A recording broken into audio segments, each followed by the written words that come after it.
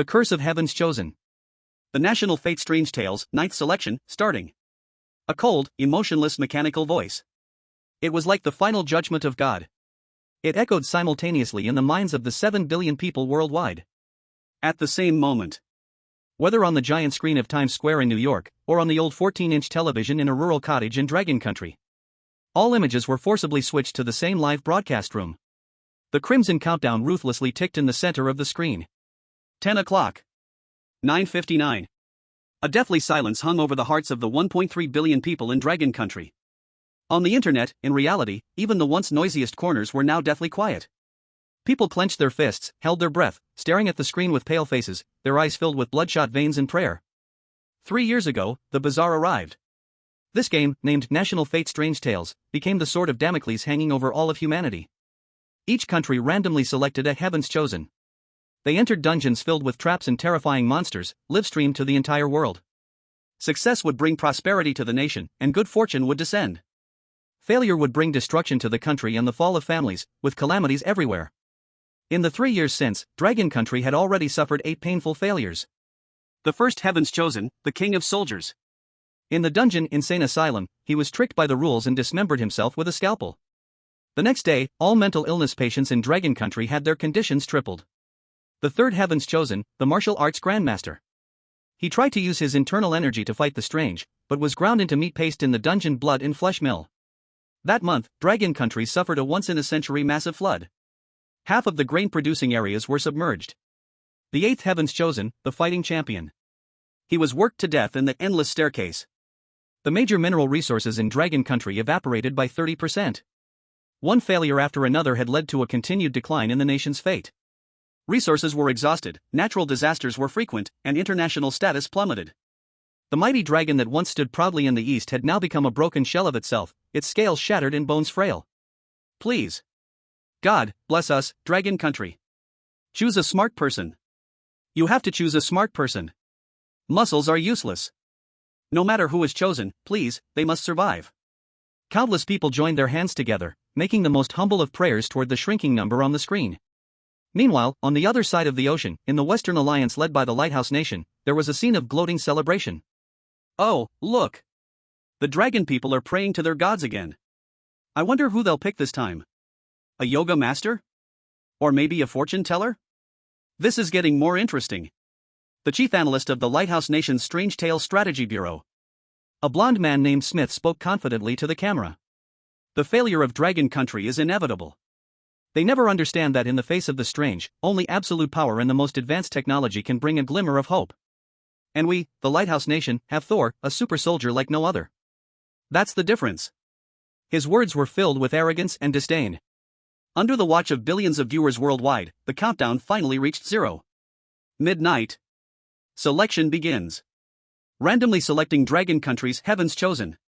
The live broadcast began rapidly switching images, with countless faces of Dragon Country's citizens flashing by like a revolving lantern. Soldiers, scientists, doctors, teachers. Each face tugged at the hearts of the 1.3 billion people. Finally, the image froze. The scene was not in a research institute, nor in a military base. It was a dimly lit, somewhat messy bedroom. In the center of the screen, a young man in his early 20s was lazily leaning back in an esports chair.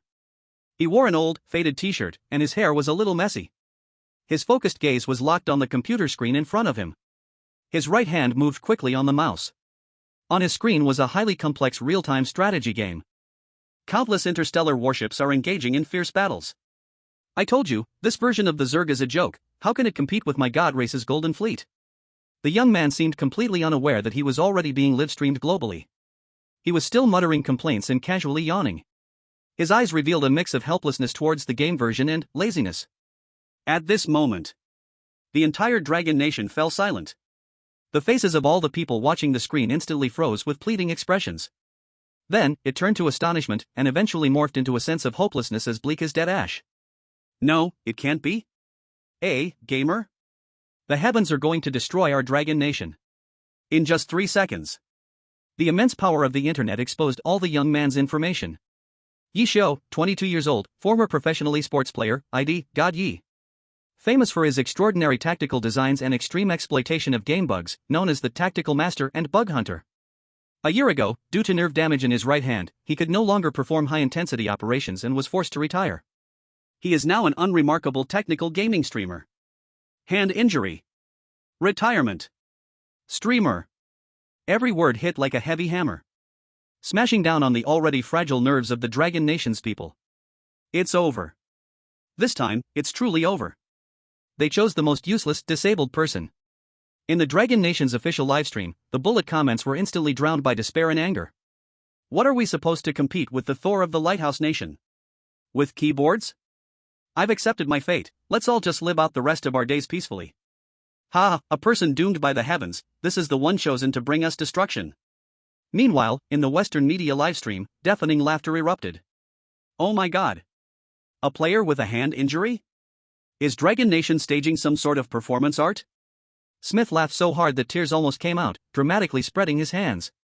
Looks like we don't even need to prepare any eulogies for Dragon Nation, this is the biggest joke since the strange event arrived. I bet he won't last 10 minutes. Amid the uproar of ridicule and despair, the cold mechanical voice sounded once more. Chosen one determined, Ye Xiu. Teleport countdown, 10, 9, 8. A white light suddenly appeared in Ye Xiu's room, enveloping him instantly. His lazy expression finally showed a hint of change. Not fear, but annoyance at the interruption of his game. Ye Xiu furrowed his brow, as if wanting to turn off the glaring light. 3, 2, 1. Teleportation begins. The white light flashed, and the figure in the esports chair disappeared in an instant. On the computer screen, the interstellar war had already ended, and two huge golden words appeared. Perfect victory. Unfortunately, no one saw this scene. Chapter 2, I've played this game before. Welcome to the strange world. Loading the horror story instance. Load successful. After a brief sensation of weightlessness, Ye Xiu found himself standing on a grim, ruined street. The air was thick with the scent of decaying rust and a faint smell of blood. The houses on both sides of the street had windows wide open, like black holes ready to devour anyone. An old streetlight flickered above his head, making a crackling sound, casting his shadow on the ground, stretching and shortening. Silence, a deathly silence. Main quest, survive and leave Silent Town. Warning, this instance is a rules-based horror story, strictly adhere to all rules you see. Any violations will lead to unpredictable, terrifying consequences. The cold system prompt echoed in his mind. Ye Xiu looked around, his face showing no fear or panic that an ordinary person should have. He simply observed his surroundings curiously, like a tourist who accidentally walked onto a movie set. The scene modeling is not bad, kind of has the feel of an old-school horror game. He even had the mood to give a comment. This scene, through the live broadcast, was clearly presented to the global audience. In the Dragon Nation livestream, a chorus of wails erupted. It's over, it seems like he still hasn't figured out the situation. At this moment, he still has the mood to look around? Does he not know he could die at any time? What good is having a strong mental state? When the strange things come out, will he not still die? The atmosphere in the Dragon Kingdom's Monster Tale Strategic Research Department was as heavy as iron. Minister Zhang Dinghua, an elderly man with graying hair but eyes sharp as a blade, stared at Ye Xiu's overly calm face on the screen. His brows were tightly furrowed. Have you found all his information? Zhang Dinghua asked in a deep voice. Report, Chief. A young analyst immediately stood up. All of Ye Xiu's publicly available game footage is here. He is proficient in almost every type of game, especially skilled at discovering hidden mechanisms and bugs that even the developers don't know about. But this is just a game. Zhang Dinghua said nothing, only waving his hand. He signaled for him to continue observing. Meanwhile, in the Lighthouse Kingdom's live broadcast room, Chief Analyst Smith, arms crossed, was explaining with a look of watching a show. A typical newcomer reaction. Curious about the unknown environment, yet completely unaware that danger has already arrived. According to our data model, the average survival time for the chosen ones in this state is 9 minutes and 47 seconds. Let's wait and see. At this moment, Ye Xiu's gaze was caught by a yellowed piece of paper posted on the wall of a small building at the end of the street. He walked over. It was a handwritten rule notice, the writing crooked. It seemed to be written by a child, yet there was an indescribable sinister aura about it. Silent Town Resident Rules. 1. You are a new resident, please find your home room 104 as soon as possible. 2. The nights in the town are very dangerous, please make sure to return home before midnight. 3. The neighbors are very enthusiastic, but do not open the door easily, especially when you hear the sound of a woman crying outside. 4. The only doctor in the town is trustworthy, but he only works during the day. 5. Do not touch anything red, it will bring misfortune. 6. If you see a little girl carrying a basket, please give her a piece of candy. If you have no candy, give her one of your eyeballs. 7. The mayor is the absolute authority, please obey any of his orders unconditionally. Ye Xiu read through it word by word, his expression unchanged. When his gaze swept to the bottom of the notice and saw the crudely drawn pumpkin head symbol with an eerie smile, he froze on the spot as if struck by lightning. The live broadcast camera, very considerate, gave him a close-up shot. The global audience saw it all. Ye Xiu's pupils constricted violently, his lips trembling slightly. The color drained from his face at a visible speed. It's here. He finally started to be afraid. Smith exclaimed excitedly, slapping the table. I told you, no one can. He didn't finish his sentence as it got stuck in his throat. Because on the screen, Ye Xiu's expression changed. It wasn't fear, it wasn't despair, and it wasn't collapse. It was a kind of astonishment mixed with absurdity. Eventually, everything merged into an uncontrollable, slowly rising corner of his mouth. He was smiling. It was a very strange smile. Like an old-school gamer, unexpectedly finding the Tetris game he stayed up all night playing 20 years ago on his grandson's phone. Silent Town. Resident rules. Pumpkin head symbol. Ye Xiu extended his right hand, which trembled intermittently due to nerve damage, and gently stroked the rough paper on the wall, a low, unintelligible murmur escaping his throat. No way. This scene, these rules, this font. Isn't this the indie horror game I could finish with my eyes closed just to break the world record speedrun, Silent Corridor? At this moment, memories sealed in his mind burst open like a flood breaking through a dam. Boom! It exploded. Every corner of the map. Every location of the items. Every spawn point of the monsters. Every key line from the NPC, even. Those bugs that could crash the physics engine and mess up the logic of the rules, all vividly appeared before his eyes. This isn't some damn national folklore. This is his gaming arena. In the live stream, everyone was baffled by Ye Xiu's eerie smile. Is he crazy? Scared out of his mind? What's so funny? What's there to laugh about? I'm about to lose it. At that moment, the cold mechanical voice sounded again, bringing the first mandatory death test. Newbie task released, please enter Building 101 in front of you. Warning, the chosen one must open the first door of Building 101 within 1 minute, or be erased. The countdown appeared again. 0:59. 0:58. The hearts of the Dragon Country audience instantly jumped into their throats. Another door-opening kill. Zhang Dingguo's voice even changed in pitch. Out of the first 8 times, 3 were deaths from the first door-opening kill.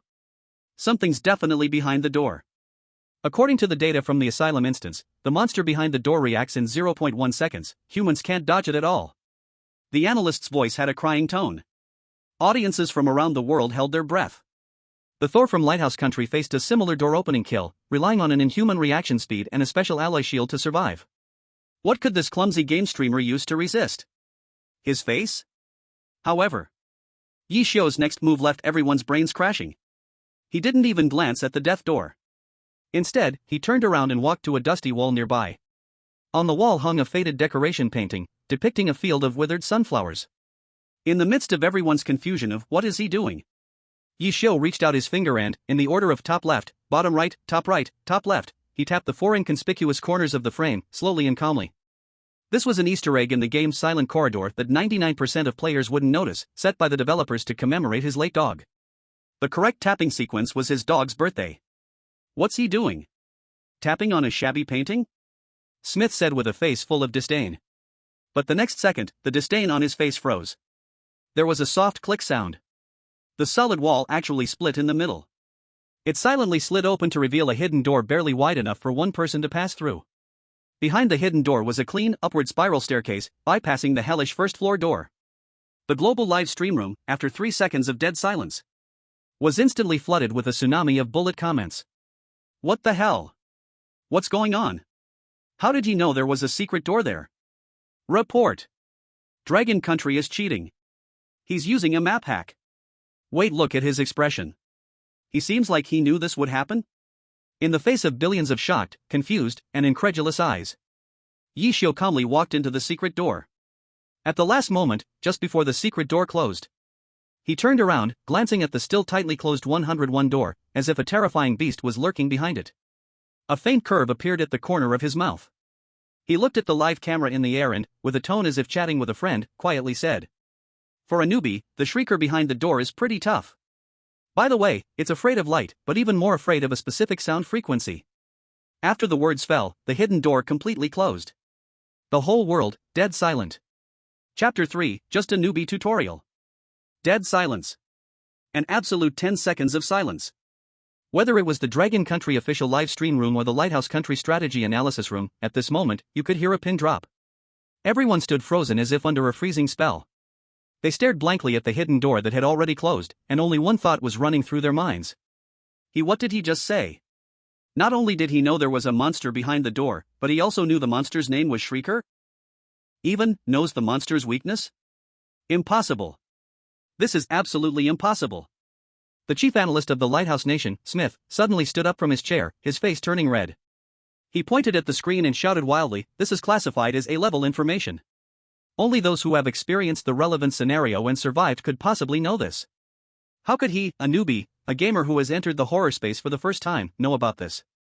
Cheating. This must be some kind of cheating that we can't understand." But no matter how much he raged, the truth was right in front of him. In the Dragon Country's Horror Strategy Research Department, the atmosphere was equally strange. Director Zhang Dingwa stared at the screen, a sharp light bursting from his murky eyes. The analysts behind him exchanged glances, their expressions changing from despair to extreme confusion. "Director, this. Record everything he just said, word for word." Zhang Dingwa slammed the table suddenly, his voice trembling with excitement. "The shrill screamer is afraid of light, even more afraid of specific frequencies of sound. Immediately classify it as S-level confidential information and conduct cross-validation. And..." He took a deep breath, forcing down the waves in his heart. "Immediately find all his unpublished game footage, live broadcast archives, and even every post on the forums. I want to know, what else does he know?" Yes. At that moment, the senior officials of Dragon Country were completely mobilized. Because of Ye Xiu's casually spoken words, everything was set into motion. In the live broadcast room, it had already exploded. What the hell? What did I just hear? Is he giving a strategy to the global audience? Wait a minute, I don't understand this development. Shouldn't he be scared out of his wits? Is it possible, that this scenario is actually very easy for him? Stop dreaming, it must be a coincidence. He definitely guessed it randomly. The barrage scrolled wildly. But sarcastic and hopeless comments were gradually replaced by shock and curiosity. The stairs behind the hidden door were not long. Ye Xiu walked up the stairs and found himself in the second-floor corridor. The light here was brighter than downstairs, but the smell of rot in the air was even stronger. On both sides of the corridor were rows of tightly closed doors. The door numbers ranged from 201 to 210, each covered in dark brown, long-dried stains. According to the game flow, after bypassing the door kill, the next target is to go to room 204 to get the rusty key, which is used to open the door to the library. Ye Xiu muttered the speedrun route in his mind while walking slowly forward. His footsteps were light, but steady. He didn't seem to be in a dangerous and terrifying scene at all, but rather as if he were strolling in his own backyard. By the way, he suddenly stopped as if he remembered something, and added a note to the live broadcast camera. "Just a friendly reminder, there are 3 loose floorboards in this corridor. Stepping on them will make a sound and attract the shrill screamer from the first floor. They are in front of room 202, in front of room 205, and the one under the fire hydrant." As he spoke, he deliberately stepped hard on one of the floorboards in front of him, causing it to creak loudly. The next second, a shrill, ear-piercing scream, like nails scraping across glass, came from downstairs. Ack! Immediately after, heavy and rapid footsteps rushed up from the direction of the stairs.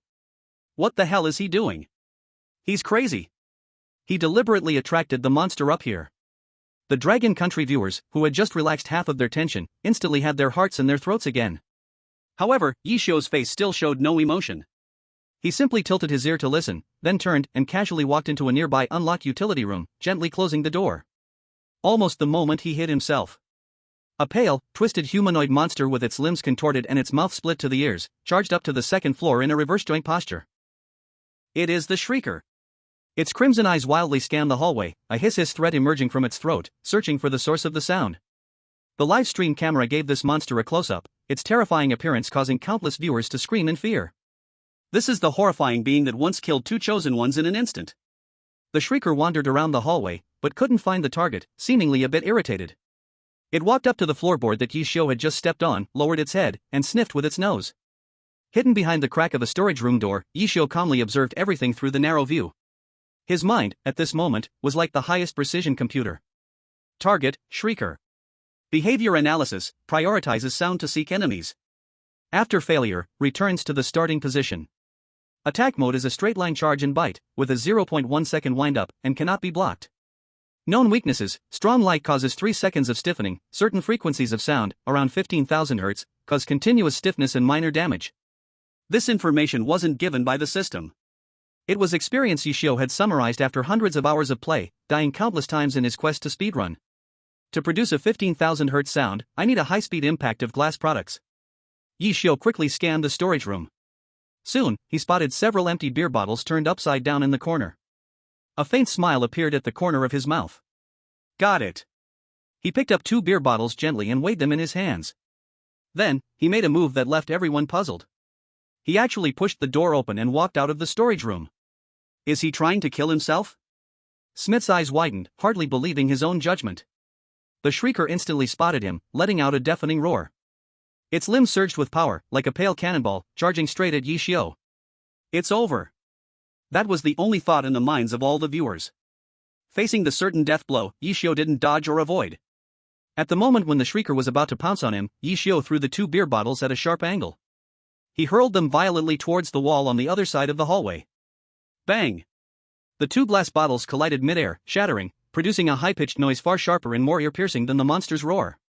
The sound was like an invisible steel needle, stabbing brutally into the Shrieker's brain. Ah!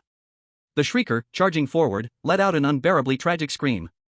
Its whole body froze abruptly, falling stiffly to the ground. Its limbs twitched violently, black liquid flowing from its mouth, looking as if it were in extreme pain. Continuous stiffness. Triggered successfully. Ye Xiu didn't even glance at the twitching monster on the ground, as if he had simply swatted away a fly blocking his path. He walked straight to the door of room 204. From a subtle crack at the top of the doorframe, he fished out a rusted key. Item acquired, rusted key. Done. He weighed the key in his hand, then turned and walked toward the heavy iron door at the end of the hallway leading to the library. From luring the monster to using bug-like tricks to control it, to obtaining the key item. The whole process was smooth, not taking more than 30 seconds. He even had the leisure to look back at the Shrieker, still twitching on the ground. He shrugged at the live stream camera, a helpless expression on his face.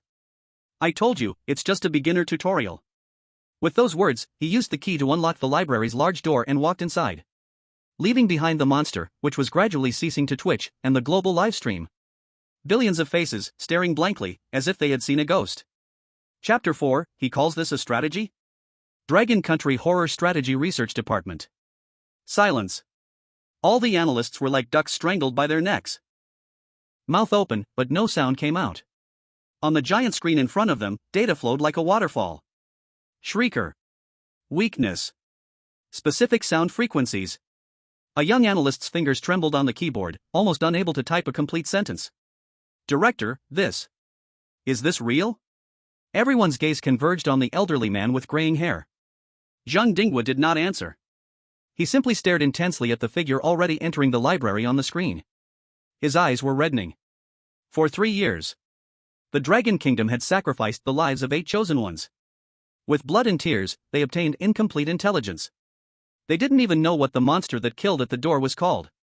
But now, a 22-year-old young man, a retired esports player with a hand injury. In less than 10 minutes after entering the dungeon, he casually tossed out the intelligence they had dreamed of, as if throwing away trash. It's not a strategy. Zhang Dinghua's throat was dry, and his voice was hoarse. He's not making a strategy.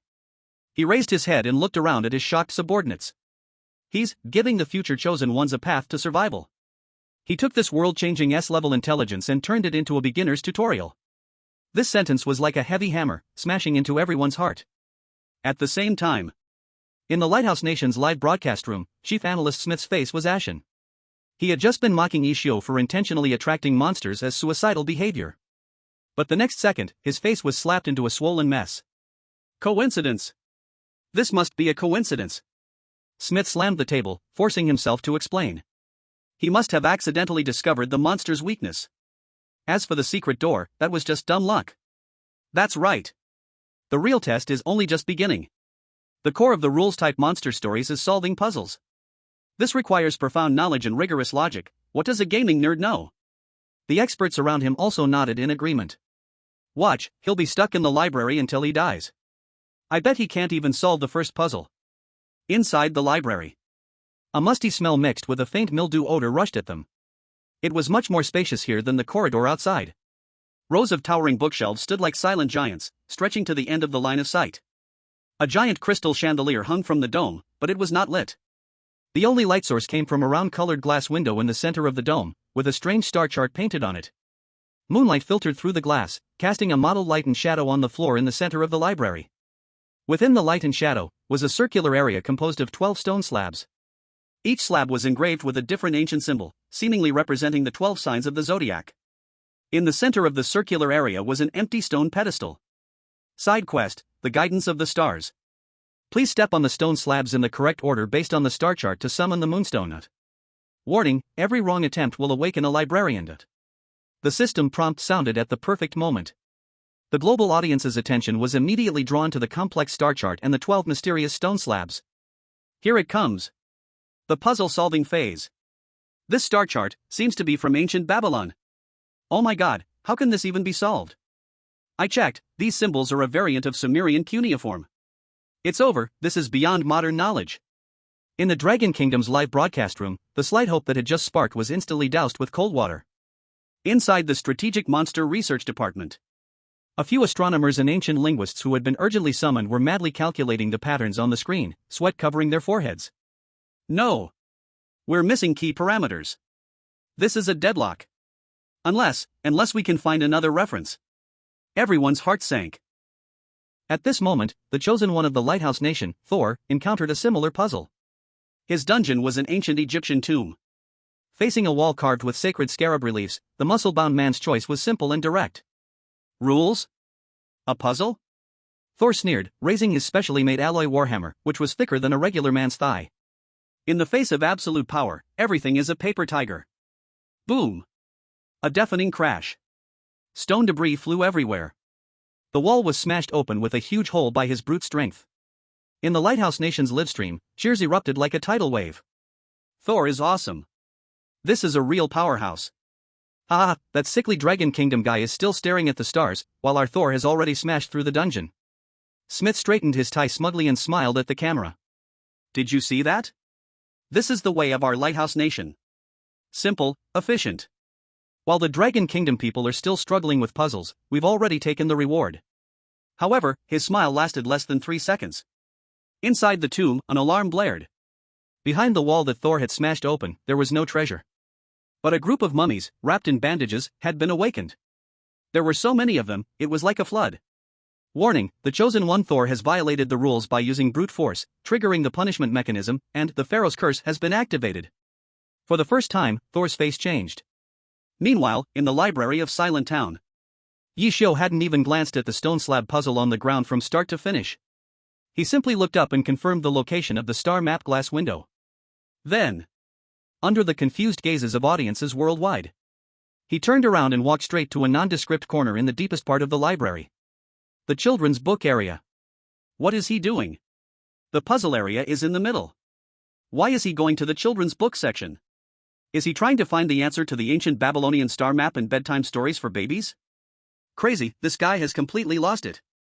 Ye Xiu's strange behavior left everyone feeling puzzled. In the Dragon Kingdom's Strategic Research Department of Strange Tales, several top experts, recently invited, were leaning over their desks, nervously calculating with drawing pens and compasses. The drafting paper had covered the entire conference table. No, there's something wrong with the angle of this stellar trajectory. If we take Sirius as a reference, the position of Ophiuchus can't be explained. Damn it! There are too few clues. The experts were all red-faced, sweating profusely in their panic. Minister Zhang Dinghua, watching the figure in the corner on the screen, also felt his palms sweat. He didn't understand Ye Xiu's intentions. But there was a voice in his heart telling him.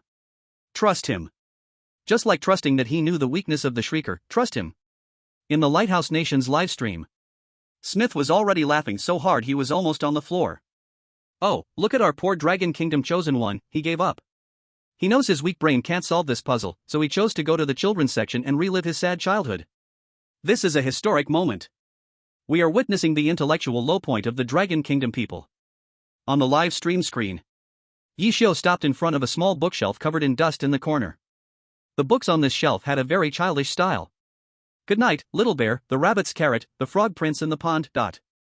No matter how you looked at it, they had no connection to the profound starry puzzle.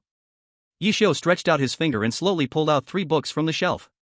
They were Shiny Stars and the Moon, The Little Pig's Mud Castle, The Emperor's New Clothes. Global audience? Everyone was confused. These 3 books were completely unrelated. What on earth was he trying to do? Was he planning to sit down and read a fairy tale to relax? Under everyone's gaze, Ye Xiu made an even more perplexing move. He placed the 3 books side by side on the ground. He didn't look at the contents of the book, but directly flipped to the fixed page number. The Shining Stars and Moon turned to page 9. The Little Pig's Mud Castle turned to page 12. The Emperor's New Clothes turned to page 7. These 3 numbers, equally unrelated. However, when Ye Xiu stacked these 3 pages at a specific angle, one on top of the other, a miracle happened. On page 9 of the first book, there were scattered stars drawn. On page 12 of the second book, there were seemingly random mud dots drawn. On page 7 of the third book, there was a blank page because the Emperor wasn't wearing any clothes. But when these 3 pages were stacked together, through the moonlight shining down from the dome, the stars, mud dots, and hidden watermark lines on the blank page miraculously combined perfectly, forming a completely new and complete star chart. And the constellation sequence indicated by this star chart was the only correct answer to unlock the stone tablet puzzle on the ground. At this moment, time seemed to freeze. In the Dragon Country live broadcast room, the overwhelming barrage of comments disappeared. In the Ghost Story Strategic Research Department, the pens in the experts' hands dropped to the floor with a clatter. In the Lighthouse Country live broadcast room, Smith's manic smile froze at the corner of his mouth. Everyone seemed to be choked by an invisible hand around their throats. Their minds went blank. No, impossible. An elderly astronomer from Dragon Country trembled, pointing at the screen, his voice shaking. This is an extremely ancient multi-layer replication encryption technique, using patterns on different media to stack and form the final information. How could he possibly know? And those 3 books? Those 3 page numbers? There's no logic. No clues. How did he find them? No one could answer his questions. Because in their understanding, this was something only a god could do. But for Ye Xiu, this was just muscle memory carved into his DNA. The developer of the game Silent Corridor has a dark sense of humor. Ye Xiu explained softly to the camera while holding the assembled answer in his hand, as if he were a responsible game streamer. He likes to hide key clues in the most unlikely places. These 3 books, the 9, 12, 7 page numbers, are actually his daughter's birthday. Only a core fan who has seen the developer's interview would know this Easter egg. After speaking, he slowly walked back to the center of the library, holding the strategy map. At this point, how much time had passed since he entered the library? The timer in Dragon Country's Strategic Research Department showed a glaring number. 28 seconds. Ye Xiu glanced at the star chart in his hand, then at the stone tablet on the ground. Then, he began his performance. His footsteps, like the precise movement of a musical composition. Leo. Scorpio. Pisces. With each step he took, the corresponding stone tablet would emit a deep hum and glow faintly. His movements did not stop for a moment, flowing like a stream. As if this puzzle, which had trapped the world's top scholars, was nothing more than an 1 + 1 = what arithmetic problem for him. 12 steps. 1 step not more, 1 step not less. When his final step landed, all 12 stone tablets glowed brightly at the same time, boom. The central stone platform slowly cracked open. A stone, glowing with a soft silver light, like solidified moonlight, slowly rose from it. Obtained key item, Moonstone. Ye Xiu reached out and grasped the moonstone in his hand. The entire process took 30 seconds. Quick and clean. He didn't even change his breathing. At this moment, in the Ghost Story Strategic Research Department of Dragon Country, the elderly experts were staring at the draft map on the table, now only a quarter filled. Each of their old faces turned red. They felt as if their brains, along with decades of academic careers, had been repeatedly rubbed into the ground. On the other side, in the live streaming room of the Chosen One from the Lighthouse Nation, Thor, the scene was completely different. He smashed through the wall, only to be met with an endless wave of mummies. This super soldier was swinging his war hammer, roaring as he fought the monsters. Although he was incredibly brave, his body was already covered in injuries. He looked utterly disheveled. On one side was an overwhelming display of intelligence, calm and composed. On the other, the brutal clash of muscles, with life-threatening dangers at every turn. The stark contrast was like a loud slap across the face. It struck hard at all the Western commentators who had been praising the muscle supremacy theory. Chapter 6, He is playing with the whole world. Impossible, this is all fake. In the Lighthouse Nation's live stream room, Smith sat slumped in his chair, absent-mindedly muttering over and over again his proud data model, his belief in the theory of power supremacy. In front of Ye Xiu's calm and composed 30 seconds, it was crushed to pieces. On the screen, the viewers in the Dragon Nation's live stream room had completely lost their minds. The comments were no longer filled with questions or shock, but had turned into a fervent worship. Ye God, please take my knee. I declare, from today on, Ye God is my one and only faith. 30 seconds. The experts couldn't solve the problem even if they worked until their hair turned white, but Ye Xiu solved it in 30 seconds. What is called a dimensionality reduction strike? I finally understand. The so-called warrior kings and grandmasters we sent to the world of monsters were like people taking a dragon-slaying sword to take the entrance exam for Tsinghua. And Ye Xiu, he is the one who sets the questions. Ha ha ha. Go check out the Lighthouse Nation's livestream. Thor is still playing in the mud with the little monsters. I'm dying of laughter. At this moment, public opinion had completely reversed. The voices that had once mocked the Dragon Nation the harshest were now silent. Countless Dragon Nation people, who had been watching in front of their screens, were so excited they began to cry. The humiliation, despair, and unwillingness that had been suppressed for 3 years. At this moment, it seemed as if they had found an outlet to release it all. Quick! Quick! In the Dragon Nation's Monster Strategy Research Division, General Zheng Dinghua's voice was trembling. Write down keywords like multi-layer rewrite method and developer Easter eggs. Build a new intelligence analysis model. Ye Xiu. He is not our chosen one. Zheng Dinghua slammed his fist on the table, his eyes bursting with fiery light. He is our strategic nuclear weapon. Inside the library. After Ye Xiu got the moonstone, he didn't rush to leave. He walked up to the massive oak door at the library's exit. There was a crescent-shaped groove on the door, clearly meant for placing the moonstone. But he didn't immediately place the stone there. Instead, he tilted his ear and pressed it against the door, listening carefully. Boom. Boom. Boom.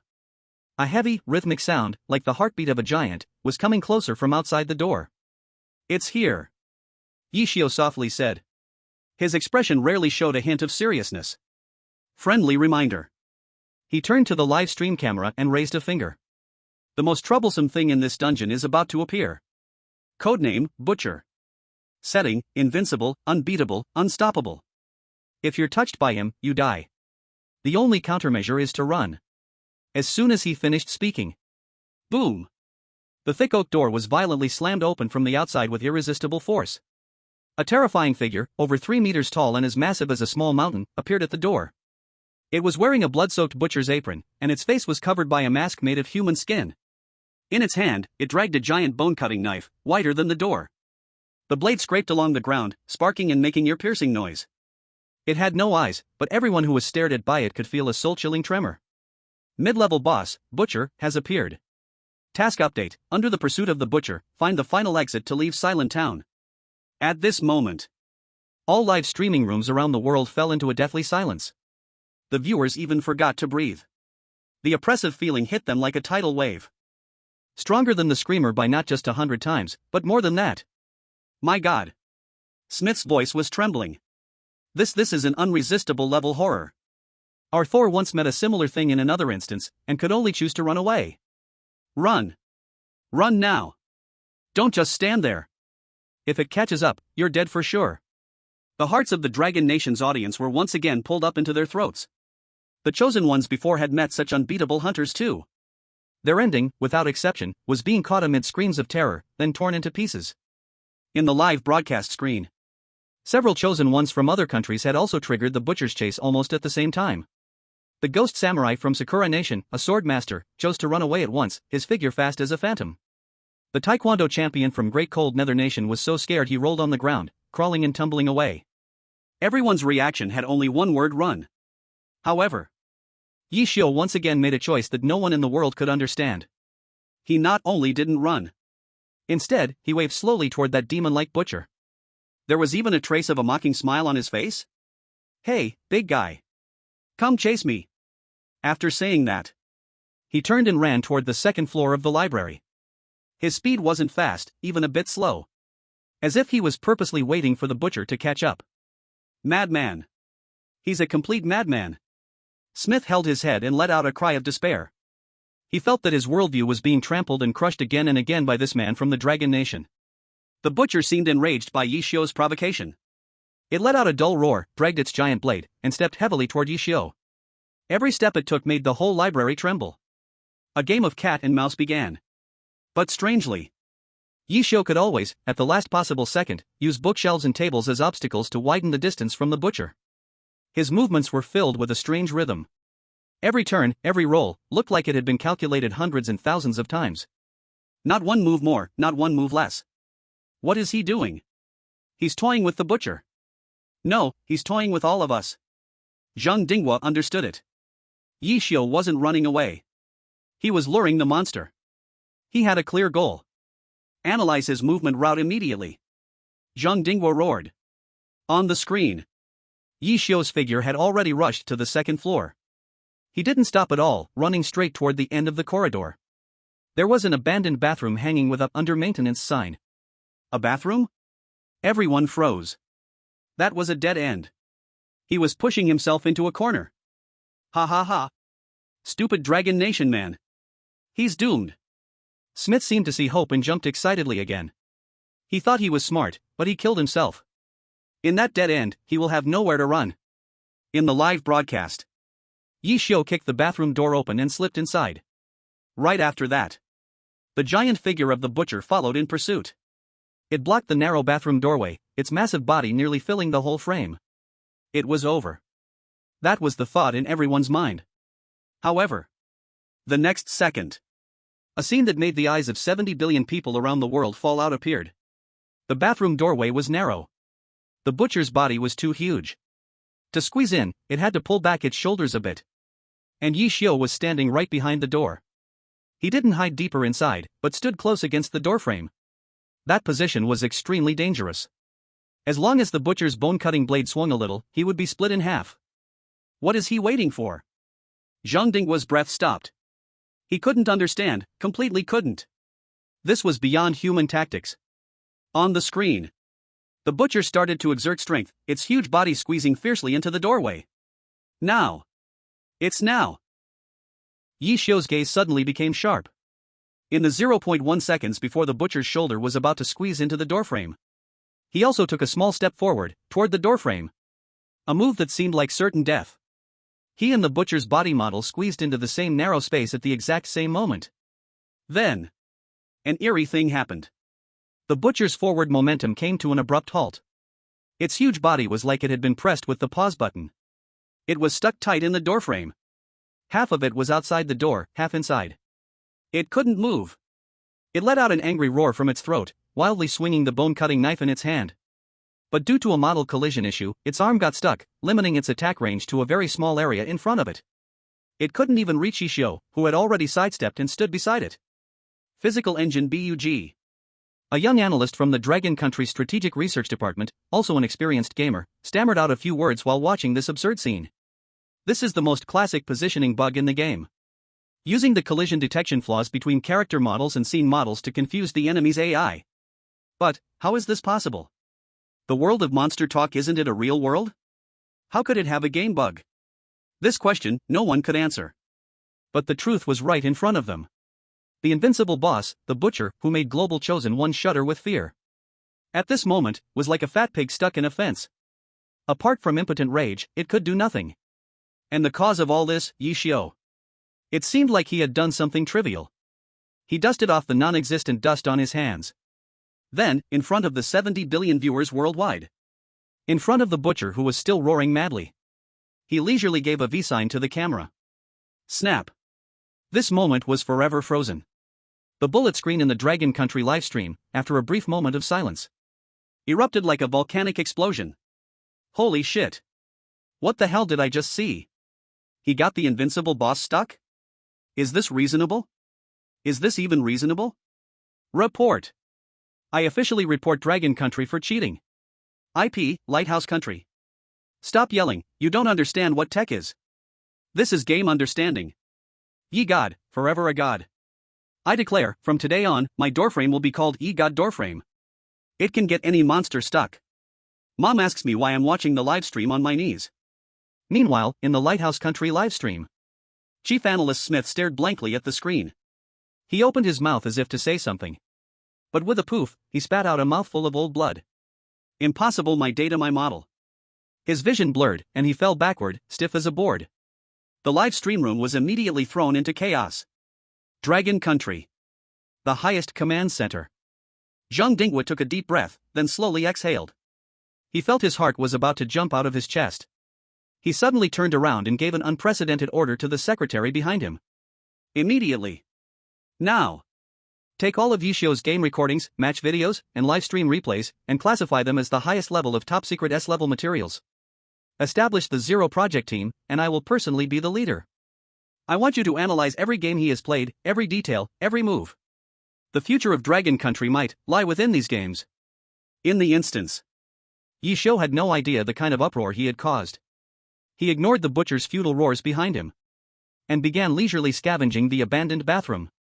Under the bathtub, he found a roll of medical bandages. Item obtained, medical bandages. In the cabinet behind the mirror, he found a small revolver and a few bullets. Item obtained, old-fashioned revolver. Item obtained, revolver bullets, 6/6. These are hidden resource points in the game. Ordinary players, when being chased by the butcher, would never have time to come here to scavenge. But Ye Xiu turned this place into his safe house and supply station. He even leisurely turned on the faucet and washed his face. The cold water helped calm his brain, which had become a bit overheated from long periods of concentration. This position bug lasts about 5 minutes. After 5 minutes, the butcher's AI will reset, and it will teleport near me. There's enough time. Ye Xiu glanced at his watch and muttered to himself. After scavenging, he didn't immediately leave. Instead, he walked over to the stuck butcher. He carefully observed this huge monster, his eyes filled with curiosity. This guy, although he's set as invincible, in the game, he's actually an important tool. Ye Xiu's words once again made viewers worldwide ponder. A tool? How could this terrifying monster be a tool? Ye Xiu didn't explain. He just waited for the butcher's stuck position to end. Then, just before the monster regained its movement ability, he ran out of the bathroom and distanced himself from the butcher again. Roar! The butcher, now reset by the AI, roared as Ye Xiu had predicted. It abandoned its attack on the bathroom and turned to chase Ye Xiu again. This time, Ye Xiu didn't use the narrow terrain. Instead, he led the butcher to an area on the 3rd floor sealed by heavy iron bars. This area was the key path to the next scene. But the bars were locked, and the key was in another very dangerous area. The normal way to progress required players to risk their lives to get the key. But Ye Xiu had his speedrun method. He ran to the iron bars, did a sudden roll, and squeezed through a narrow gap under the bars. The massive butcher, however, was stuck outside. It roared angrily, swinging its bone-cleaving knife, fiercely chopping at the solid iron bars. Clang! Clang!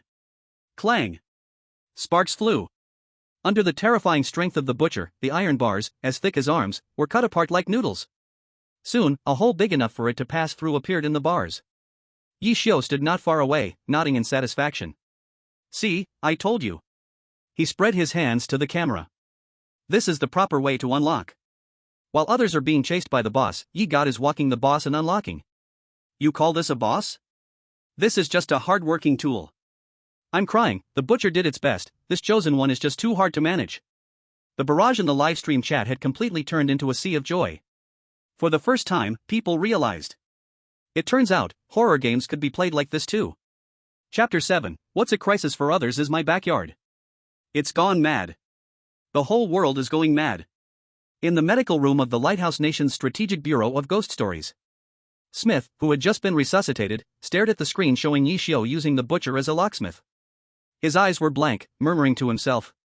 He felt like his faith, his profession, and even his entire worldview were being pressed into the ground. And crushed in an extremely humiliating manner, over and over again. Impossible. Humans shouldn't be this strong.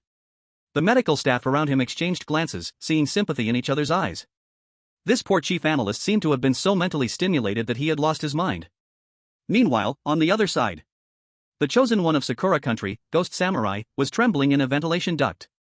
He had just barely escaped from the butcher's pursuit, but at the cost of one arm. When he saw Ye Xiu actually walking the butcher, his mentality completely broke down. Baka! Cheating! This Dragon Country guy must be cheating. Report! I demand the weird system to investigate thoroughly. His scream sounded so powerless and furious. He nodded in satisfaction. He estimated the time. It had been more than 10 minutes since he left the library. There were about 20 minutes left until the first safe time point in the game, the church bell ringing. That was enough time for him to grab the next key item. He once again increased the distance between himself and the butcher and ran toward a completely new area. It was an abandoned office building. According to the game's plot, the final exit was in the building's darkest, creepiest basement. Therefore, almost all chosen ones, after entering this building, would subconsciously head downstairs. Such a foolish choice. Ye Xiu shook his head. He didn't even glance at the stairs leading to the basement, instead heading straight upstairs. The real treasure is often hidden in the most inconspicuous places. He moved effortlessly to the third floor. This was a messy office area, with overturned filing cabinets and broken computers everywhere. It looked like there was nothing of value. Other chosen ones from different countries occasionally came here, but after a quick search, they would leave disappointed. But Ye Xiu's goal had been clear from the beginning. He walked into an ordinary manager's office. He pushed open the door. The office was simply furnished, with just a desk, a filing cabinet, and a pot of already withered plants. This is it. Ye Xiu's gaze fell on the withered plant. His actions once again puzzled global viewers. What is he trying to do again? Is there something wrong with this plant? Could it hide a key? Wait, look. The butcher hasn't followed him. The viewers were shocked to discover that the butcher, who had been relentlessly chasing Ye Xiu, had actually stopped at the entrance of the office building and didn't follow him in. It was as if this place was its forbidden zone. It's simple. As Ye Xiu walked toward the plant, he explained. Because this office is the game developer's exclusive Easter egg room. To prevent players from being disturbed by monsters while triggering the Easter egg, this place was set as an absolute safe zone. His words once again crushed the intelligence of countless people. It turned out that even the monster's AI had been carefully calculated by him. He reached the plant, extended his finger, and began to rhythmically tap the edge of the dusty pot. That action had a peculiar rhythm to it. In the Dragon Kingdom live stream, a sharp-eyed gamer instantly recognized the movement. His eyes nearly popped out as his hands trembled, typing a line of text in the bullet screen. Up, up, down, down, left, right, B, A.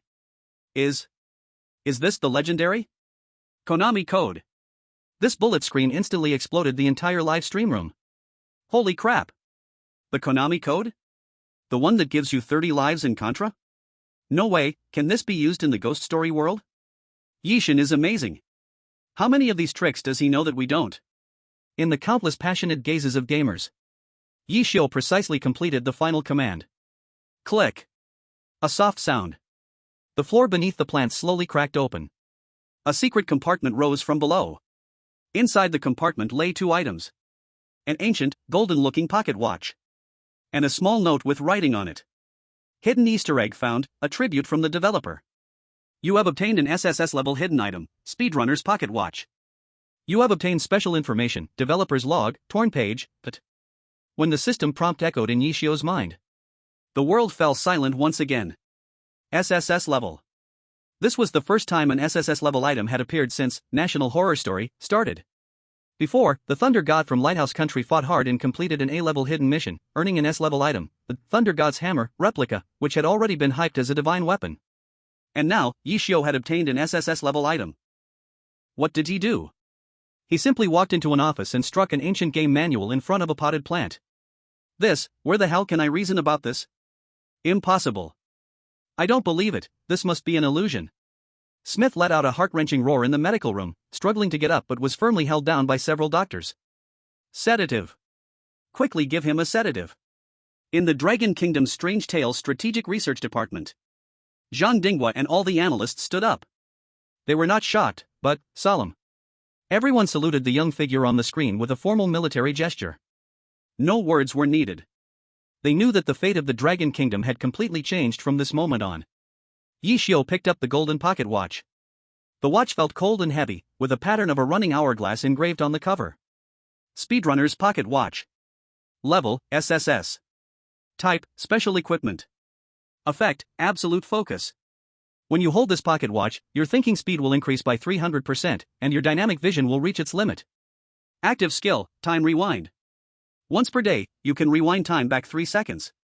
This skill cannot reverse death. Note, dedicated to the lonely ones racing against time. By the game developer. Good stuff. Ye Xiu's eyes lit up. Thinking speed increased by 300%. And a daily 3-second rewind. This is simply a divine tool made for players like him who push extreme operations. With it, his muscle memory simulation, which couldn't be perfectly realized due to hand injuries, would no longer be a problem. He carefully placed the pocket watch into his pocket. Then he picked up that note. Developer's log, fragment. I have never understood why it did this. It created this world, then imprisoned us with rules. The mayor is getting stranger, he always talks to the air, I suspect he has been tainted by it. I hid clues to the exit in the clock tower's hands, hoping a player could discover all this. The writing stopped abruptly here. The mayor has been tainted? Clues to the exit in the clock tower? Ye Xiu looked at the contents of the note, frowning slightly. This information didn't quite match the plot he got while playing the game. The final boss in the game was the mayor. But from this log, the mayor seemed to be merely a puppet. There was a more terrifying existence behind, codenamed it. Interesting. It seems this strange tale world is not a mere copy of the game. It has made some original changes based on the game. Instead of feeling nervous, Ye Xiu felt a hint of excitement. An unchanging script was too boring for him. Unknown challenges were what would bring back the passion he had as a top professional player. He put away the note and walked out of the office. The butcher had indeed disappeared. The setting of the safe zone reset its chase logic. Ye Xiu glanced at the time. Only 5 minutes remained until the church bell rang. It's time to go to the end. He didn't go to the creepy basement like other chosen ones to look for an exit. Instead, he walked straight towards the rooftop of the office building. When everyone thought he was going to jump off the building, he reached an inconspicuous ventilation duct at the edge of the rooftop. Then, he leaped down. Holy crap! Ye God just committed suicide? The hearts of the Dragon Kingdom audience instantly rose to their throats. However, Ye Xiu's body did not fall. Instead, he landed precisely in a completely enclosed room on the 5th floor that had no windows. This was also a speedrun shortcut in the game. Using the ventilation duct to directly enter the church where the final boss was located. It spared him the trouble of taking a long detour through the basement. When Ye Xiu's figure appeared in a dusty, abandoned church with statues weeping blood tears, the global audience had already become numb. They knew that any seemingly unreasonable behavior. In this Dragon Kingdom, there is profound meaning in every person. Ding dong! Ding dong! The melodious and ancient bell sound echoed through the entire silent town at this moment. Midnight 12 o'clock, it has come. Warning, midnight has arrived, silence descends. All residents wandering outside will fall into a state of frenzy. The church is the only absolute safe zone in the town. Main mission updated, survive in the church until dawn. The system prompt sounded like heavenly music to Ye Xiu. But for the other chosen ones still hiding outside, it was nothing less than a death knell. The livestream switched scenes. The samurai ghost from Sakura country was surrounded by 3 frenzied shriekers, instantly torn to shreds. The taekwondo champion from extreme cold country was blocked by the butcher in an alley. In one slash, he was cut in half. Screams echoed repeatedly. In just 1 minute, except for Ye Xiu and the thunder god still fighting the mummy in the tomb, as well as a few lucky chosen ones who found hiding spots, all others were obliterated. And Ye Xiu. He was leisurely sitting on the bench in the church. He even pulled out a piece of chocolate he found in the office, not knowing how long it had been there, and slowly savored it. While others faced doom, his haven remained safe. He looked at the enormous pendulum on the church dome and smiled gently. Chapter 9, SSS Level Evaluation, The World Stunned. Dawn in Silent Town came particularly slowly. The world outside the church was shrouded in endless howls and chewing sounds. That sound was clearly transmitted to every viewer's ears through the livestream. It sent chills down their spines. But inside the church, Ye Xiu seemed to be in another world. He even leaned back on the bench, closed his eyes, and rested for a while. This calm and composure created a stark contrast to the bloody horror outside. Monster. Lighthouse Country. A psychological expert looked at Ye Xiu's calm sleeping face on the screen and dryly uttered a word. His mental quality is beyond human scope. He doesn't even regard this as a life and death game, to him, it really is just a game. Time passed second by second. When the first ray of morning light shone through the church's stained glass window onto Ye Xiu's face, the cold mechanical voice finally rang out again. Dawn has arrived, the night recedes. Congratulations to the chosen one Ye Xiu for successfully surviving in Silent Town. Calculating completion evaluation. At this moment, all eyes of the world focused on the screen. They all wanted to know. What kind of evaluation would this man, who turned a horror dungeon into a sightseeing tour and treated the invincible boss as a tool, finally receive? The Thunder God from Lighthouse Country, after paying the price of half his armor shattered and his body covered in wounds, had finally cleared the mummies in the tomb and completed the mission with great difficulty. The evaluation he received from the system was A level. This was already the highest evaluation ever received by all countries except for the Dragon Kingdom. The citizens of Lighthouse Country erupted in cheers for this. Smith also crawled up from his sickbed, forcing himself to speak to the camera. A level. This is a manifestation of our Lighthouse Country's strength. Even in the toughest situation, Thunder God can still achieve excellent results. I admit that the kid from Dragon Country is a bit clever, but he was completely unharmed and never truly experienced a battle. I guess, at most, he will get a B-level evaluation.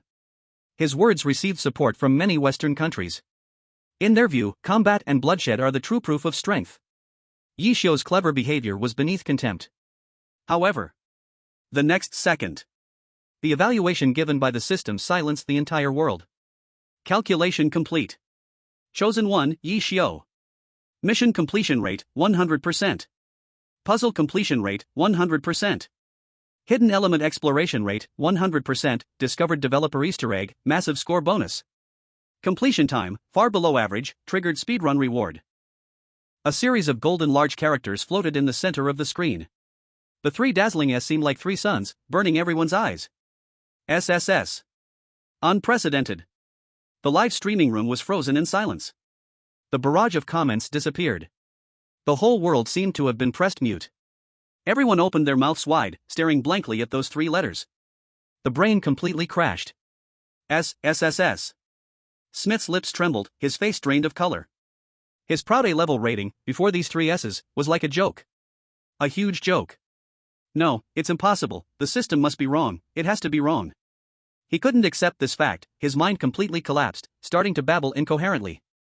And in the Dragon Country, after 10 seconds of deathly silence, a tsunami of cheers echoed in every corner of the land of Kyushu. We won. We won. SSS. It's SSS. God Ye is amazing. Dragon Country is amazing. Countless people embraced and cried, overwhelmed with joy. 3 years of oppression, 3 years of humiliation. In this moment, everything was released. In the Ghost Talk Strategic Research Department, Zhang Dinghua, an old man used to major storms, could not help but tears welled up in his eyes. He looked at the young man slowly shrouded by the clearing light column on the screen. Straightening his back, he once again gave a standard military salute to him. Dragon Country is saved. Inside the light column, Ye Xiu's figure began to become transparent. He was about to return to the real world. In his final moment before disappearing, he seemed to sense something, turned his head, and gave a faint smile at the camera. That smile showed no joy, no pride. Only a pure sense of relaxation and satisfaction after finishing a game. Congratulations to Dragon Country for achieving an SSS level clearance evaluation. National fortune rewards are being calculated. Reward 1, an ultra-large composite rare earth vein discovered within the territory. Estimated reserves are 5 times that of the known global reserves. Reward 2, the average lifespan of the entire population of Dragon Country has increased by 5 years. Reward 3, a special drug for the national genetic disease thalassemia has been successfully developed after a researcher from the Dragon Country Academy of Sciences stumbled upon inspiration in a dream. In front of the whole world, a majestic and vast system announcement echoed in everyone's mind. Chapter 10. This reward silenced the whole world. As the last word of the system announcement fell, the world seemed to have been hit by a nuclear bomb. It exploded. Completely exploded. Within Dragon Country, countless people rushed out of their homes, flooded the streets, they embraced, they cheered, they cried. That heartfelt joy was enough to infect everyone. Rare earth mine. 5 times the global reserves. My God. Dragon Country is going to prosper. Lifespan increased by 5 years. I feel so much lighter. Special drug. My son has thalassemia. There's hope. There's hope. This was no longer just a simple reward.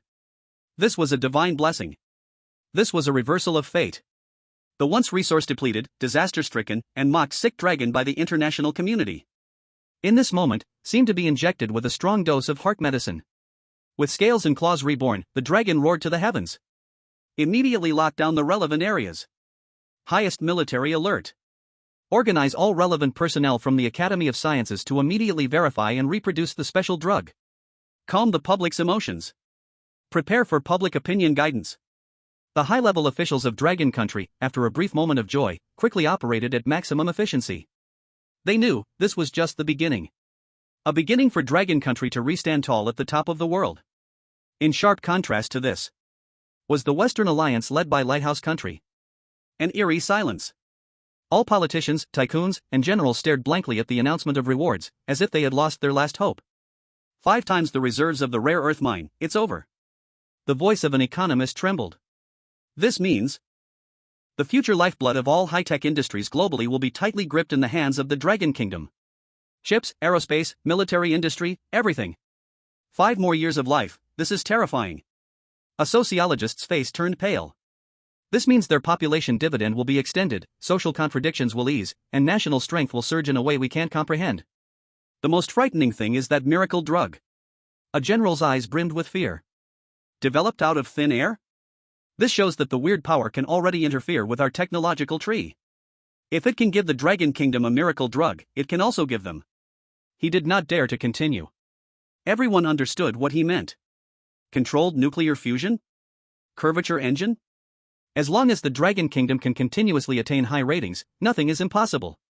At this moment, a chilling panic rose in the hearts of all Western leaders. For the first time, they felt fear towards the Dragon Kingdom, which they had always dismissed as a joke. Ye Xiu, the president of the Lighthouse Nation, an elderly man with white hair, slowly uttered this name. This person must be controlled, or erased. At all costs. As the white light faded away, Ye Xiu found himself back in that familiar bedroom. The computer screen still displayed the victory screen of the game he had played before entering the instance. Perfect victory. It felt as if everything had just been a dream. But the extra information in his mind and the heavy speedrunner's pocket watch in his pocket reminded him. Everything was real. Personal settlement completed. You have obtained origin points, 10,000 points. Origin points can be used to enhance physical qualities or materialize items/skills acquired in the instance into the real world. Detected that you hold SSS grade item Speedrunner's pocket watch. Do you wish to spend 5,000 origin points to permanently materialize it? Yes.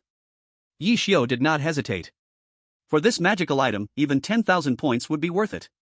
As the words fell, the pocket watch in his pocket warmed slightly, establishing a wonderful connection with this world. Materialization successful. Remaining origin points, 5,000 points. Please allocate your points to enhance physical qualities. Average value for normal adult males is 10 points. A panel similar to a game attribute point allocation appeared before Ye Xiu. Strength, 9, affects your muscle strength and explosiveness. Agility, 11, affects your reaction speed and body coordination. Endurance, 8, affects your stamina and ability to withstand hits. Spirit, 15, affects your willpower, memory, and resistance to the weird. Ye Xiu looked at his initial data, quite satisfied. After all, as a gamer, it was normal for strength and endurance to be slightly lower. And as a seasoned player, he understood the importance of being balanced. Without any hesitation, he perfectly allocated the remaining 5,000 points evenly. Strength, 925. Agility, 1125. Endurance, 825. Spirit, 1525. Each point of enhancement increases consumption, so after the 5,000 points allocation, all attributes are 25. At the moment he confirmed the allocation, a warm current instantly enveloped his entire body. He could distinctly feel his muscles becoming tough, his bones becoming dense, and his nerve reaction speed increasing geometrically. Even the right hand that had always troubled him, trembling occasionally, now became incredibly steady. He clenched his fist. A sense of unprecedented strength surged within him. Now he had transcended the realm of top human athletes. He had become a true superhuman. Knock, knock, knock. At that moment, a rapid knocking sound rang out. Outside the door, a respectful and excited voice came through. Mr. Ye Xiu, hello. We are from the Dragon Kingdom's Strategic Research Department for Strange Tales. Director Zhang wishes to meet with you. With a hint of uncontainable excitement and reverence. Mr. Yi, please come with us. One of them made a gesture of please. Downstairs, a black Hongqi sedan was quietly waiting. Ye Xiu asked no further questions and calmly followed them down. He knew this day would come sooner or later. Half an hour later. Dragon Country's Strange Tales Strategic Research Department, the highest spec S-level conference room. Ye Xiu met the elderly man who had passionately explained for him in the live broadcast. Zhang Dinggui. Comrade Ye Xiu. Upon seeing Ye Xiu, Zhang Dinggui immediately stood up from his seat and walked forward quickly. He did not shake hands, but solemnly saluted Ye Xiu with a military gesture. On behalf of Dragon Country, on behalf of 1.3 billion compatriots, thank you. His voice was strong and resonant. In the conference room, all the staff also stood up and saluted Ye Xiu. Their gazes were burning, like looking at a triumphant hero. Ye Xiu felt a bit uncomfortable with this scene. He scratched his head. Director Zhang, there's no need to be so polite. It's just playing a game. His words made everyone present involuntarily twitch the corners of their mouths. Playing a game? You call that playing a game? You're rubbing the world's IQ into the ground. Haha, what a just playing a game. Zhang Dinggui laughed heartily, his admiration for Ye Xiu even deeper. Calm and composed, undisturbed by fame or shame. This person is a pillar of the nation. Sit, please sit. Zhang Dinggui enthusiastically pulled Ye Xiu to sit down and personally poured him a cup of tea.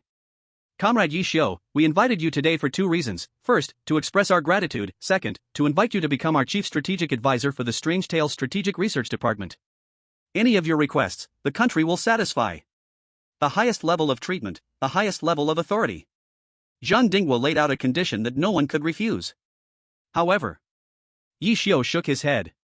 As for being an advisor, forget it, I don't like being controlled. He paused, looked at Zhang Dinggui, and said seriously. However, as a citizen of Dragon Country, if the next Strange Tales needs me, I will not refuse. Moreover, I do have some game strategies that may be useful to you. As he spoke, he shared all his understanding of the game Silent Corridor, including monster weaknesses, hidden mechanisms, safe routes, and so on, without holding anything back. The value of this information was immeasurable. Zhang Dinggui and the recorder beside him were shaken to the core, writing quickly. The more they listened, the more shocked they became. They realized Ye Xiu's understanding of that eerie world had penetrated to the level of rules. Incredible, simply incredible. After hearing Ye Xiu's narration, Zhang Dinggui let out a long breath of turbid air. He looked at the young man in front of him, his expression extremely complicated. Comrade Ye Xiu, may I ask a question? How, exactly do you know all this? This was the answer everyone in the world wanted to know. Ye Xiu smiled and took out the explanation he had long prepared. Maybe, it's just a kind of talent. The more games you play, the more you have an intuition about these things. Or you could say, muscle memory. This explanation, while sounding mystical, seemed so reasonable given Ye Xiu's extraordinary performance. Zhang Dinggui nodded and did not press further. Everyone has their secrets. He knew that Ye Xiu was Dragon Country's greatest trump card. Protecting this trump card was more important than anything else. At that moment, the alarm in the conference room suddenly rang sharply. Warning! Warning! The National Fortune Strange Tales system has issued a global emergency announcement. That cold mechanical voice descended upon everyone's mind once again. Detected abnormal players have explored the instance too deeply, causing the worldline deviation rate to exceed the threshold. Special correction mode activated. The next round of Strange Tales will begin in 1 hour. Instance type, multiplayer confrontation instance, the last night of Raccoon City. This round's additional rules: 1. All chosen ones. The announcement made the atmosphere in the conference room drop to freezing point. Special correction mode? Multiplayer combat? And mutual attacks allowed? Zhang Dinggui's face turned extremely ugly. This is targeting. Naked targeting. Weird system, it's targeting Ye Xiu. They want to use the chosen ones from other countries to consume, even kill Ye Xiu. Everyone understood. Ye Xiu's perfect SSS level clearance had completely angered the hidden forces. They were going to change the rules of the game. And this new rule is deadly for the Dragon Kingdom. No matter how powerful Ye Xiu is, he is just one person. The Lighthouse Nation-led Western Alliance would undoubtedly unite without hesitation to besiege him in the instance. An unprecedented crisis has arrived. However, as the person involved, Ye Xiu, after hearing the announcement, the expression on his face became somewhat strange. He first froze for a moment. Then he supported his forehead with his hand, and his shoulders began to tremble slightly. As if he was trying to hold back laughter? Raccoon City? He raised his head, and the corners of his mouth couldn't help but curve upwards wildly. Biohazard? My god, what I'm best at is fighting zombies. He looked out the window, as if he could already see those sharpening their knives, preparing to besiege him in the instance. There was no trace of fear in his eyes. Instead, it was filled with pity. He gently said a sentence that silenced the entire conference room. Have they figured out how to die yet? Chapter 12. Welcome to my game. 1 hour later. Global attention refocused again. Countless screens displayed the same countdown. Transmission countdown, 10, 9, 8. The atmosphere was heavy to the extreme. Everyone pay attention. Ye Xiu has been marked by the weird system. In the Oval Office of the Lighthouse Nation's White House, the newly appointed chief of the Ghost Story Strategic Command, Iron Blood General MacArthur, was issuing final instructions to an alliance of dozens of chosen ones. These individuals came from the Lighthouse Nation, Cherry Blossom Nation, Great Cold Underworld, and the empire on which the sun never sets. They were the most elite forces in the entire Western world. At the forefront was the newly elected chosen one from the Lighthouse Nation. A man codenamed Ghost. He was cloaked in a black, high-tech combat suit, only revealing a pair of cold, eagle-like eyes. He was the ace of the Lighthouse Nation's most mysterious special forces, the Shadow Force. Skilled in stealth, assassination, and modern tactics. Our primary target is not clearing the level, not evaluation. MacArthur's voice was cold and ruthless. But to kill the Dragon Kingdom's chosen one, Ye Xiu. Weird has given us this opportunity. In the instance, by any means necessary, use all forces to eliminate him. Yes. Ghost and the chosen ones behind him replied in unison. Their eyes were filled with cruelty and greed. Killing Ye Xiu would not only clear the biggest obstacle for their country but also enable them to plunder his terrifying origin points. This hunt was imperative for them. Dragon Kingdom. In the Ghost Story Strategic Research Department, the atmosphere was tense. The intelligence analysis is out. The last night of Raccoon City, this instance name is too pointed. Globally, the game that matches this name most closely is a horror game released 20 years ago, called Biohazard. An analyst reported loudly. Zhang Dinghua immediately looked at Ye Xiu. Comrade Ye Xiu, this game. Ye Xiu yawned, lazily leaning back in his chair. I've played it. Not only played it, but I also won the world championship for the speedrun of this game's remake. His tone was as flat as if he were saying, I ate 2 buns this morning. But this sentence made everyone in the command center breathe a sigh of relief. As long as he has played it. Having played it means Ye Xiu still holds an absolute advantage in information. But, we cannot let our guard down. Zhang Dinghua immediately said. This time it's a multi-person copy. The Lighthouse Country Alliance will definitely do everything possible to hunt you down. I suggest that once you enter the copy, you find a hiding place immediately, avoid their sharp edges, and prioritize survival. This was the safest tactic. However, Ye Xiu shook his head. He stood up and moved his wrist a bit. That once trembling right hand was now as steady as a rock. He looked at the cold face of the Lighthouse Country's chosen one, Ghost, on the screen, and a playful smile curled at the corners of his mouth. Avoid his sharp edges? If they want to play, I will happily play with them. 3, 2, 1. Teleportation begins. White light swallowed everything. Welcome to Raccoon City. Main task, survive for 48 hours in this city infected by the T-virus and board the evacuation helicopter. Warning, the city is filled with zombies and various biomonsters, please be careful. Warning, PvP mode is now active, wish you all happy hunting. After a spin of the world, Ye Xiu found himself on a chaotic street. Surrounded by burning cars, abandoned shops, the air thick with the stench of blood and gunpowder. In the distance, he could still hear the iconic roars of zombies. Starting point, outside the Raccoon City police station, classic remake. Ye Xiu looked around, showing no signs of tension. Instead, he felt a sense of familiarity, like revisiting an old place. Almost at the same time, chosen ones from different countries were also gradually teleported to different spots on this street. The Dragon Country people are nearby. Ghost's icy voice rang out in the Alliance's communication channel. Act according to plan. Pair up in twos, search in a fan shape. If you find him, don't linger, report the coordinates immediately. Our equipment and numbers have an absolute advantage. He is just an unarmed ordinary person. This hunt must end within 5 minutes. Received. A dozen armed to the teeth chosen ones quickly scattered like hunting dogs. The weapons in their hands glinted coldly. A net of encirclement targeting Ye Xiu formed instantly. Global viewers held their breath. Everyone knew that the most brutal battle in the history of the National Fortune horror story was about to explode. The audience in Dragon Country felt their hearts in their throats. Ye God, run! There are too many of them. Find a place to hide. Don't fight them head on. However, Ye Xiu's actions once again exceeded everyone's expectations. He not only did not run. He didn't even plan to hide. He just leisurely stood in the middle of the street. As if waiting for something. What does he want to do? Surrender? Ah, he knows he's doomed.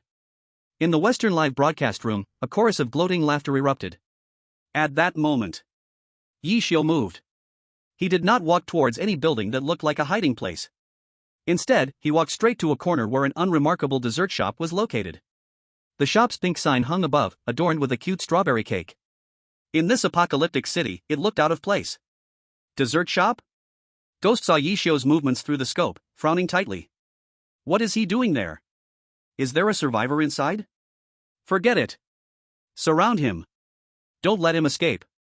However, when they carefully approached the dessert shop, they found that Ye Xiu's figure had already disappeared. The shop was empty. Where is he? Ghost felt a sense of ominous foreboding arise in his heart. He pushed open the dessert shop's door and walked inside. The shop was in disarray but showed no signs of a struggle. Report. The back door is locked. No secret passage found. Voices from teammates came through the communicator. The person seemed to have evaporated into thin air. Not good. Ghost's gaze was fixated on the floor behind the counter, which led to the underground storage room. That floorboard had signs of being moved. He went down. Chase. The ghost hesitated not at all and was the first to jump down. His several teammates followed closely behind him. However, when their feet hit the cold concrete floor of the basement, what greeted them was not Ye Xiu, but a sound that would be unforgettable for the rest of their lives, a crisp click.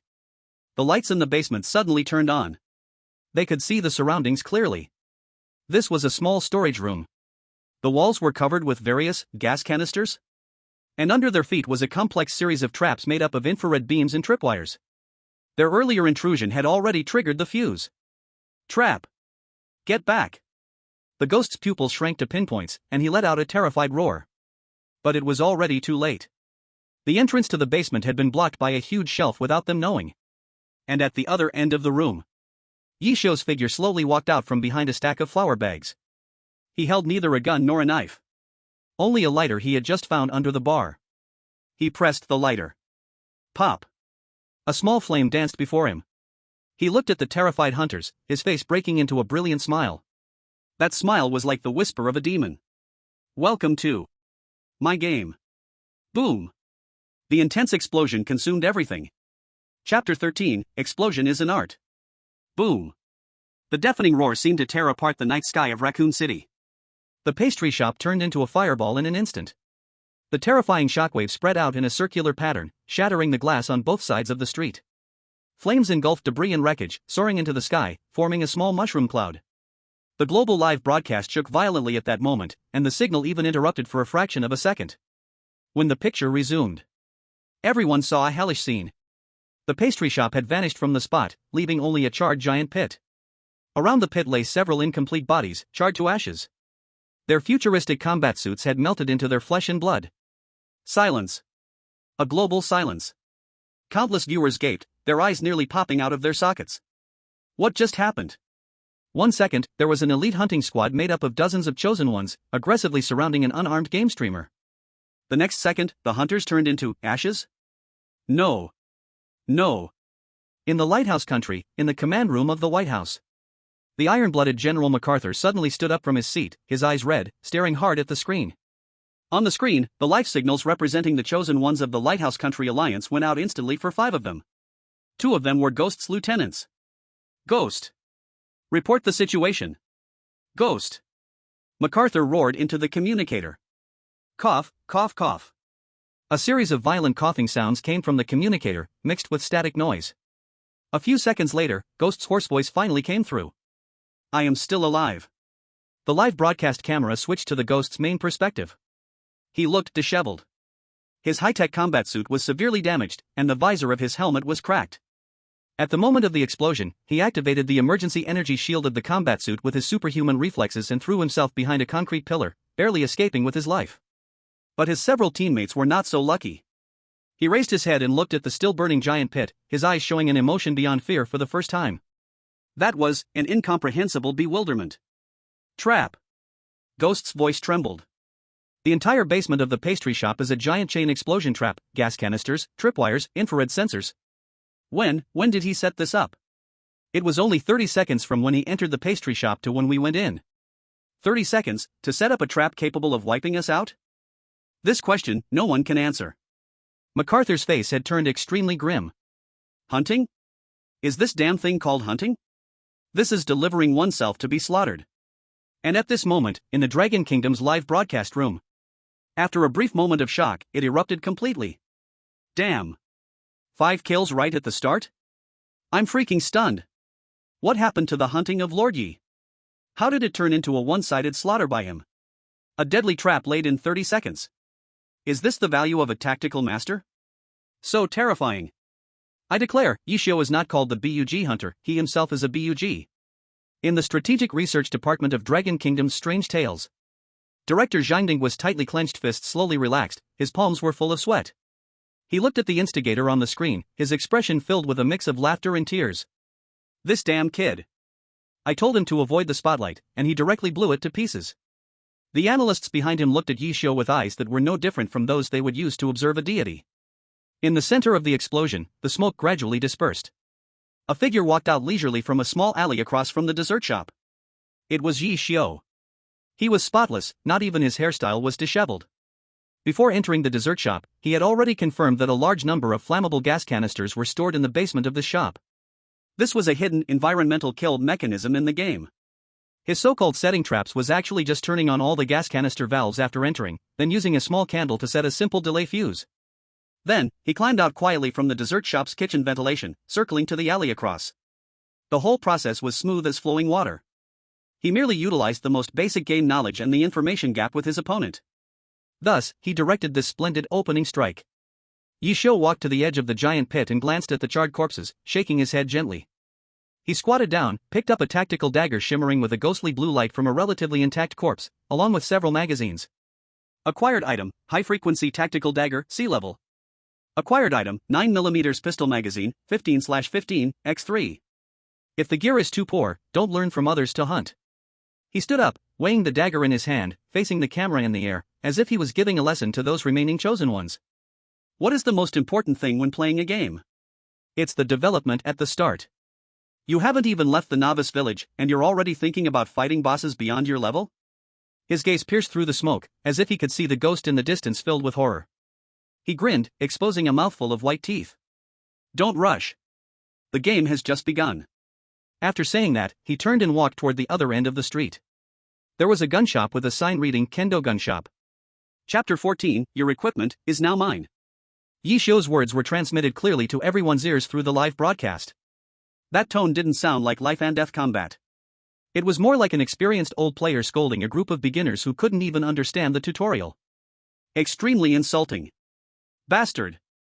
In the command room of the Lighthouse Nation, MacArthur slammed his fist on the table, creating a shallow pit in the solid alloy surface. He is too arrogant. Ghost. Kill him for me. At any cost. Behind the ruins.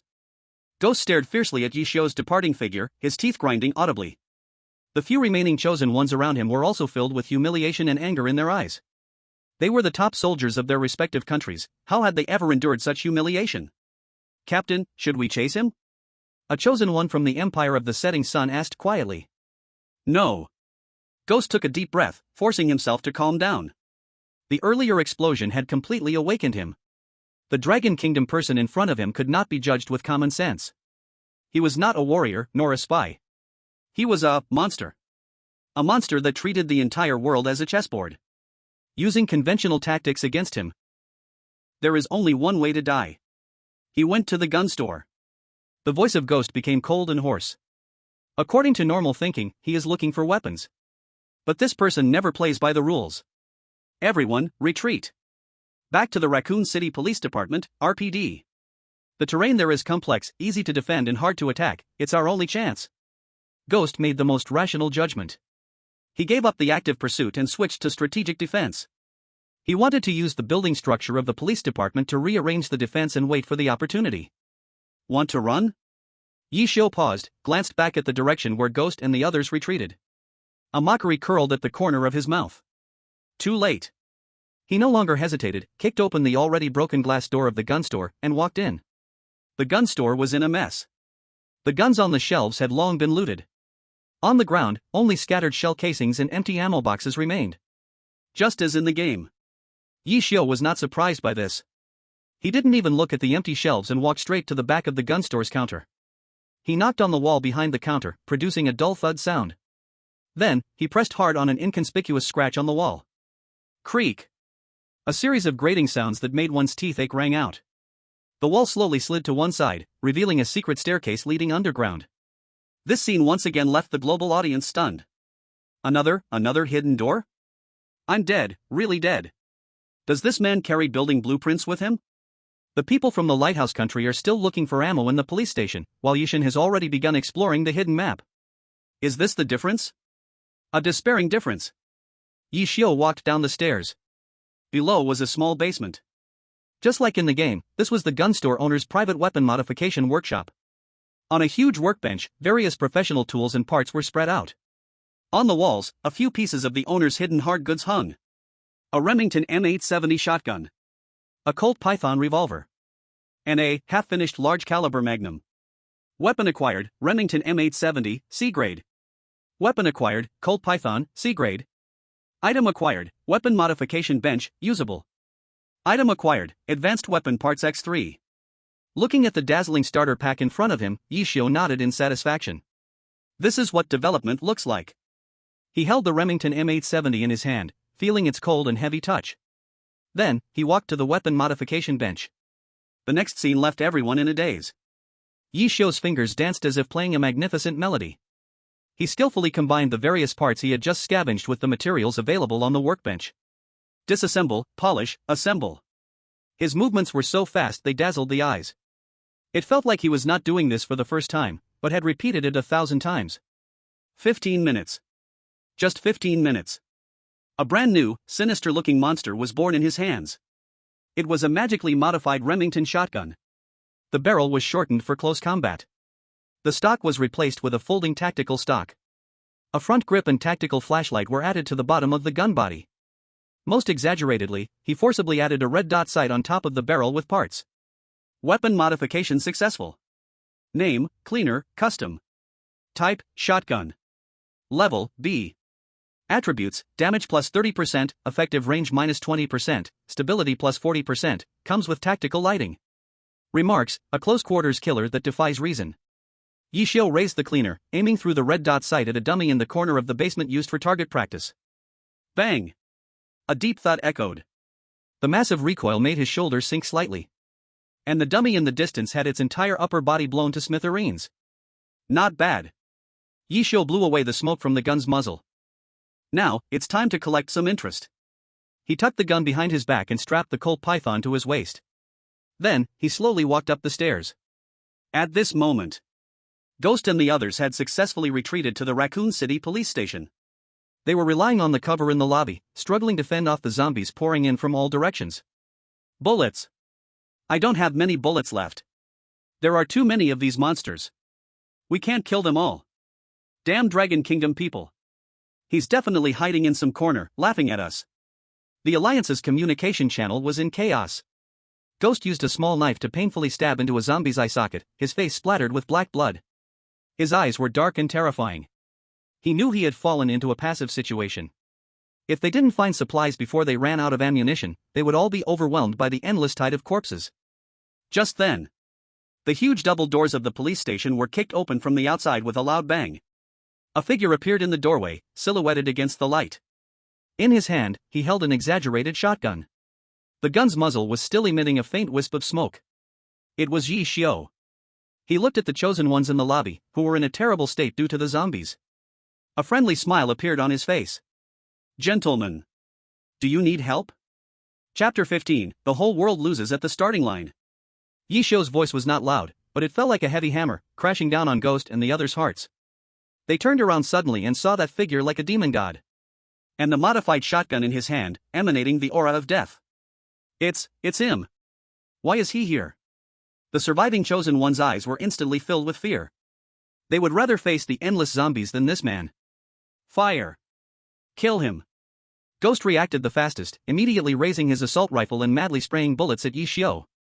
Tat tat tat tat. Bullets poured out like rain. However, Ye Xiu calmly sidestepped and took cover behind a massive stone pillar. The bullets hit the pillar, creating countless sparks. Bang! A muffled gunshot came from behind the pillar. A Sakura country chosen one, who was about to flank him, was suddenly jolted. A large bloody hole appeared in his chest. His whole body flew back like a broken sack, crashing heavily against the wall. One-shot kill. Baka. Another chosen one from Sakura country saw this, his eyes blood red, drew his katana, and charged angrily at Ye Xiu. Bang! Another shot fired. That samurai's head exploded like a watermelon. Red and white splattered all over the ground. Ye Xiu stepped out from behind the pillar, slowly loading a bullet into his cleaner. Click! That crisp sound in the dead silent lobby was like the death knell of the Grim Reaper. He tilted his head and looked at the remaining ghost and others. Who else? At this moment, the global livestream room fell silent.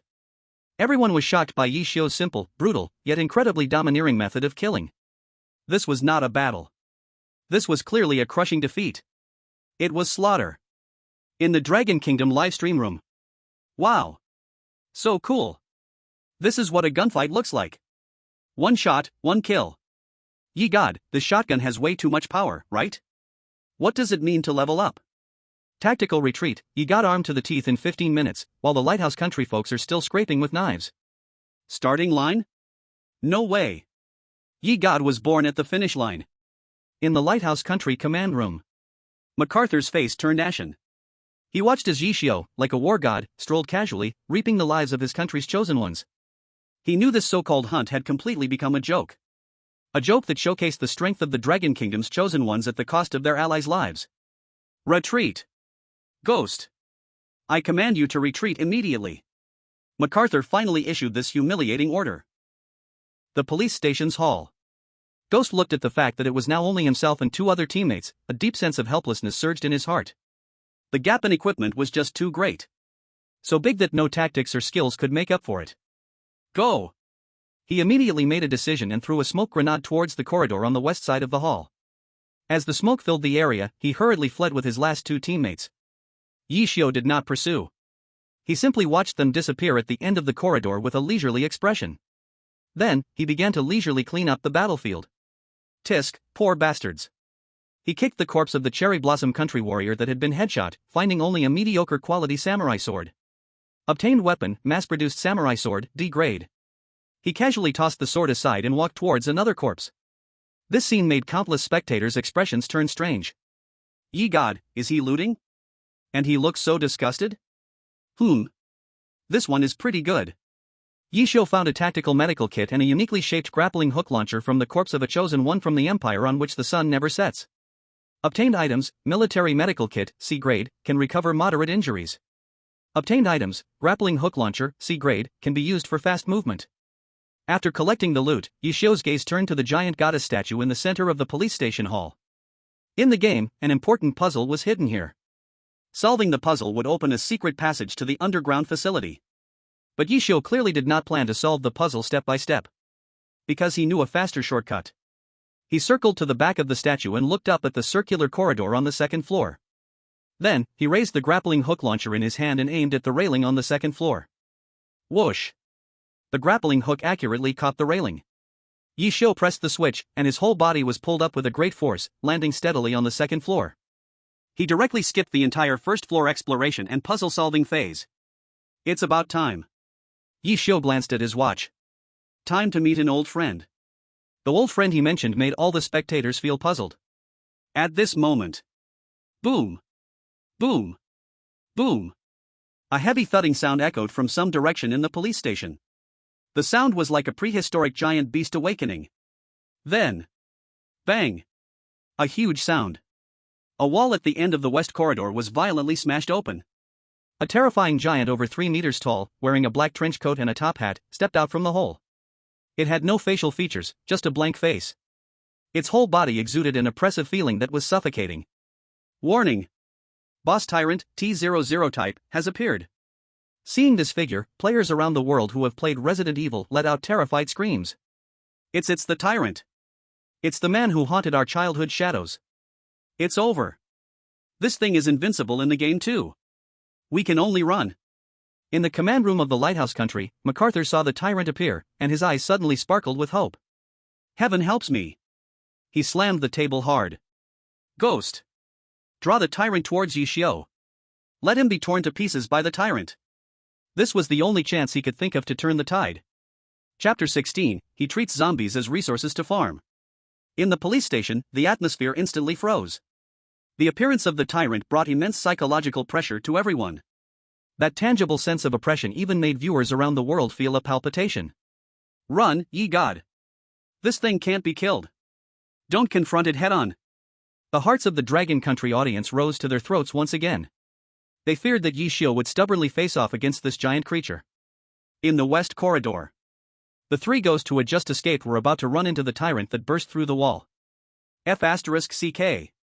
Ghost's face instantly turned pale. Without thinking, he immediately raised his gun and began to spray bullets at the tyrant crazily.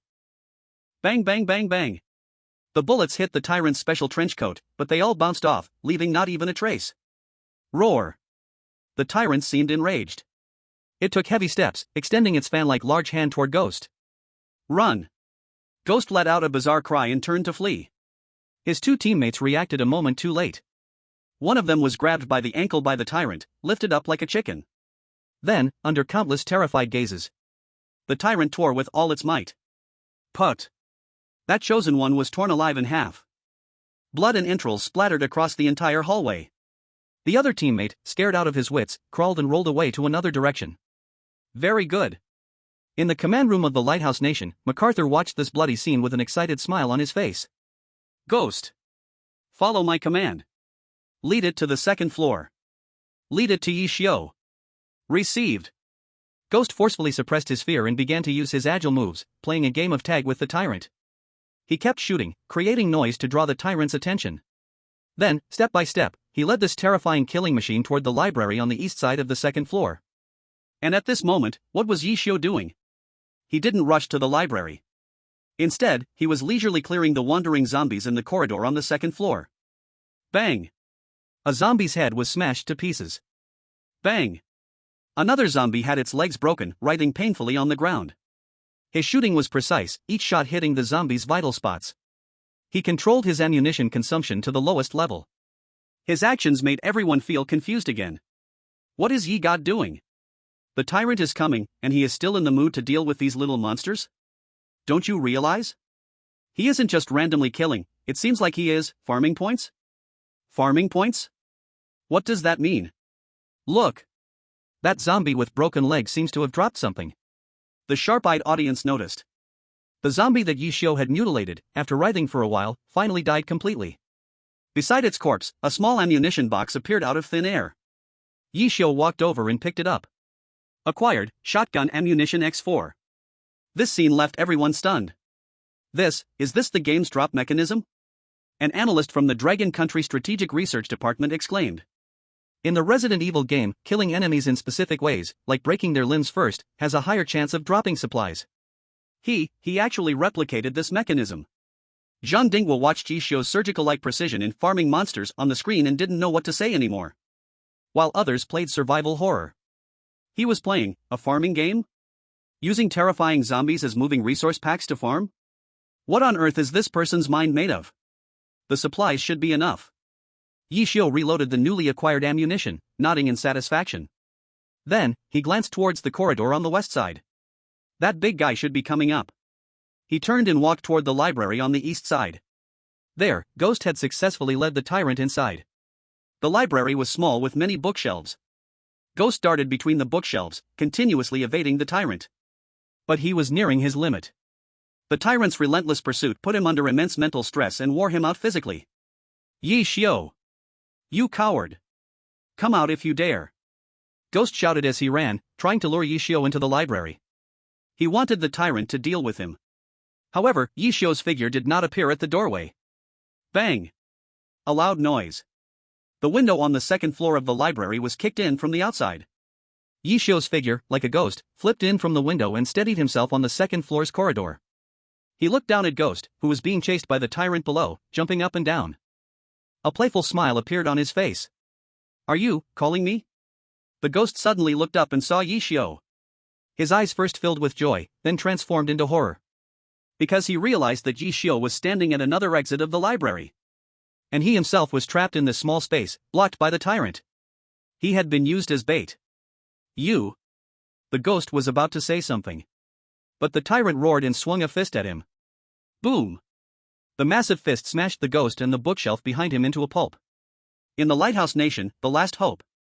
The ace agent ghost met such a humiliating end, dying at the hands of the very boss he had led into a trap. Globally, there was a dead silence. No one expected this highly anticipated showdown to end so dramatically. Ye Xiu didn't even lift a finger himself. He simply used a cunning strategy to kill with someone else's hands. He toyed with his longtime rival as if he were in complete control. Well done. Ye Xiu clapped softly for the shapeless corpse downstairs. Then, his gaze turned to the terrifying giant, the tyrant, slowly approaching him. His eyes held no fear, no seriousness. Instead, they were filled with excitement. Hello. He waved at the tyrant, wearing a radiant smile on his face. Tool. Chapter 17. The Tyrant Appears. Tool. Ye Xiu's casual words instantly exploded the global livestream. I must have misheard? He called the tyrant a tool? Crazy. This man has completely gone mad. Has he been scared stupid? What the heck is a tool? Does he want the tyrant to help him clean? I have a bad feeling, the ghost's death is just the beginning. Inside the command room of the Lighthouse Nation, MacArthur sat slumped in his chair, his eyes vacant. The ghost's death was a huge blow to him. But what frightened him more was Ye Xiu's unfathomable mind and wisdom. He even began to doubt whether all this had been calculated by that Dragon Nation person from the very start. From the explosion to the gun shop, and then using the ghost to lure out the tyrant. Each step linked to the next. Not a drop leaked. Devil, he is a devil. MacArthur muttered to himself. In the library. After the tyrant dealt with the ghost, it turned its empty face toward Ye Xiu on the second floor. It seemed to have locked onto Ye Xiu as the new target. Roar. It let out a low growl and stepped forward, heading toward the stairs to the second floor. It's coming, it's coming. Run, ye god. Don't play with it. The hearts of the Dragon Nation audience tightened. However, Ye Xiu did not run. Instead, he took the initiative to leap down from the railing on the second floor, returning to the first floor. He was only separated from the tyrant by a few rows of bookshelves. What is he trying to do? No one could understand. Ye Xiu calmly pulled out a few items from his pocket. Several grenades he took from the corpse. And a roll of tape? He skillfully bound the grenades together with the tape, making a simple cluster bomb. Then, he placed this treasure in front of a side door of the library that had been sealed with wooden boards. After finishing all this, he clapped his hands and turned to glance at the tyrant, who was almost down the stairs. Hey big guy, lend me a hand. Ye Xiu whistled at the tyrant. Then, he turned and ran in another direction. He didn't run quickly, always keeping a subtle distance from the tyrant. Just enough to draw its hatred without getting caught. The tyrant indeed took the bait. It abandoned the stairs and jumped directly from the railing on the second floor. Boom! The heavy body crashed down, creating a huge pit in the floor. It roared and charged in the direction Ye Xiu had fled. Its momentum was like an out-of-control heavy truck. All the bookshelves, tables, and chairs in its path were shattered. He is luring the monster. He is baiting the boss again. I see. He wants the tyrant to break down that door for him. The audience finally understood Ye Xiu's intention. This was just like before when he led the butcher to unlock the door, a brilliant tactic. On the live broadcast screen, Ye Xiu's figure, like a top matador, always dodging the tyrant's massive fists with extreme agility. Each of his dodges was like dancing on the edge of a knife. The global audience watched, hearts racing. This is insane. Is this something a human can do? He has calculated the tyrant's attack range and delay down to the last detail. In the Dragon Country Strategic Research Department, Zhang Dingbo watched Ye Xiu's fluid movements and shook his head with a wry smile. This kid is teaching us a lesson again. The analysts behind him were completely numb. They now felt that even if Ye Xiu rode on the tyrant's neck in the next second, they wouldn't be surprised. In the library, under Ye Xiu's precise guidance, the tyrant's enormous body finally charged towards the side door sealed with wooden boards. It had no intention of slowing down. Roar! It roared, crashing its body against the door. Bang! A huge noise. Wood chips flew everywhere. That door, sealed with 3 layers of thick wooden boards, along with the wall behind it, was smashed open by the tyrant. Outside the door was a new corridor leading to the eastern office area of the police station. A hidden passage that required 4 badges to unlock in the game. It was opened by the tyrant with a single charge. Well done. Ye Xiu stood nearby, nodding in satisfaction.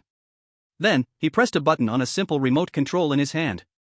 It was a detonator he had just assembled using parts from his pocket watch and a grenade fuse. Beep. With a soft sound. The cluster bomb he placed behind the door was instantly detonated. Boom. A violent explosion occurred again. This time, although not as powerful as in the dessert shop. It was enough to knock the tyrant, who had just broken through the door, off balance. The terrifying shockwave sent the tyrant's massive body crashing to the ground. For the first time, it showed injuries. Its black trench coat was shredded, revealing dark red, muscle-like skin underneath. Tyrant has entered a stage of injury, movement speed reduced by 10%. The system's prompt echoed in Ye Xiu's mind. This is more like it. Ye Xiu blew on the non-existent dust on the remote. Before fighting the boss, you have to break its armor first. He didn't even glance at the tyrant struggling to get back up on the ground. Turning around, he walked calmly into the blasted passage. Leaving behind the furious shouting tool and billions of faces in the global livestream that had lost the ability to think. Chapter 18, Hello, Tool. He blew up the tyrant? Not only does he use the tyrant as a door opener, but he also gives it a grand entrance? I don't even know what words to use to describe my feelings. From the audience in the Lighthouse Country, please stop trying to understand the actions of the Chosen One from Dragon Country, it will make you doubt your life. From the audience in Sakura Country, our Chosen One has died. He didn't even scratch the tyrant's skin. And the Dragon Country people are treating it like a toy. From the audience in Dragon Country, routine operation, everyone sit down, don't act foolish. The live chat was completely insane. People's worldview was repeatedly refreshed and reshaped today by Ye Xiu. They finally understood one thing.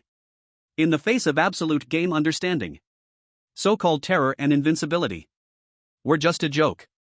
Passing through the blasted passage, Ye Xiu arrived at the eastern office area of the police station. Here, he had been before. But last time, he entered through the library window on the 2nd floor. Now, he had opened a shortcut directly from the 1st floor. Saved at least 20 minutes of running time. Ye Xiu silently calculated in his heart. Next, it's time to get the G-virus sample. He thought while walking toward the interrogation room. There was the key location for storing the G-virus sample in the game. At the same time, it was also the lair of another terrifying monster. Just as he was about to reach the door of the interrogation room, his footsteps suddenly stopped. He perked up his ears to listen. In the air, a strange rustling sound came. It was like something was rapidly crawling on the ceiling. The corner of Ye Xiu's mouth slightly rose. Speak of the devil, and he shall appear. He did not immediately enter the interrogation room. Instead, he turned and walked into a nearby unlocked storage room. He rummaged around in the storage room for a while. Soon, he found what he was looking for. A small bell. This was an inconspicuous item in the game, 99% of players would ignore it. Its purpose was simple. It made a crisp sound. Ye Xiu held the bell, walking out of the storage room. He glanced at the tightly closed door of the interrogation room, and then at the ceiling covered in pipes. Then, he made a surprising move that shocked everyone. He did not go in. Instead, he chose to wait at the door. He even leaned against the wall, took out a piece of chocolate from his pocket, and leisurely began to eat. What is Ye God doing now? Waiting for takeout? I don't understand, but I'm deeply shocked. Quiet, let's just watch Ye God show off. Time passed second by second. Just when everyone thought he would wait until the sky fell. At the end of the corridor opposite the interrogation room, hurried footsteps came. And some heavy accented dialogue. Baka. That Chinese guy must be nearby. We must find him. To avenge Lord Oni Samurai. It was the Chosen Ones from the Sakura Country. After being scared away by Ye Xiu in the police station lobby, they did not leave. Instead, they had been secretly searching for Ye Xiu's whereabouts. Now, they had finally found him. There were 3 of them, in a combat formation, cautiously advancing. Leading them was a man with a scar on his face. His name was Muramasa, the deputy of Oni Samurai. When they saw Ye Xiu, leaning at the door of the interrogation room, leisurely eating chocolate, all 3 of them froze in place. They had imagined countless scenarios for their reunion. Either intense street battles, or tense standoffs. But they never expected it would be such an absurd scene. You didn't run? Muramasa's face was filled with disbelief. Ye Xiu swallowed the last bite of chocolate, brushed off the crumbs from his hands. He looked at the three Avengers in front of him, revealing a friendly smile. Why should I run? He retorted. I'm waiting for you guys. Nani? Muramasa and the others looked at each other, seeing wariness in each other's eyes. They didn't believe that Ye Xiu would be so kind. This must be a trap. Don't listen to him. He is alone. Let's attack together. Kill him. Muramasa shouted, trying to bolster his courage. He drew his samurai sword, the first to charge at Ye Xiu. The other two followed closely behind. 3 gleaming samurai swords sealed off all of Ye Xiu's escape routes from 3 different angles. However, facing this deadly strike, Ye Xiu did not dodge or evade. He simply, at the moment when the 3 were about to reach him, gently tossed the small bell in his hand toward one of them. Ding-a-ling. The crisp sound of the bell rang out, particularly jarring in the quiet corridor. The chosen one from the Sakura country, who was hit by the bell, had no time to react to what had just happened. The next second, a sudden change occurred. Hiss. A chilling hiss that made their scalp tingle came from above the ceiling. In the next moment, several dark red figures burst from the ceiling vents like lightning. They were terrifying monsters without eyes, their brains exposed, with limbs ending inside like claws and tongues that resembled spears. Lickers. They are one of the most classic and deadly monsters in Resident Evil. They are blind, completely relying on hearing to hunt. And that crisp bell sound was like a signal for dinner to them. Ah! The chosen one from the Sakura nation, adorned with bells, was instantly brought to the ground by 3 lickers. Sharp claws and long tongues ruthlessly pierced through his body. The scream lasted less than a second before it abruptly stopped. What kind of monster is this? Muramasa and the remaining teammate were terrified, their souls shaken by this sudden scene. They wanted to run. But it was too late. More lickers surged in from all directions. They were surrounded tightly. Despair instantly enveloped them. Muramasa finally understood what Ye Xiu meant by "I am waiting for you." He was not waiting for them to kill him. He was waiting for them to feed his pets. Demon, you demon. Muramasa let out a desperate curse. Ye Xiu stood not far away, quietly watching this bloody feast. He showed no expression on his face, his eyes calm and deep, as if watching a movie unrelated to him. When the last licker bit off Muramasa's head, it raised its head, aiming its toothy mouth at the only living person in the corridor, Ye Xiu. However, Ye Xiu merely snapped his fingers lightly. Snap. All the lickers stopped moving instantly, as if they were obedient hunting dogs receiving an order. Then, one by one, they silently retreated back into the darkness of the ceiling, as if they had never existed. The corridor was left with 3 mangled corpses in pools of blood. Ye Xiu stepped over the bodies, pushed open the door to the interrogation room, and walked in, as if he had just stepped out to throw away a bag of trash. Chapter 19, The Kindness of the Sakura Nation. This scene, through live streaming, plunged the world into prolonged silence. If before, Ye Xiu used explosions and the tyrant to showcase his incredible tactics and wisdom, then this time, he displayed a chilling coldness. He looked like a high deity, indifferent as he watched mortal death. He even orchestrated this death himself. He can control those monsters? In the command room of Lighthouse Nation, MacArthur's voice trembled. He felt his understanding once again overturned. No, it's not control. A biologist beside him shook his pale head. According to the analysis of the footage just now, those monsters hunt via sound. Ye Xiu merely used that, employing the bell sound to lure them toward the people of the Sakura Nation. As for why those monsters retreated in the end, the biologist paused, his eyes filled with fear. There's only one explanation, that is, there were no biological signs on Ye Xiu, or rather, the sound frequency he emitted exceeded the monster's perception range. He is like a ghost. This explanation was even more terrifying than controlling the monsters, because it meant Ye Xiu's understanding of this world had reached an inconceivable level. He could even erase his existence from the monsters' hunting lists. Dragon Nation. Department of Strange Tales Strategic Research. Zhang Dinghua looked at the 3 horrific corpses on the screen, let out a long sigh. Mercy, in this world, does not work. He turned his head, looking at the subordinates nearby, his tone serious. What Ye Xiu did was not wrong. To deal with wolves, one must use a shotgun. Record this battle case in the files. Codename, Cleaner. Yes. The interrogation room was dimly lit. As Ye Xiu walked in, he was greeted by a strong smell of formalin and blood. In the center of the room, there was a one-way observation glass. Behind the glass was the laboratory storing the G-virus samples. Ye Xiu approached the glass and looked inside. In the lab, a researcher in a white coat was hunched over a table. On his back, there was a huge, pulsating unknown tumor.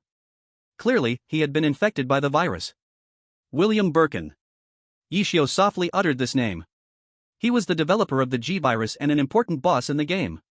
Normally, players needed to find a key to enter the lab and fight the mutated Dr. William to obtain the G virus sample.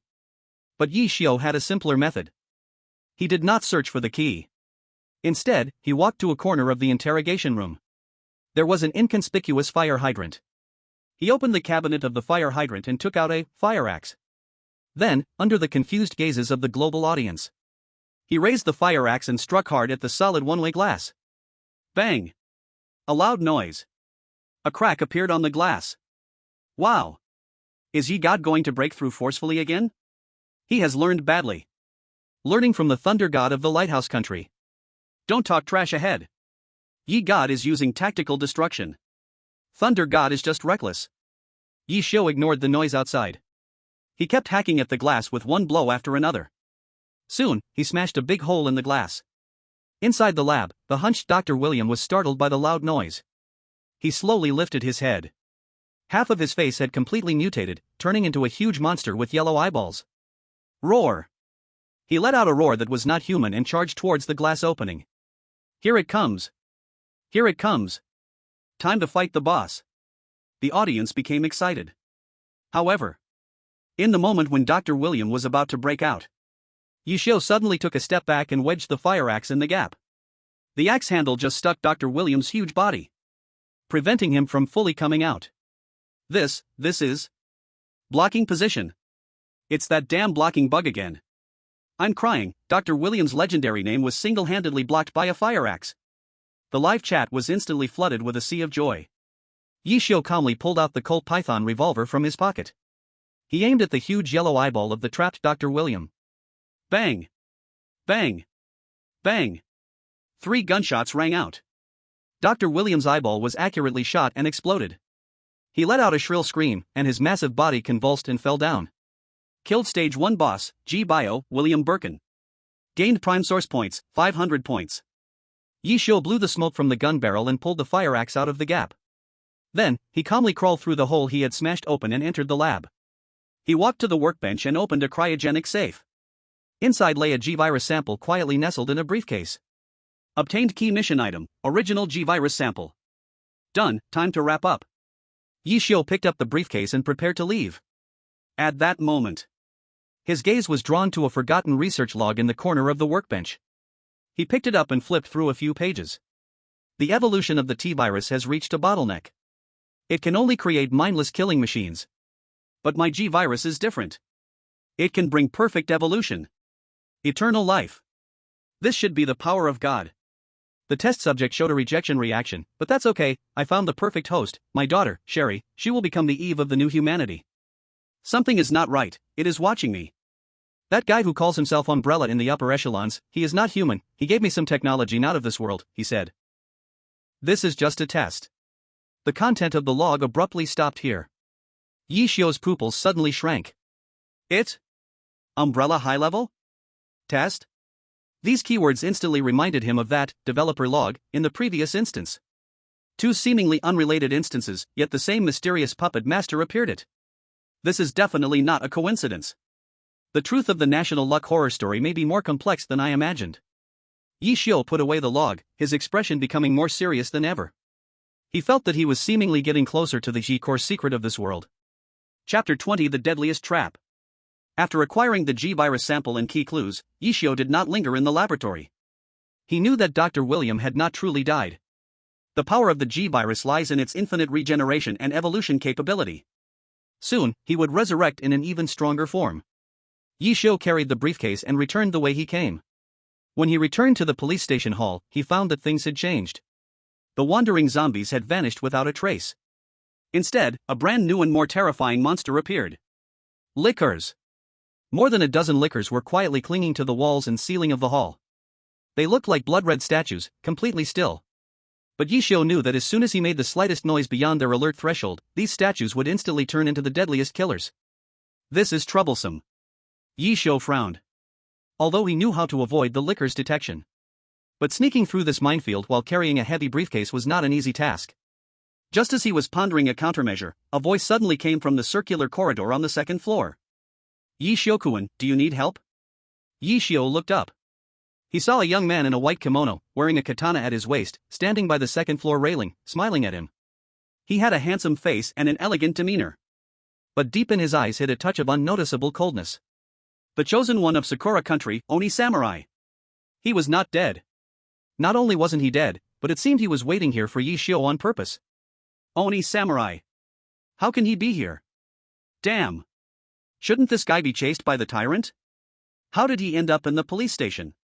Wait, look at his expression, he seems to have no hostility towards Ye God? The viewers in the live room felt confused. Ye Xiu looked at the Oni Samurai, his eyes slightly narrowed. He surely remembered this guy. In the game, this character was a typical smiling tiger. A scheming little man who could betray his allies at any moment for profit. How come you are here? Ye Xiu asked calmly. The Oni Samurai leapt lightly from the second floor, landing soundlessly. Clearly, he knew how to avoid the detection of the lickers. I've been waiting for you, Ye Xiu. The Oni Samurai walked up to Ye Xiu, a sincere smile on his face. I know that those from Lighthouse Country have been hunting you down. But we, Sakura Country, are willing to become your allies. We are both East Asians and should help each other, right? He extended his hand, as if to shake hands with Ye Xiu for peace. A fine tactic of pulling and dividing. If it were another chosen one, perhaps they would indeed be moved by his words. But Ye Xiu only found it laughable. He was perfectly clear in his mind. This guy was most likely an undercover sent by Lighthouse Country. His proactive goodwill was merely a scheme to gain his trust, and then deliver a fatal blow at a critical moment. However, Ye Xiu did not expose him on the spot. He decided to play along. Allies?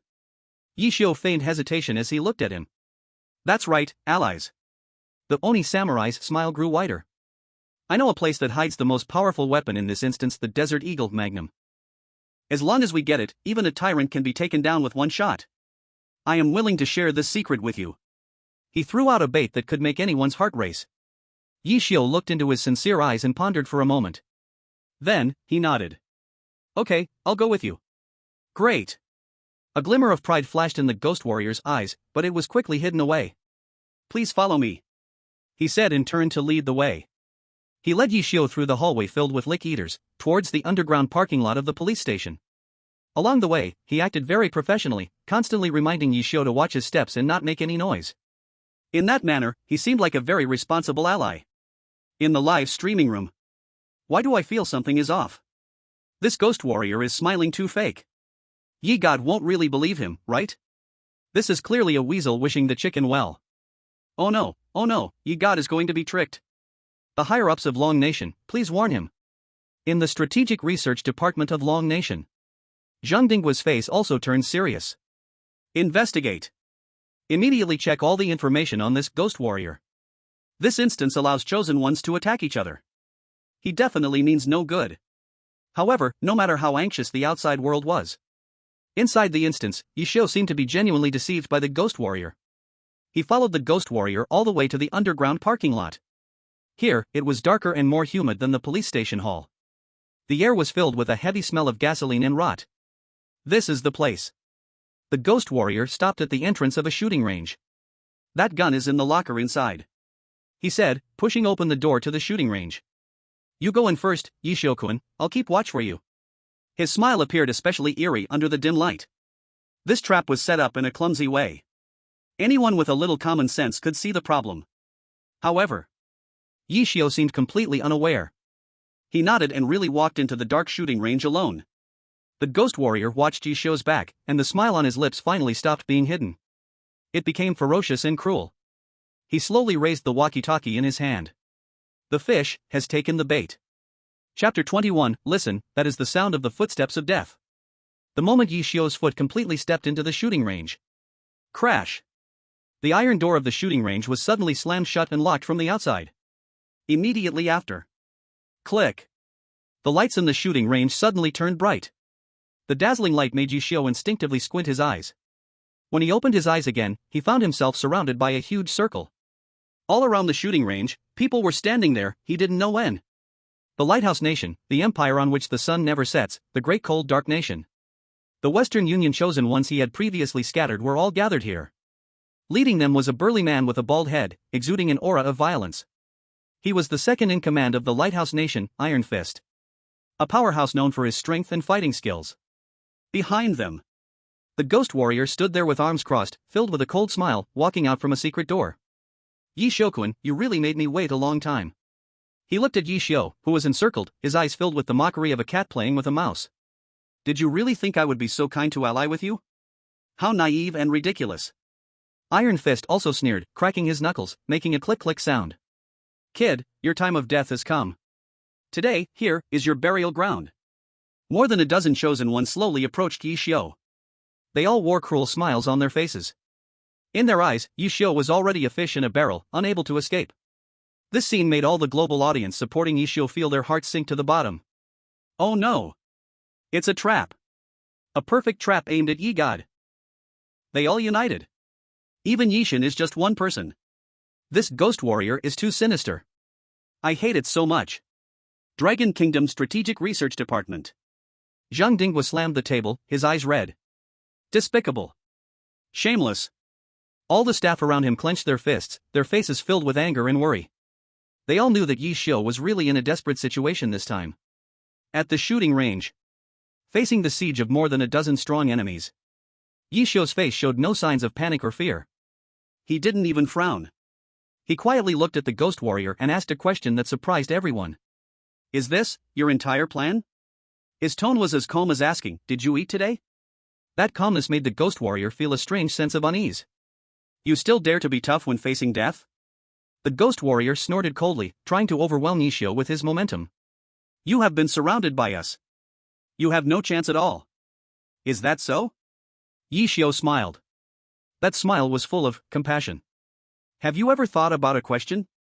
If I clearly know this is a trap, why would I still come in? This sentence made the Ghost Warrior and others' faces change drastically. They were not fools. They had thought about this too. But their conclusion was Ye Xiu is too arrogant. He thinks he can turn the tables with his strength. But now it seems, things are not that simple. What do you mean? The voice of the Ghost Warrior trembled slightly. Ye Xiu did not answer him. He slowly raised his right hand. Then, he snapped his fingers sharply. Snap. This action confused everyone. However, in the next second, everyone understood. Hiss. Hiss. Hiss. A series of spine-chilling hissing sounds suddenly came from all directions of the shooting range. Everyone turned back in horror. They saw that the ventilation ducts on the walls of the shooting range had been opened at some point. One by one, blood-red monsters with exposed brains were madly pouring out from inside. Lickers. It was the army of lickers. Their numbers were more than just dozens. Dense and dense, almost covering the entire walls and ceiling of the shooting range. Their crimson tongues whipped through the air, making a hiss sound. As if a group of sharks caught the scent of blood. What's going on? How did they get in? The Ghost Warrior and Iron Fist were completely panicked. They could not understand at all why these monsters would suddenly appear in this enclosed shooting range. Very simple. Ye Xiu's voice was like a judge from hell. Because this shooting range is not a trap at all. It's just a restaurant. And you. Ye Xiu's gaze swept over every terrified chosen one present. Are tonight's main dishes. As soon as he finished speaking, Ye Xiu took out something from his pocket. The small bell he found in the storeroom before. He raised the bell high. Then shook it forcefully. Ding ding ding ding ding ding. The crisp and pleasant sound of the bell became the most terrifying death knell at that moment. Chapter 22, Cleaning House. The moment the crisp bell rang, the whole world seemed to have been pressed the play button. The previously still army of lickers instantly went wild. Hiss. They let out excited hisses, leaping down from the walls and ceiling. Like a rain of blood red. Ah! A chosen one from the great Han Ming kingdom didn't even have time to react. He was pierced through the throat by a licker that fell from the sky with its long tongue. Blood gushed out. This opened the curtain of the massacre. Quick! Quick, open fire! Iron Fist was utterly terrified, raising his submachine gun and shooting wildly. But the movements of the lickers were too fast. Their figures turned into afterimages in the shooting range. Bullets simply cannot catch them. Puff! A licker lunged from the side, its sharp claws tearing open the throat of Iron Fist. This muscular man, known for his strength, didn't even have time to let out a scream before his eyes widened in disbelief and he fell. Blood stained the ground beneath him. No! Don't come over! Help! The cries echoed one after another. The chosen ones of the Western Alliance looked like a group of lambs waiting for slaughter in front of the army of lickers. They had no power to resist. Their proud equipment, their combat skills honed over the years. In the face of these pure killing machines, they were as weak as a breeze. And the one responsible for all of this, Ye Xiu. He stood quietly at the center of the encirclement. The frenzied lickers passed by him as if they did not even see him. Automatically, they circled around him. He was like the only eye of the storm in this bloody whirlwind. An absolute safe zone. Devil, you are a devil. Ghost Samurai looked at the hellish scene before him and completely broke down. His proud schemes, his carefully laid traps. In the end, they became the grave that buried him. He finally understood. From the very beginning, he was not the hunter. He was just a pawn manipulated by Ye Xiu. A bait used to lure more prey into the trap. No. I don't want to die. The desire to survive unleashed the last of his potential. He swung his katana, desperately hacking at the lickers charging at him. But soon, he was overwhelmed by the red tide. The last image he saw was the man standing at the center of the storm, quietly watching him. In those eyes, there was no pity, no mockery. Only indifference. A few minutes later, the shooting range fell silent. Only the remnants of limbs and the thick, suffocating smell of blood remained. The Western Alliance, completely wiped out. Ye Xiu walked over to the still intact corpse of the ghost samurai. He fished out a map from his embrace. On the map, a location was circled in red ink. Clock Tower in Raccoon City. Is this information for the evacuation point? Ye Xiu glanced at it and casually tucked the map into his pocket. Then, he clapped his hands. Those lickers indulging in their feast immediately stopped eating. They lifted their heads and looked at Ye Xiu with their hollow eye sockets. Then, like a tide, they silently retreated back into the ventilation ducts. They arrived like an avalanche. They left like mercury flowing away. Ye Xiu was like an elegant conductor. And these lickers were the most deadly symphony in his hands. He walked to the storage locker in the shooting range, opening the one that contained the Desert Eagle hidden in the ghost samurai's mouth. Inside, there was not a magnum handgun. Only one item. A gas mask. Acquired item, military gas mask, grade B. As expected, it's here. Ye Xiu put on the gas mask. He knew that once the G-virus sample was taken out of the laboratory, the self-destruct program of the police station would activate.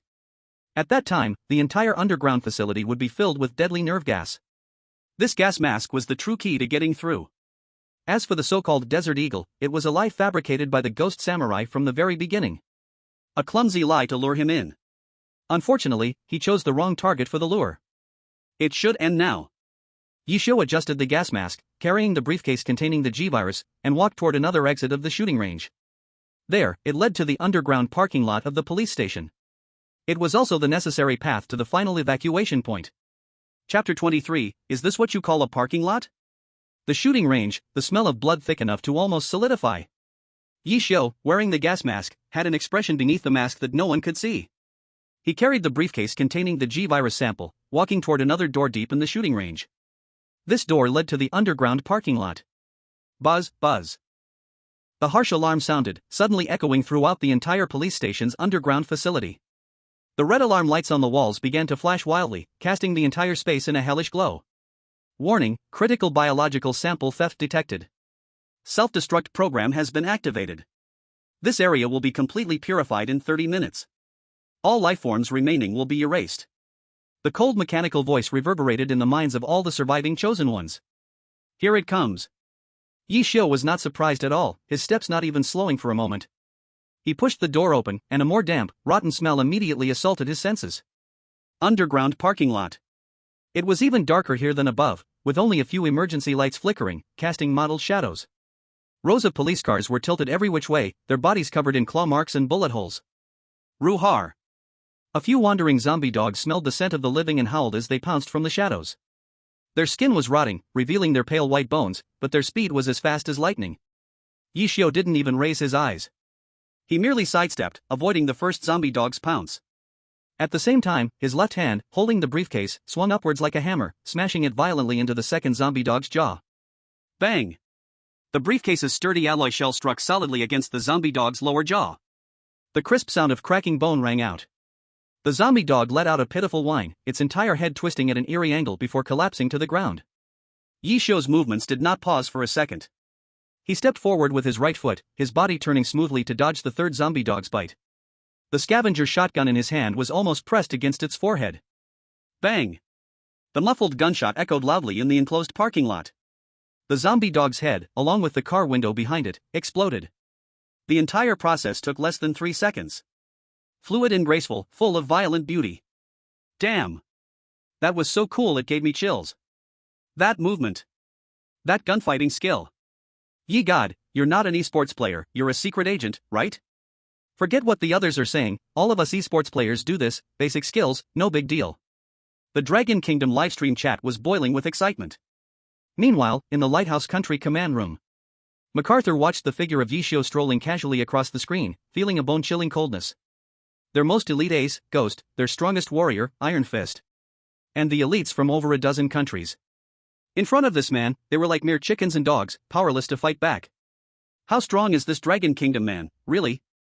Ye Xiu dealt with a few insignificant zombies and continued deeper into the parking lot.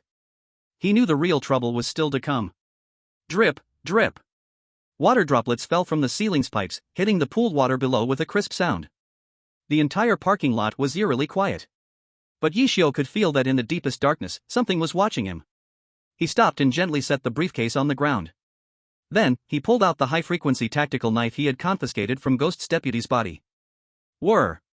The knife activated, and a visible energy ripple appeared on its blade. I know you're there. Ye Xiu said faintly into the darkness ahead. Do I need to invite you out?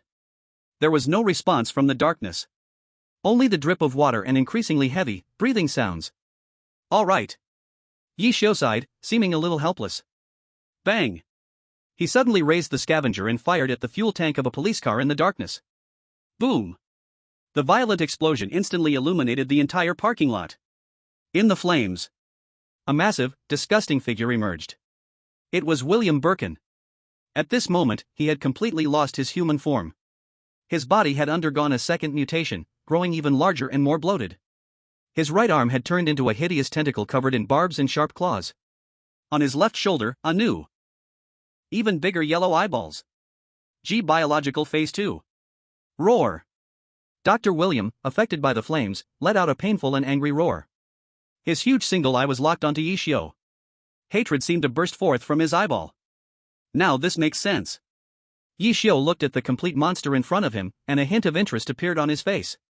He carried the scavenger behind him and held the high-frequency dagger in reverse grip, ready for battle.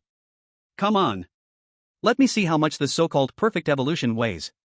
He actually wants to fight in close combat? Facing this terrifying creature over 4 meters tall, he actually wants to wrestle with a small dagger? Global viewers held their breath at this moment. Chapter 24, You Won't Even Call Me Tactical Master. Is he crazy? He wants to fight the G2 form in close combat? What can that dagger do? Trim its nails? It's over. Ye God has completely lost his mind. Arrogance will lead to death. Not just the audience, even everyone in the Dragon Country Strategic Research Department felt their hearts in their throats. Nonsense. It's absolutely nonsense. Zhang Dinghua slammed the table in frustration. He clearly has a gun. Why choose the most dangerous way? The analyst beside him, looking at Ye Xiu's calm yet eerie face on the screen, stammered. Chief, according to our analysis of Ye Xiu's behavior patterns, he never does anything without confidence. He must have his reasons for doing this. Reasons? I don't care what reasons he has. Zhang Dinghua's eyes were bloodshot. I just want him to come back alive. In the underground parking lot, Dr. Williams' roar shook the entire space. His huge single eye was firmly locked onto Ye Xiu. In the next second, it moved. Its enormous body burst forth with a speed completely unfitting of its size. Its savage claws, accompanied by the sound of tearing through the air, clawed down at Ye Xiu. This claw could split a police car in half. Facing this thunderous strike, Ye Xiu's body was like a feather with no weight. His toes lightly tapped the ground, and his body slid back several meters, narrowly avoiding the claw's attack range. Boom! The claw slammed onto the ground, instantly cracking the cement, and stones flew everywhere. Too slow. Ye Xiu's voice, like a ghost, sounded beside Dr. William. He had unknown when, already circled to the monster's attack blind spot. The high-frequency dagger in his hand transformed into a blue flash, stabbing fiercely at a joint in Dr. Williams' leg. Puff! The sound of the dagger piercing flesh was dull and sticky. The high-frequency energy immediately destroyed the monster's muscle tissue. Roar! Dr. William groaned in pain, letting out a furious roar. It suddenly turned around, its other hand sweeping in. But Ye Xiu's movements were even faster. Having landed a hit, he immediately withdrew, never lingering in battle. Every single one of his attacks accurately landed on the monster's joints, tendons, and other weak spots. And every evade seemed calculated 1,000 times over, always avoiding lethal attacks with minimal cost. He looked like a top matador, toying with a raging bull. And the dagger in his hand was the sharpest sword.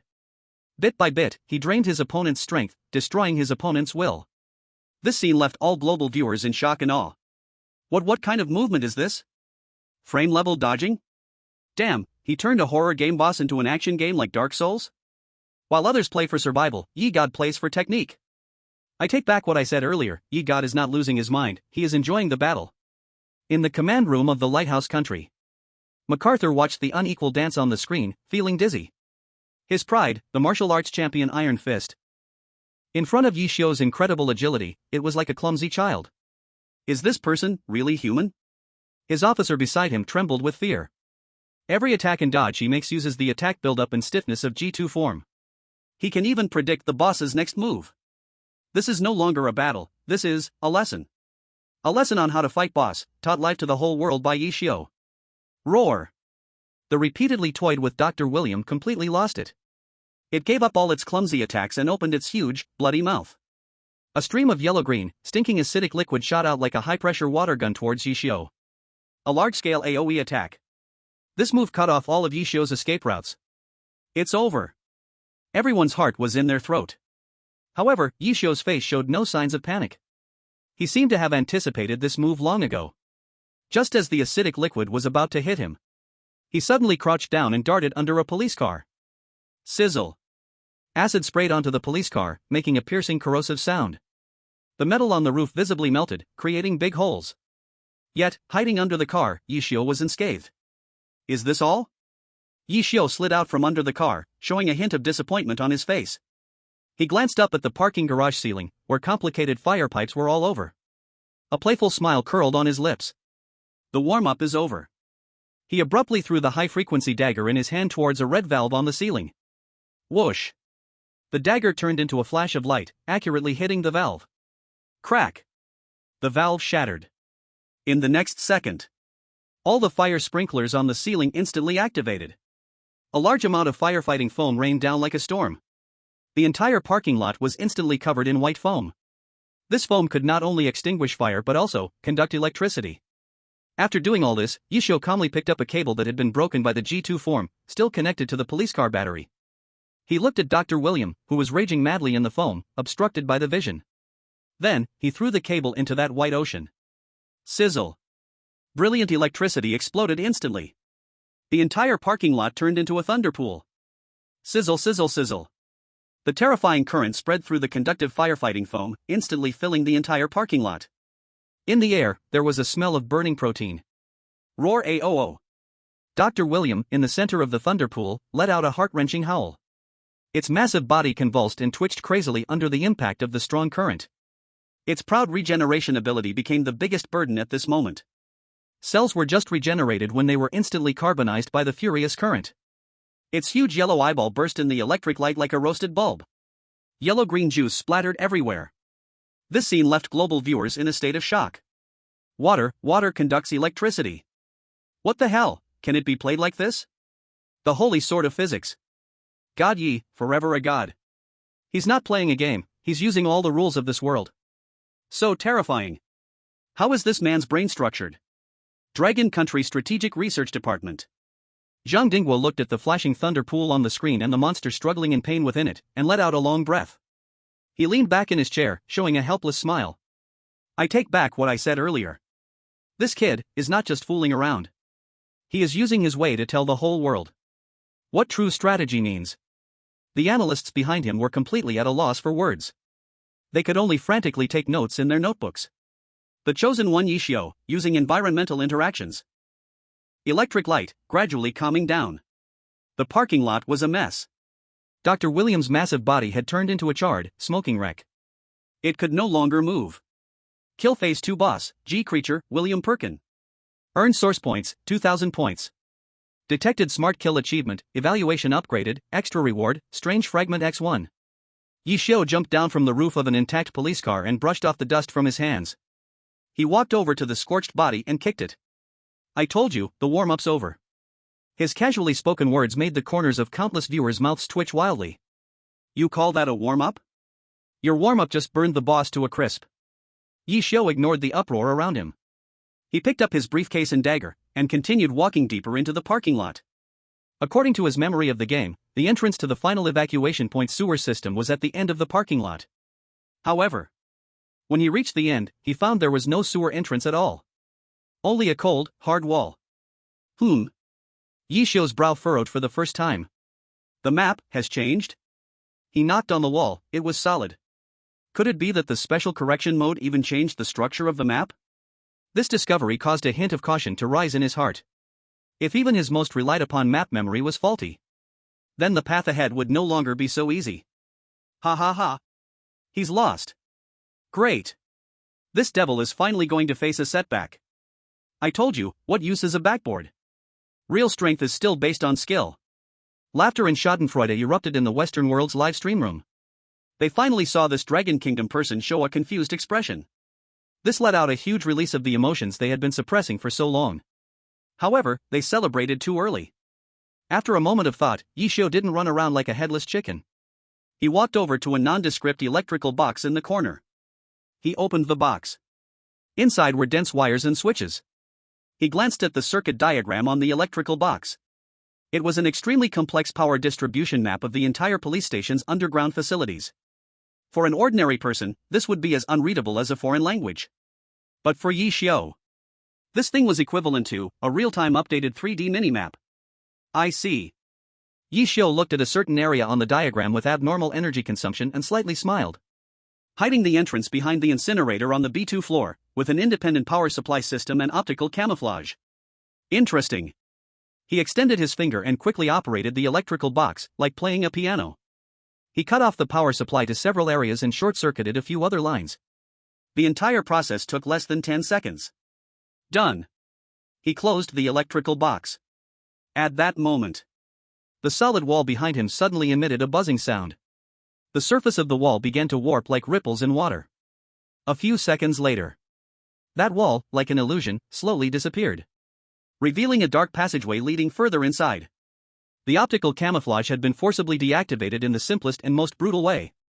The global livestream room fell into an eerie silence once again. The Western audience, who had been cheering just moments ago, had their smiles frozen at the corners of their mouths. They felt like their faces had swollen again. I can't even say anything anymore? While others would be lost without a map, Ye Xiu literally opened up a full map for himself by looking at a circuit diagram live? I declare that from today, Ye Xiu's name must be printed on the recruitment brochure of the Bluexiang Technical School. Don't ask, it's all muscle memory.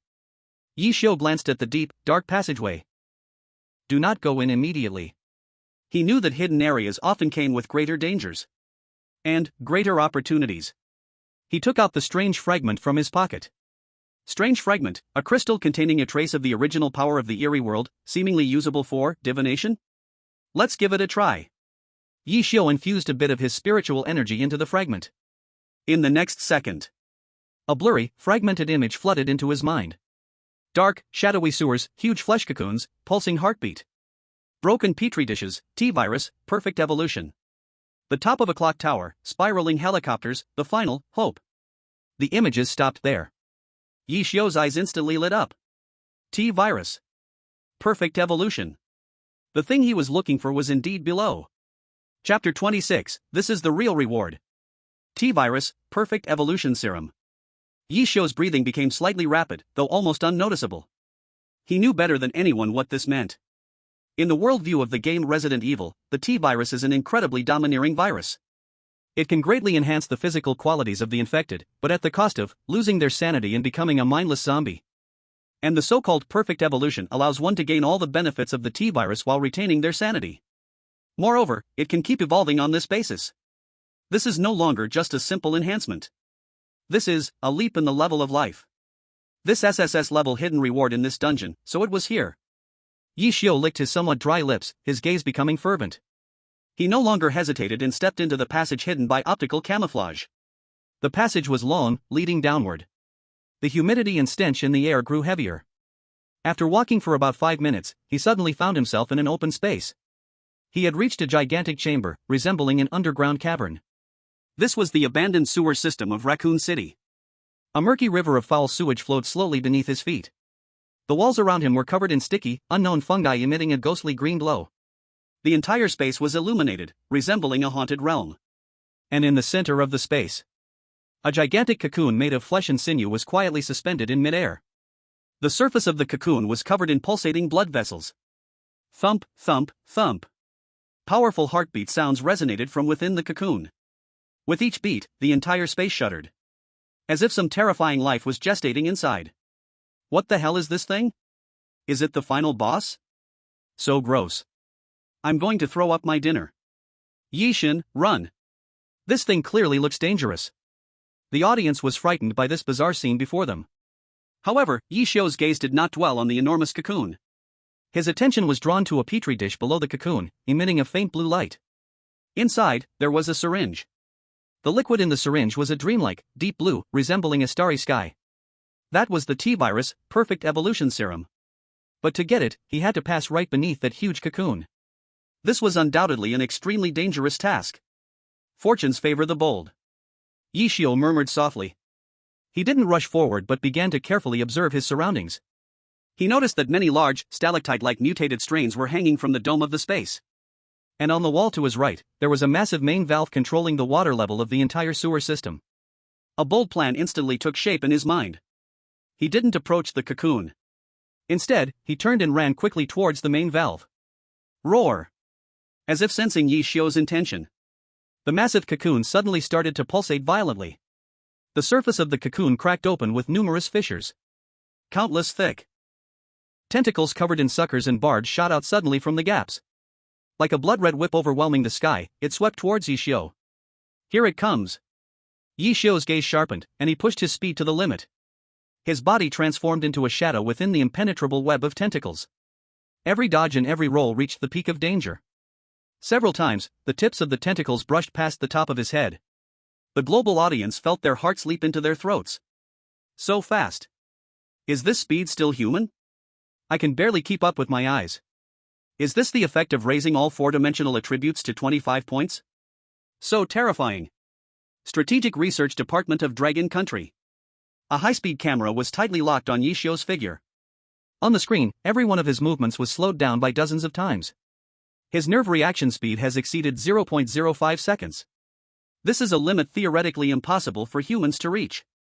His dynamic vision can even capture the attack trajectories of every tentacle. Monster. He has already become a monster wearing human skin. Analysts looked at the ghostly figure on the screen, gasping in genuine awe. Finally, at the cost of his battle suit being torn in several places, Ye Xiu successfully rushed to the huge main valve. Without any hesitation, he exerted all his strength to turn the already rusty valve. Creak. The grinding noise made one's teeth ache. The next moment. Booming. The entire sewage system began to shake violently. A huge gap opened up in the dome above them. Tens of thousands of tons of city sewage, accumulated in the upper waterway, gushed down like a raging river. The murky flood, mixed with various garbage and chemical waste, instantly submerged the entire space. That huge flesh cocoon, along with its countless outstretched tentacles, was violently slammed to the ground by this terrifying torrent. The surface of the flesh cocoon was cut by various sharp objects in the flood, creating gigantic wounds. Green liquid flowed out continuously. Roar! It let out a painful wail. And Ye Xiu, the moment the flood rushed down, had already used his grappling hook launcher to cling to the dome above. From a high vantage point, he looked down at the struggling flesh cocoon in the flood, his gaze cold. He was waiting for this opportunity. He released the grappling hook, his body in free fall, plunging straight towards the petri dish containing the serum.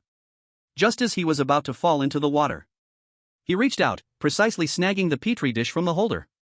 Obtained SSS level hidden item, T-virus perfect evolution serum, improved version. T-virus perfect evolution serum, improved version. Type, special consumable. Effect: upon injection, the user will gain all the enhancement effects of the T-virus, power, speed, regeneration ability greatly increased, with no side effects.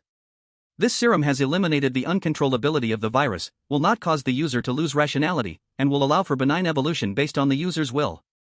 Remark: congratulations, you are about to become a new human.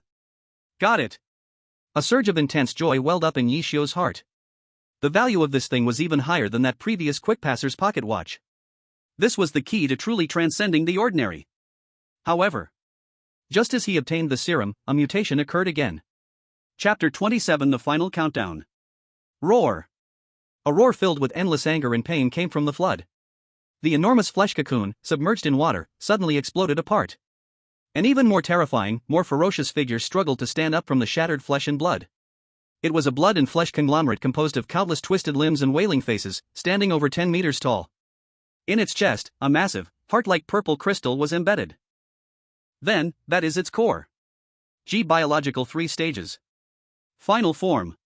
Whoa! It can transform? How the hell do we fight this? Is this a Gundam? Run, ye god! Don't think about anything else. Just grab what you need and run. The audience was terrified by the horrifying scene before them. Troublesome guy. Ye Xiu looked at the giant before him, his brows furrowed.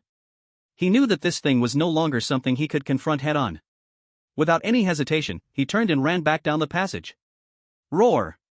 The G3 form didn't seem willing to let him go. Its massive body lunged forward suddenly, its huge palm coming down hard on the entrance of the passage. Boom! Debris flew everywhere. The entire passage collapsed completely from a single slap. Ye Xiu's escape route was completely blocked. This is bad. Looking at the blocked passage, Ye Xiu showed a hint of helplessness on his face for the first time. And the G3 form was already taking heavy steps, slowly approaching him. With every step it took, the entire space trembled. That huge shadow completely enveloped Ye Xiu. The crisis of death descended like never before. It's over. This is really over. The escape route is blocked. And in front is this invincible monster. Ye god, are you really going to die here? In the Dragon Kingdom livestream, there were cries of despair. Everyone's heart sank to the bottom. However, in this moment of despair, Ye Xiu made a move that surprised everyone. He didn't despair, didn't give up. He simply slowly raised his left hand. On his wrist was an ordinary-looking electronic watch. He pressed a button on the watch. In the next second, a holographic projection, visible only to him, appeared before his eyes. It was a 3D structure map of the urban facilities beneath Raccoon City. Clearly marked on it were every pipe, every room, even every vent's location. This was his real trump card. That watch was another hidden item he acquired in the first copy, Silent Corridor. Developer's key, replica. Its function was to read the backend data of the current copy in a limited way. Although it was just a replica and had limited functionality. But it was more than enough to act as a full map cheat. Found it. Ye Xiu's gaze locked onto a red-marked area on the structure map, a highly dangerous zone. Main power furnace. A bold and nearly insane plan began to take shape in his mind once again. He glanced back at the G3 form closing in on him step by step. A twisted smile curved at the corners of his mouth. Want to play? Then let's play big. He suddenly turned around and stopped running. Instead, he charged toward the G3 form. He didn't attack the monster's body. Instead, he used the claw launcher and his agile movements to cling to the massive body of the G3 form. He climbed up the monster like a nimble monkey. His target was the G3 form's nape. What is he doing? Is he trying to ride the monster's neck? Attack on Titan? Vertical maneuvering equipment? I don't understand, but I'm greatly shocked. The G3 form clearly didn't expect that this tiny human would dare to provoke it. It roared angrily, swinging its arms, trying to swat Ye Xiu off itself. But Ye Xiu's movements were too agile. He always managed to move to another safe spot before the giant palm could smack him down.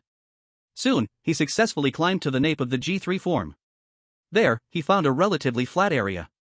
Ye Xiu stabilized his position and then made a bold move that drove the whole world crazy. He just casually sat cross-legged on the monster's nape. He even took a piece of chocolate out of his pocket and leisurely began to eat it. It was as if he was not on a monster, but on a sightseeing bus? I'm dumbfounded. He took the ultimate boss as his personal mount? I declare that today's outrageous limit has been severely exceeded. Ye Xiu ignored the shock from the outside world. He ate chocolate while using the developer's key in his hand to remotely control the entire underground facilities system. Main gate, open. Furnace pressure valve, release. Safety lock, off. As he gave command after command, the entire underground facility began to undergo violent changes.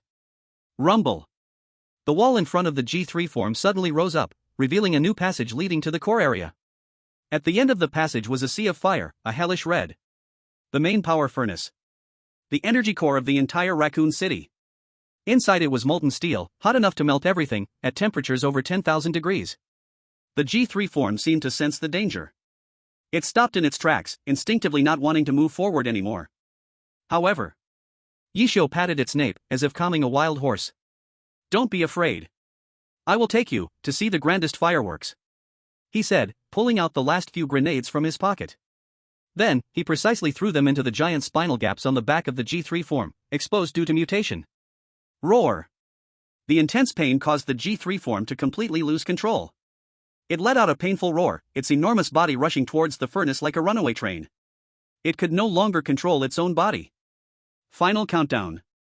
Ye Xiu looked at the fiery inferno ahead, his gaze calm. He raised the grappling hook launcher in his hand, aiming at a cable used for transporting materials above the furnace. Just as the G3 form was about to plunge into the furnace, he pressed the launch button. Whoosh! He was pulled into the sky by the grappling hook. While beneath him, the enormous mount let out a desperate wail. It plunged into the molten steel hell that could melt everything. Chapter 28. Goodbye, my mount. Sizzle. When the G3 form's massive body fell into the molten steel furnace, the entire world seemed to fall silent. The temperatures over 10,000 degrees vaporized all the organic material on its surface within a mere hundredth of a second. It couldn't even produce a complete scream of agony. It turned into a putrid green smoke. That incredibly hard purple core, caught in the molten steel, lasted less than 3 seconds. It shattered just like glass, with a bang. Kill boss stage 3, G creature, final form. Gain source points, 5,000 points. Gain special achievement, melted core, killed the final boss using extreme environment. Gain special title, Beast Tamer, you took the boss as a mount. The system's prompt echoed in Ye Xiu's mind, flooding the screen. At this moment, Ye Xiu was gripping the cable, slowly gliding above the furnace. Below was the rolling, gold-red hell. Above was the cold, steel dome. This scene was filled with apocalyptic poetry and shock. It was immortalized in the eyes of 7 billion people worldwide through the live broadcast. In the live broadcast room, there were no bullet comments. Not because no one was typing, but because everyone had been so shocked that they were speechless. Their brains could no longer process what had just occurred, an event that could only be termed a miracle. Taming a boss as a mount? Then personally sending it into the furnace? This is something a carbon-based lifeform could come up with? Dragon Country. Bizarre Strategy Research Department. Clatter. Zhang Dinghua's teacup slipped from his hand, shattering on the floor. But he was completely oblivious. He just stared at the screen, at the figure like a god, hovering above the sea of fire. His lips trembled, and it took him a long time to squeeze out 2 words. Freak. A thoroughly freak. Ye Xiu slid down the cable to the opposite side of the furnace. Here was a small control room. On the other side of the control room was the emergency escape elevator to the ground. He glanced at his watch. Only 10 minutes were left until the self-destruct sequence initiated. The timing was just right. He walked to the elevator and pressed the button to go up. The elevator door slowly opened. However, inside, it was not empty. A figure was huddled in the corner of the elevator, trembling. He wore tattered combat gear, his face smeared with blood and fear. He was the last survivor of the Western Alliance. A sniper from the Empire on which the sun never set. Earlier, during the massacre at the shooting range, he had hidden in a ventilation duct, narrowly escaping death. Then, he had been hiding and running, relying on pure luck, managing to find this final escape route before Ye Xiu. At that moment, seeing Ye Xiu was like a mouse seeing a cat. He felt weak and collapsed to the ground. No. Please don't kill me. I surrender. I'll give you all my source points. He begged, stumbling over his words. Ye Xiu looked at him, his expression behind the mask unchanged. He simply, slowly, walked into the elevator. Then, he pressed the close door button. And the button to go to the top floor. The elevator began to rise slowly. In the cramped space, the atmosphere was stifling. The sniper huddled in the corner, not daring to breathe. He felt as if he was trapped in a metal box with death itself. You. Ye Xiu suddenly spoke. The sniper trembled all over in fear. Yes. Give me your grappling hook launcher. Ye Xiu's tone was unyielding. Huh? Oh, okay. The sniper did not dare resist at all, quickly unstrapping the grappling hook launcher from his waist and respectfully handed it to Ye Xiu. Ye Xiu took it and inspected it. It was the same model he had seized earlier. Ding! At that moment, the elevator reached the top floor. The door slowly opened. Outside was a wide platform. In the center of the platform was a giant H symbol. This was the top of the clock tower. Also, the final evacuation point. In the night sky, the sound of helicopters was growing louder, coming closer. Hope was just ahead. However, when Ye Xiu and the sniper stepped out of the elevator, their expressions changed at once. Because they saw. In the center of the helipad, there stood another, unexpected guest. A figure dressed in a black trench coat and wearing a top hat. The tyrant. It had actually followed them here. Its body was covered in scars from explosions. But its presence was even more terrifying than before, more frenzied. Clearly, it had entered its final rampage form. Roar! The tyrant saw Ye Xiu and let out a thunderous roar. It violently ripped off its top hat and threw it to the ground, revealing its menacing head, covered in veins and sharp teeth. Immediately, its arms transformed violently, turning into two terrifying claws, like giant mantis blades.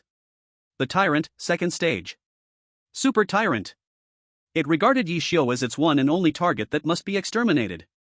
No. No. The sniper from the empire on which the sun never set completely broke down upon seeing this. He let out a desperate scream and turned to escape back into the elevator. But it was too late. Pooh.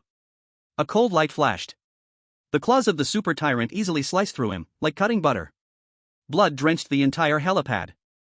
Now, at the top of the clock tower, only Ye Xiu and this relentless pursuer remained. Chapter 29 SSS Plus.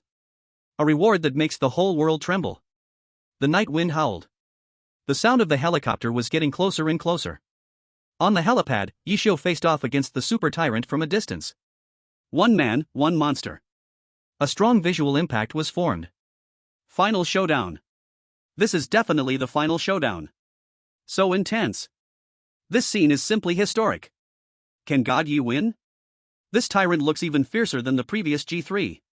The hearts of the global audience were in their throats. They knew that this Raccoon City journey, lasting for hours.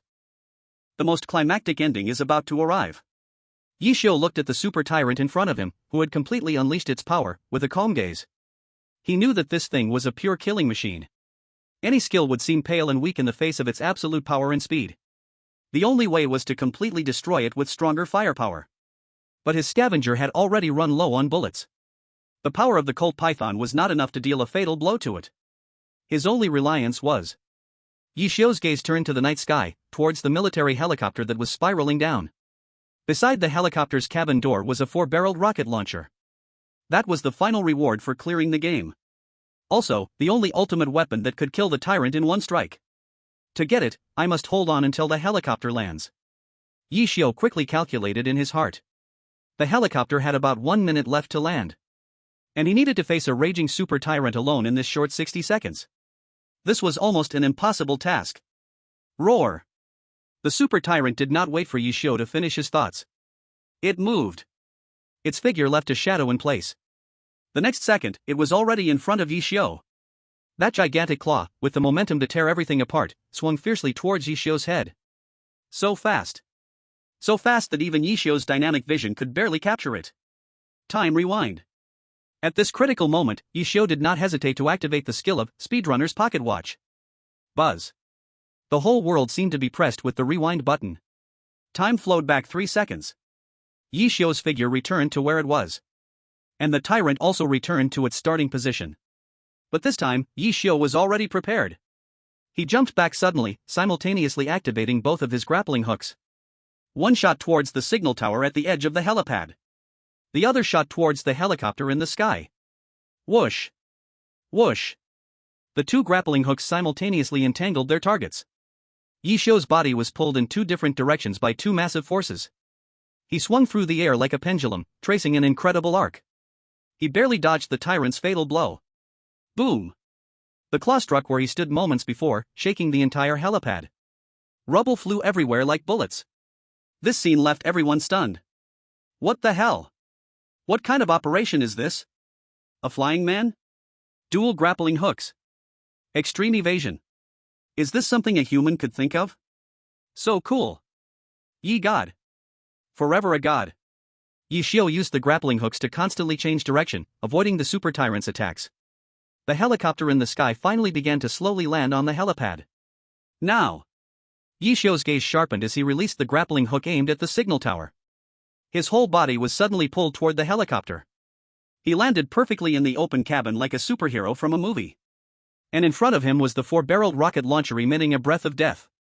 Goodbye. Ye Xiu hoisted the rocket launcher, aiming at the ground where the super tyrant was looking up and roaring in anger. The corner of his mouth curled up in a victorious smile. Boom! A rocket shot out, trailing a long tail flame. It accurately hit the super tyrant's chest. A violent explosion instantly engulfed it completely. Kill the final boss, super tyrant. Obtain source points, 10,000 points. Dungeon, the last night of Raccoon City, cleared. Calculating clearance evaluation. As Ye Xiu's figure was enveloped in the light of clearance, the whole world fell silent. Everyone was still immersed in the epic final duel that had just taken place. Unable to extricate himself for a long time. Until the grand system announcement echoed across the world once again. Settlement complete. Chosen 1, Ye Xiu. Mission completion, 100%. Hidden element exploration, 100%, discovered the T-Virus perfect evolution serum, epic rating bonus. Boss kill count, 4/4, full clear, huge rating bonus. Hostile chosen 1 kills, 15, triggered scavenger achievement, huge rating bonus. Worldview exploration, discovered clues of it, significant rating bonus. Overall evaluation, SSS+, beyond gods. SSS+. Another unprecedented, extreme evaluation beyond the limit. If the last SSS was a shock, then this SSS+ brings fear. Leaders of all Western countries shuddered when they saw this evaluation. They knew Dragon Country's giant dragon was no longer just awakening. It was about to soar. Congratulations to Dragon Country for receiving SSS+ level clearance evaluation, national fortune rewards being settled. Reward 1, Controllable Nuclear Fusion Technology, Basic Information Package, has been sent to the Dragon Country Academy of Sciences.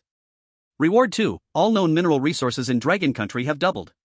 Reward 3, all citizens of Dragon Country, physical fitness increased by 20%, immune to all known common viruses. Reward 4, auspicious omen for Dragon Country, for the next year, favorable weather, peace and prosperity.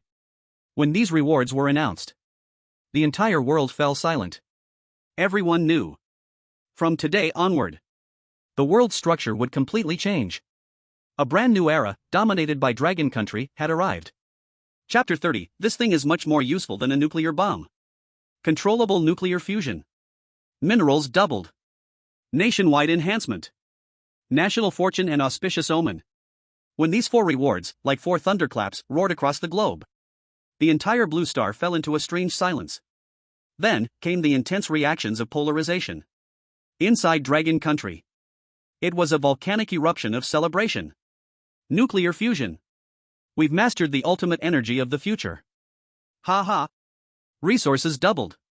We'll never be strangled by the West again. I feel full of strength. It seems like my cold just disappeared. Ye God. Long live Dragon Country. Long live. Countless people spontaneously took to the streets. They waved national flags, singing the national anthem.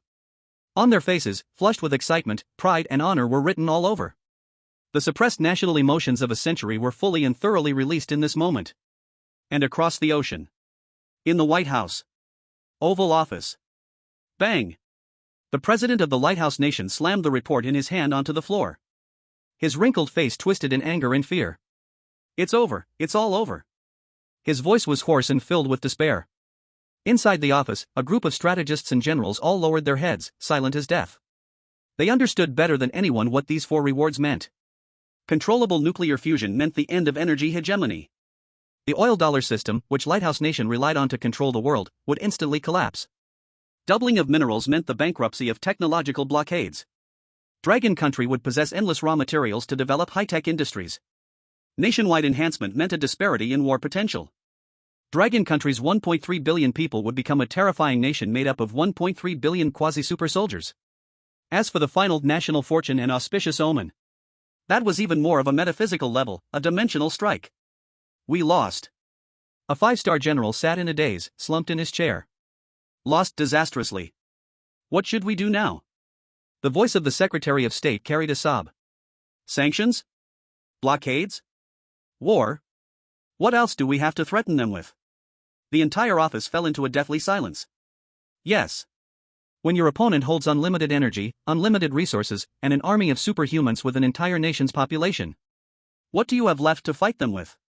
Ye Xiu. The president's mouth painfully uttered the name he both hated and feared. Our biggest mistake. From the very beginning, we never saw him as a real threat. We treated him like a clown, like a joke. Yet, while we laughed at him, he pulled us step by step into the abyss. In the instant space, the light column gradually dissipated. Ye Xiu's figure was about to return. Personal settlement completed. You have obtained origin points, 20,000 points. You have obtained special titles, Cleaner, Beast Tamer. You have obtained special item, Strange Fragment X1. It has detected you hold an SSS level item T-Virus, Perfect Evolution Serum, improved version. Would you like to spend 10,000 points to permanently manifest it? Yes. Ye Xiu did not hesitate. Manifestation successful. Remaining origin points, 10,000 points. Please allocate your points to enhance physical attributes. Current 4-dimensional attributes are at 25 points. Ye Xiu looked at his attribute panel and pondered slightly. He did not choose to add points evenly. Instead, he allocated all 10,000 points to Spirit. Strength, 25. Agility, 25. Stamina, 25. Spirit, 25-40. The higher the attribute, the more points are needed for improvement. In his eyes, physical quality could achieve a qualitative leap through serum injection. And Spirit, this seemingly ethereal attribute, was the foundation of him as a tactical master. Greater spiritual power means faster thinking speed, stronger memory, and more terrifying insights into game rules. Point allocation completed, returning. A flash of white light. Ye Xiu returned to the Dragon Nation's Strange Talk Strategic Research Department, that familiar S-class conference room. At the moment he returned, everyone in the conference room, including Zhang Dinghua, all stood up with a whoosh. Then, they saluted him with the highest military respect. Welcome home, hero. Zhang Dinghua's voice was loud and excited. In his eyes, sparkling tears glimmered. Ye Xiu looked at the scene before him and scratched his head helplessly. Director Zhang, I already said there's no need to be so polite. He took out from his pocket a syringe filled with blue liquid. This thing should be much more useful than a nuclear bomb. He handed the syringe to Zhang Dinghua. Zhang Dinghua looked at the syringe radiating a dreamlike glow, his hands trembled slightly. Inside contained the hope for the evolution of Dragon Nation, even for all humanity. Good. Good. Good. He said good 3 times, carefully taking the syringe. The top experts from the Academy of Sciences are on standby. We will analyze and replicate it immediately. No. Ye Xiu shook his head. This thing isn't that easy to replicate. And... He paused, looking at Zhang Dinghua, his gaze suddenly serious. It's most suitable not for research, but to create a true guardian. Chapter 31 Evolution, Birth of the New Humanity. Ye Xiu's words silenced the entire conference room. Everyone's gaze focused on him and that blue syringe. Guardian? Zhang Dinghua's brows furrowed slightly. He didn't quite understand Ye Xiu's meaning. Director Zhang, do you think the National Fortune Strange Talk will end here? Ye Xiu asked back. Zhang Dinghua fell silent. Yes. Although Dragon Nation had achieved an unprecedented victory this time, that so-called strange existence hung over all humanity like the sword of Damocles. No one knew how it would strike next. This time, the instance, strange, has already activated special correction mode. Ye Xiu continued. It is targeting me, attempting to limit my game experience with more complex rules. Next time, the time after next, the difficulty of the instance will only increase. It will be so high that perhaps even I won't be able to clear it as easily as now. His words poured cold water over everyone. It made the crowd, who just celebrated in joy, suddenly wake up. Indeed. They couldn't place all their hopes on Ye Xiu alone. What if Ye Xiu failed in the next instance? The consequences would be unimaginable. So, we need more hidden cards. Ye Xiu's gaze swept over everyone present. We need a true super soldier that surpasses human limits. A guardian that can crush everything with absolute strength, even without my tactics. His gaze finally landed on that vial of serum. And this is the key to creating the Guardian. Everyone understood. Ye Xiu meant. He wanted to leave this life-changing opportunity to the person most suited for it. What about you? Zhang Dingguo looked at Ye Xiu, his voice hoarse. You are the one most suited for it. You are the greatest hero of our dragon country. No. Ye Xiu shook his head, a relaxed smile on his face. I'm just a gamer. I'm not professional in fighting and killing. I need the sharpest sword to perfectly execute my strategy. As he spoke, a figure flashed through his mind. A figure he had met briefly during the group instance selection. That loyal and brave, yet somewhat naive Special Forces king. Wang Hu. I recommend Wang Hu. Ye Xiu spoke this name. An hour later. Inside the highest level biological laboratory of Dragon Country. Wang Hu, a nearly 2-meter tall man whose muscles were like steel, sat in the experimental chair with a confused look. Ye God, are you serious? You want to give me this, divine medicine? He still felt like he was dreaming. He was just an ordinary member among millions of soldiers in Dragon Country. Though hailed as king of soldiers, in front of someone like Ye Xiu, he felt utterly insignificant. He couldn't comprehend why such a tremendous opportunity would fall onto him. Stop talking. Ye Xiu loaded the serum into a syringe. This is an order. He walked to Wang Hu, looking for a vein in his arm that was thicker than his thigh. It might hurt a bit, bear with it. He said as he slowly pushed the needle inside. The blue liquid was injected bit by bit into Wang Hu's body. Ugh! Wang Hu's body trembled violently. He felt like lava was rushing into his veins. Intense, indescribable pain instantly engulfed his whole body. Ah! He let out a primal scream of pain. His muscles started to uncontrollably writhe and swell. Veins bulged under his skin, like dragons. His bones made cracking sounds, like the sound of teeth grinding. As if a force from within was about to burst him apart completely. Data! Quickly! Monitor all life signs. Outside the laboratory. Zhang Dingguo and a group of top scientists anxiously watched the data on the monitor. Heart rate over 300. Blood pressure soared to 400. Cell activity is increasing geometrically. His gene chain is recombining. Every single piece of data challenged the limits of modern medicine. Roar! Wang Hu's eyes turned completely red. He broke free from the restraints and stood up abruptly from the chair. A wild, primal aura burst forth from him. He seemed to be losing his mind. Ye Xiu! Get out here! It's dangerous! Zhang Dingguo shouted loudly into the communicator. However, Ye Xiu stood still, motionless. He quietly watched the man before him about to be consumed by power. Then, he slowly raised his hand. He slapped Wang Hu's face. Slap! A crisp sound echoed in the laboratory. The entire laboratory fell silent. Wang Hu's massive body stumbled back. The red light in his eyes seemed to fade a little. He looked at Ye Xiu in confusion. You are a soldier. Ye Xiu's voice was not loud, but it hit Wang Hu's heart like a heavy hammer. Is a soldier's will so easily broken by a little pain? Lift your head, and look at me. Tell me who you are. Wang Hu's eyes gradually regained clarity. He looked at Ye Xiu, looked at the tense, hopeful faces outside the laboratory.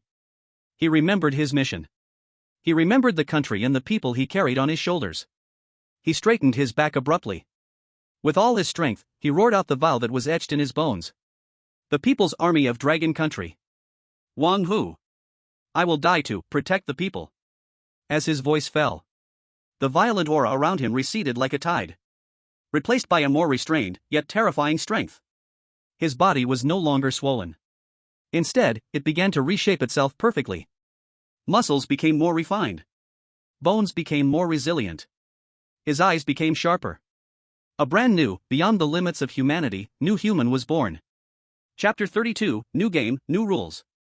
When Wang Hu's body stabilized completely, the entire laboratory erupted with thunderous applause and cheers. It's a success. We succeeded. His body data, oh my god. This is no longer human. This is a god. The scientists looked at the terrifying physiological data on the screen, excited to the point of speechlessness. And Wang Hu was feeling an unprecedented surge of power inside him. He simply clenched his fist lightly. The air was shattered by his grip, making a crackling sound. He knew that he had been reborn. He walked to Ye Xiu, without extra words. Just deeply bowed to him. then saluted him with the most standard military salute. Ye God. From now on, my life belongs to you. I would walk through fire and water without hesitation. He knew that Ye Xiu gave him not just power, but also a responsibility strong enough to protect the entire country. Ye Xiu looked at him, nodding in satisfaction. Very good. From now on, the face of Dragon Country will rely on you. I just want to quietly play games in the back. His words made everyone present show knowing smiles. Yes. One is the sharpest, indestructible sword of Dragon Country. The other is the smartest, strategizing brain of Dragon Country. The combination of sword and brain. What in the future could they not conquer? Just then, that cold mechanical voice, which had been absent for a long time, echoed across the globe once more without warning. This time, there seemed to be a hint of barely noticeable coldness in its voice. Warning, detected chosen one individual strength, abnormal breakthrough occurred. World balance system has been activated. Special correction mode level increased. The next round of National Luck Horror Tales will forcibly open in 24 hours. Dungeon type, super large sandbox survival dungeon, pixel block survival rules. This round's rules will undergo major changes. Rule 1, all countries will randomly draw an additional assistant chosen one to enter the dungeon with the main chosen one. Rule 2, all game experience in the dungeon will be reset to 0. All known bugs and mechanisms will be invalidated. Rule 3, this time the dungeon will force all chosen ones to engage in PvP combat. In the end, only one country can win. The winner will plunder part of the national luck from all defeated countries. Wish everyone a pleasant game. When this series of announcements was released, the whole world fell into a deathly silence. Everyone's face was filled with shock and horror. An additional assistant drawn? Game experience reset? Only one victor in the end? Plundering, national luck? This is no longer a game. This is a national luck survival game of life and death. Dragon Country's Strategic Research Department. Zhang Dinghua's expression became extremely serious. It found that conventional methods can no longer restrict us. So, it wants to use the cruelest, most direct method to completely erase us. Resetting all game experience. This is clearly aimed at Ye Xiu. Everyone's heart sank. Their greatest support was Ye Xiu's incredible gaming experience. But now, this greatest support had been cut down with a single blow. This time, what they were about to face was a completely unknown, blood-soaked battlefield full of hostility. However, as the person involved, Ye Xiu, after hearing all the rules, only raised his eyebrows. Pixel block survival rules? He stroked his chin, a strange expression appeared on his face. This name, why does it sound so much like Minecraft? Chapter 33, this game, I'm familiar with. Minecraft? Ye Xiu instinctively repeated this name. His expression became very strange, as if he were watching a poor imitator. In the conference room, the seriousness on everyone else's faces showed no signs of fading. Comrade Ye Xiu, this is not a time for jokes. Zhang Dinghua's voice carried an unprecedented seriousness. Rule 2, all known bugs and mechanisms will be ineffective. This is deadly for you. Your greatest advantage has been directly wasted by the strange system. A young analyst couldn't help but speak up, his voice trembling. Yes, Lord Yi. Without gaming experience, you're at the same starting line as all those chosen ones. No, you're even worse than them. Those people from the Lighthouse Country at least have their physical fitness. The atmosphere in the entire conference room was stifled, making it hard to breathe because of this rule. Who said my advantage was gaming experience? Ye Xiu suddenly laughed. He looked around at the worried faces and shrugged his shoulders. My biggest advantage is clearly my brain. He pointed to his temple. Silent Corridor and Resident Evil are puzzle and shooting games, relying on memory and skill. But what is a sandbox game like Minecraft based on? It's imagination, it's creativity, it's the ability to plan and organize. Does Strange think that by eliminating my memory, it can limit me? Ye Xiu shook his head, the smile on his face carried a hint of sarcasm. It doesn't understand at all what a true player is. His words left everyone in the conference room in shock. They looked at Ye Xiu's confident face, and the panic in their hearts unconsciously dissipated by more than half. Indeed. When has this man ever let them down? Haven't the miracles he created been many? Well said. Wang Hu, who had been standing quietly at the side, suddenly clapped, his voice booming. Lord Yi, just use your brain. Whoever dares to come up to cause trouble, I'll punch them into pixel blocks. He shook his massive fist, filled with absolute trust in Ye Xiu. Zhang Dinghua looked at the one literary and one martial combination before him, and could finally relax the frowning brow. He nodded. Good. Then let's have some fun with it. However, Rule 1 is also very crucial, an additional assistant must be drawn. Before he could finish his sentence, the screen for global live streaming lit up again. Assistant chosen 1 selection, starting. Randomly selecting Dragon Country's assistant chosen 1. The screen began to switch wildly. This time, the emotions of the Dragon Country citizens were not as desperate as before. They were nervous, but more importantly, expecting. With Lord Yi and Wang Hu in the front, they believed that this time, Dragon Country would definitely create another miracle. Make sure to select someone useful. Preferably a hunk like Brother Wang Hu. 2 against the world. No, I think we should pick someone smart who can assist Lord Yi. The bullet comments in the livestream were buzzing with discussions. At this moment, the command center of Lighthouse Country was also nervously paying attention to the assistant candidate selections from various countries. General, our assistant has been confirmed. It's explosives expert John. He can produce extremely powerful explosives. Very good. How about the Cherry Blossom Country? It's the heir of the ninja family, Thousand Shadows. Good at stealth and assassination. Ha ha ha. Good. Very good. MacArthur listened to the good news coming in one after another. A smile finally appeared on her face. No matter how strong Ye Xiu is, he is just one person. We have elites from dozens of countries. This time, with sheer numbers, we will bury him. Does he think this is a game of creation? I want him to know, this is a damn war game. Under the watch of billions of viewers around the world. The scene from Dragon Country finally froze. The setting was not a training ground or a war room. Instead, it was a spacious, bright room filled with design elements, a building design institute. In the center of the image, a young woman in a white shirt, wearing gold-rimmed glasses, with a gentle and intellectual aura, was bending over a drawing board, focusing intently on drawing a complex architectural structure. Her fingers were delicate and steady, holding the drawing pen as gracefully as if she were wielding a scalpel. Sunlight poured through the floor-to-ceiling windows, bathing her in a soft halo. Time was peaceful, untouched by the world. However, at this moment, the global live broadcast room erupted completely. A designer? I can't believe after waiting so long, you picked this? It's over. We're doomed. The heavens want to destroy Dragon Country. We have the king of soldiers. A Superman. And the deputy chooses a frail designer? How can we fight like this? The hope that had just ignited in the hearts of Dragon Country's citizens was instantly doused in a bucket of cold water. They had imagined countless possibilities but never thought they would choose an ordinary-looking person who seemed powerless. And a woman at that. Ha ha ha. This is hilarious. Dragon Country's deputy is an architect. Oh my god. Are they planning to develop real estate in the world of horror stories? Looks like Dragon Country's luck has run out.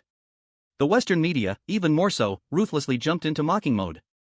In the Strategic Research Department of Dragon Country, Jean Dingwa also showed a trace of astonishment on his face. The analysts behind him exchanged confused glances, not knowing what to do. Chief, this. Could it be a mistake? Only Ye Xiu, upon seeing that woman, had his eyes light up suddenly. His expression was no longer playful and calm, but a kind of ecstatic joy. A joy that he had finally found the last piece of his puzzle. An architectural master. Skilled in spatial structure and material mechanics. Perfect. Simply the perfect logistics officer. He slapped his thigh, almost jumping with excitement. Chief Chang. It's her. This time, we are guaranteed to win. His words left everyone stunned. Guaranteed to win? Just because of a designer? Comrade Ye Xiu, you. Zheng Dingguo looked at him, puzzled. You don't understand. Ye Xiu's eyes glimmered with a light named professionalism. In my world, the value of a top architect is greater than that of 100 Wanghus. She is our mobile base, our fortress of war, our strongest backing in this pixelated world. Deputy chosen, Lin Shui. Teleportation countdown, 10, 9, 8. White light suddenly appeared around that woman. She raised her head, her face showing a hint of confusion. Then, her gaze seemed to meet Ye Xiu's through the screen.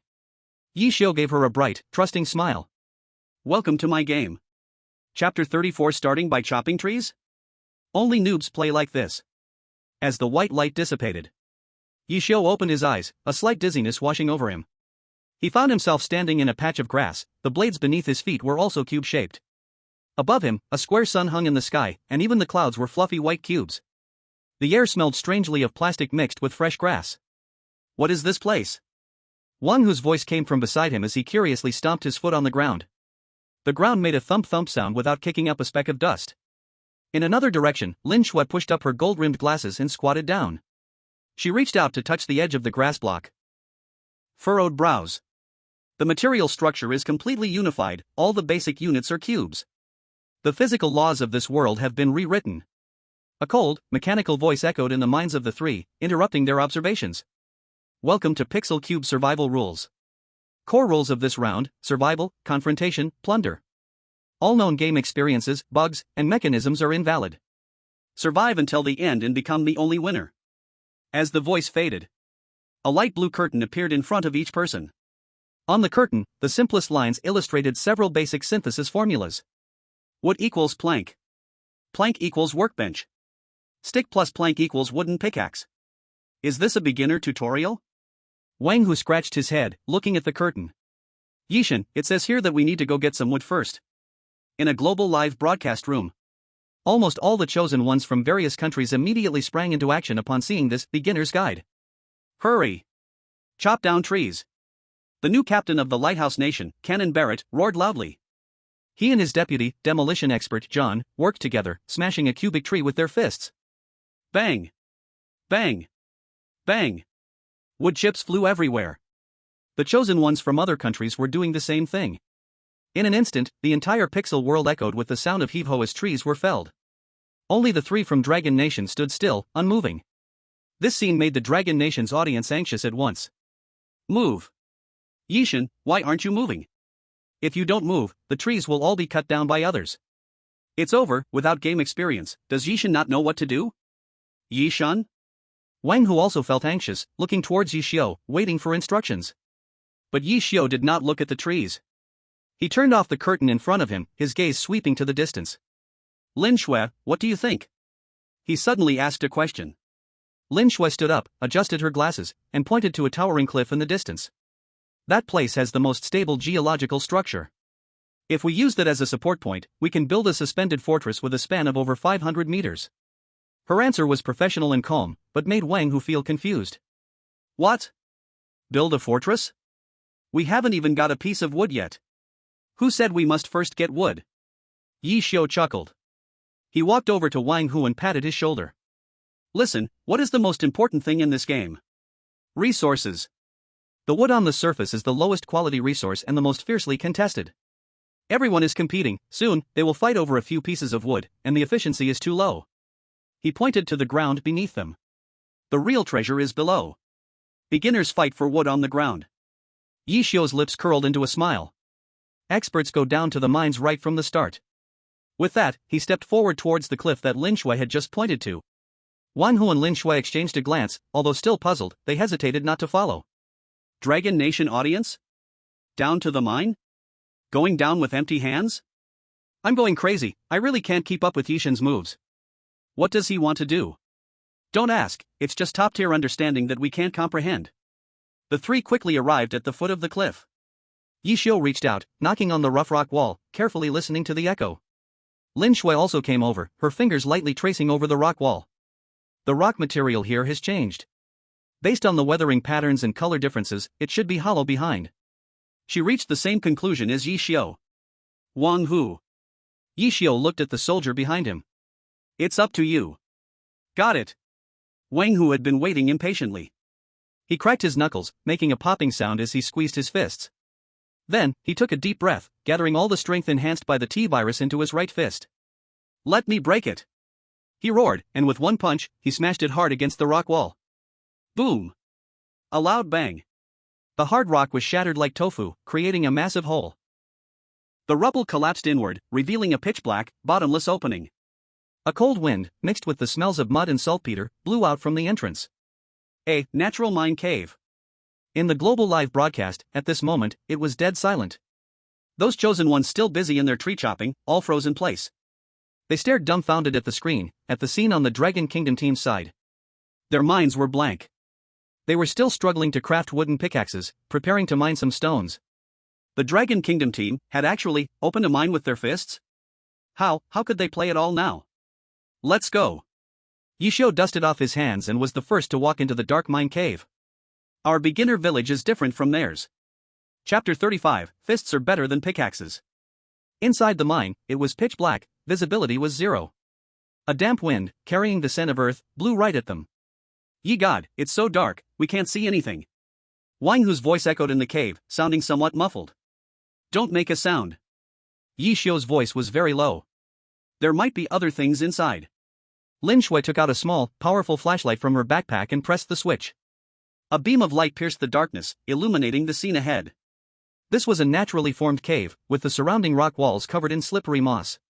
Several bat-like creatures, made of blocky shapes, hung upside down from the cave ceiling, startled by the light, fluttered their wings and flew deeper. The structure of these creatures is similar to the plants outside. Lin Shui shone the flashlight on the rock wall, the lens reflecting data like light.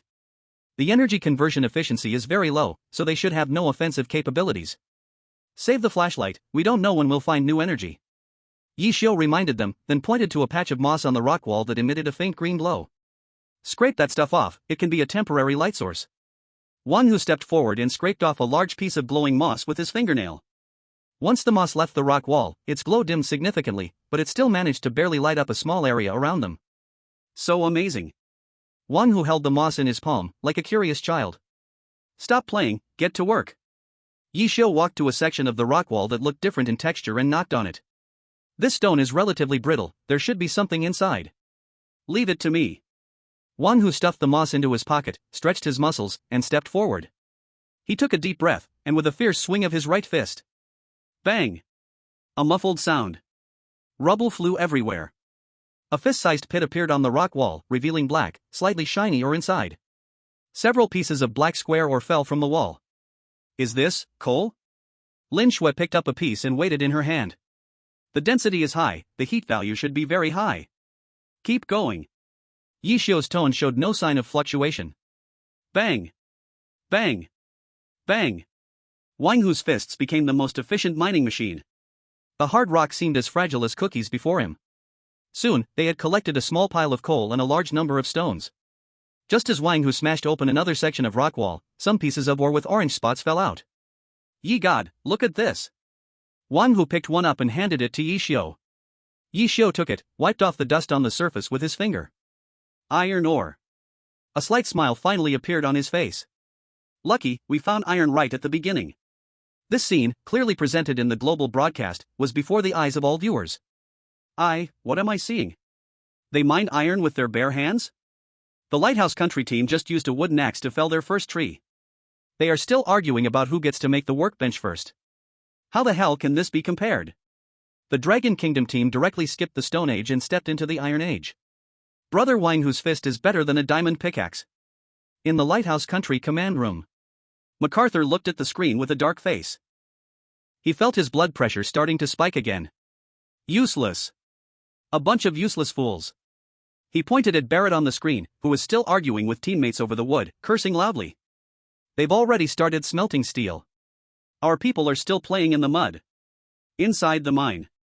Lin Shui, find a safe and open place, we need a temporary base. Ye Xiu gave a new order. Here. Lin Shui shone her flashlight towards a corner of the cave. There, the terrain was higher, and there was only one entrance, making it easy to defend but hard to attack. The rock layers here are the thickest, capable of withstanding high temperatures and impacts. We can place the furnace and workbench here, forming a basic industrial area. Her speech was fast, and a complete blueprint for the base was already built in her mind. Okay. Ye Xiu nodded, then picked out a few appropriately sized stones from a pile. He arranged the stones together in a specific way. Soon, a simple stone workbench took shape in his hands. He used the same method to build a more complex stone furnace. You can make these things with stone? Wang Hu was dumbfounded. Who says you can only use wood? Ye Xiu retorted. The rules have changed, and the way we think must change too. This is pure creation, unrelated to experience. As he spoke, he put coal and iron ore into the furnace. Then, he quickly rubbed two stones together to ignite the coal. The orange-red flame instantly lit up the faces of the three. It also illuminated the beginning of an entirely new era. Hiss. At that moment, a strange scratching sound came from deep within the mine. Something's coming. Wang Hu instantly became alert, standing protectively in front of Ye Xiu and Lin Shui. In the darkness, 8 pairs of red glowing eyes slowly lit up. Next, a huge spider, as big as a grinding disc and made of black blocks, crawled down from the cave top. Its mandibles dripped with green goo. A monster? Wang Hu was not frightened but rather excited, clenching his fists. Perfect, I can try my skills on you. He was ready to charge forward. Wait. But Ye Xiu stopped him. Don't use your fists. He picked up a sharp-edged stone shard from the ground and handed it to Wang Hu. Use this, and see if you can cut something off of it. Our tools need an upgrade. Chapter 36, Is this monster fighting? This is material gathering. Use this? Wang Hu looked down at the palm-sized stone shard in his hand. The edge of the shard was slightly sharp, but no matter how he looked at it, it had nothing to do with being a weapon. He looked up again at the giant spider slowly descending from the cave top, with a body as big as a grinding disc and 8 long legs like steel bars. Ye God, I think my fists are better than this thing. Wang Hu sincerely expressed his opinion. Hiss. The pixel spider seemed to sense their presence, as its 8 red compound eyes turned towards them and emitted a threatening hiss. If we smash it, we'll only get a pile of useless fragments. Ye Xiu's gaze locked onto the joints of the spider's legs. Do you see those connection points? The color is darker, and the arrangement of pixel blocks is denser. If I'm not mistaken, that's the material we need. Lin Shui adjusted her glasses, and the beam of the flashlight accurately illuminated one of the spider's legs. The reflectivity at the joints is different, and the hardness is at least 3 times that of ordinary rock. Violently destroying it will cause its structure to collapse and become unusable. Her voice was calm, as if analyzing an engineering blueprint. Do you understand? Ye Xiu turned to Wang Hu. Your task is not to kill it, it is to dismantle it. Wang Hu nodded, somewhat confused, his face lighting up with a goofy smile. Got it. Just like taking apart a tank. He no longer hesitated, gripping the stone shard tightly and proactively moving forward. Hey! Big bug! Look over here! Wang Hu shouted loudly, successfully attracting the spider's attention. The spider let out a hiss, its 8 legs moving in unison, lifting its body off the ground, charging at Wang Hu like a bolt of black lightning. Thud! A blob of green, square liquid sprayed from the spider's mouth, hitting the ground where Wang Hu had just stood. The ground was instantly corroded into a small pit, emitting black smoke. Watch out for its venom! Lin Shui shouted loudly. Wang Hu's body, enhanced by the T-virus, displayed agility that belied his size. He pushed off the ground, his body suddenly sliding sideways, narrowly dodging the venom. At the same time, he had already dashed beneath the spider. He did not look up to attack the spider's weak underbelly, instead, he lowered himself, purposefully grasping one of the spider's front legs.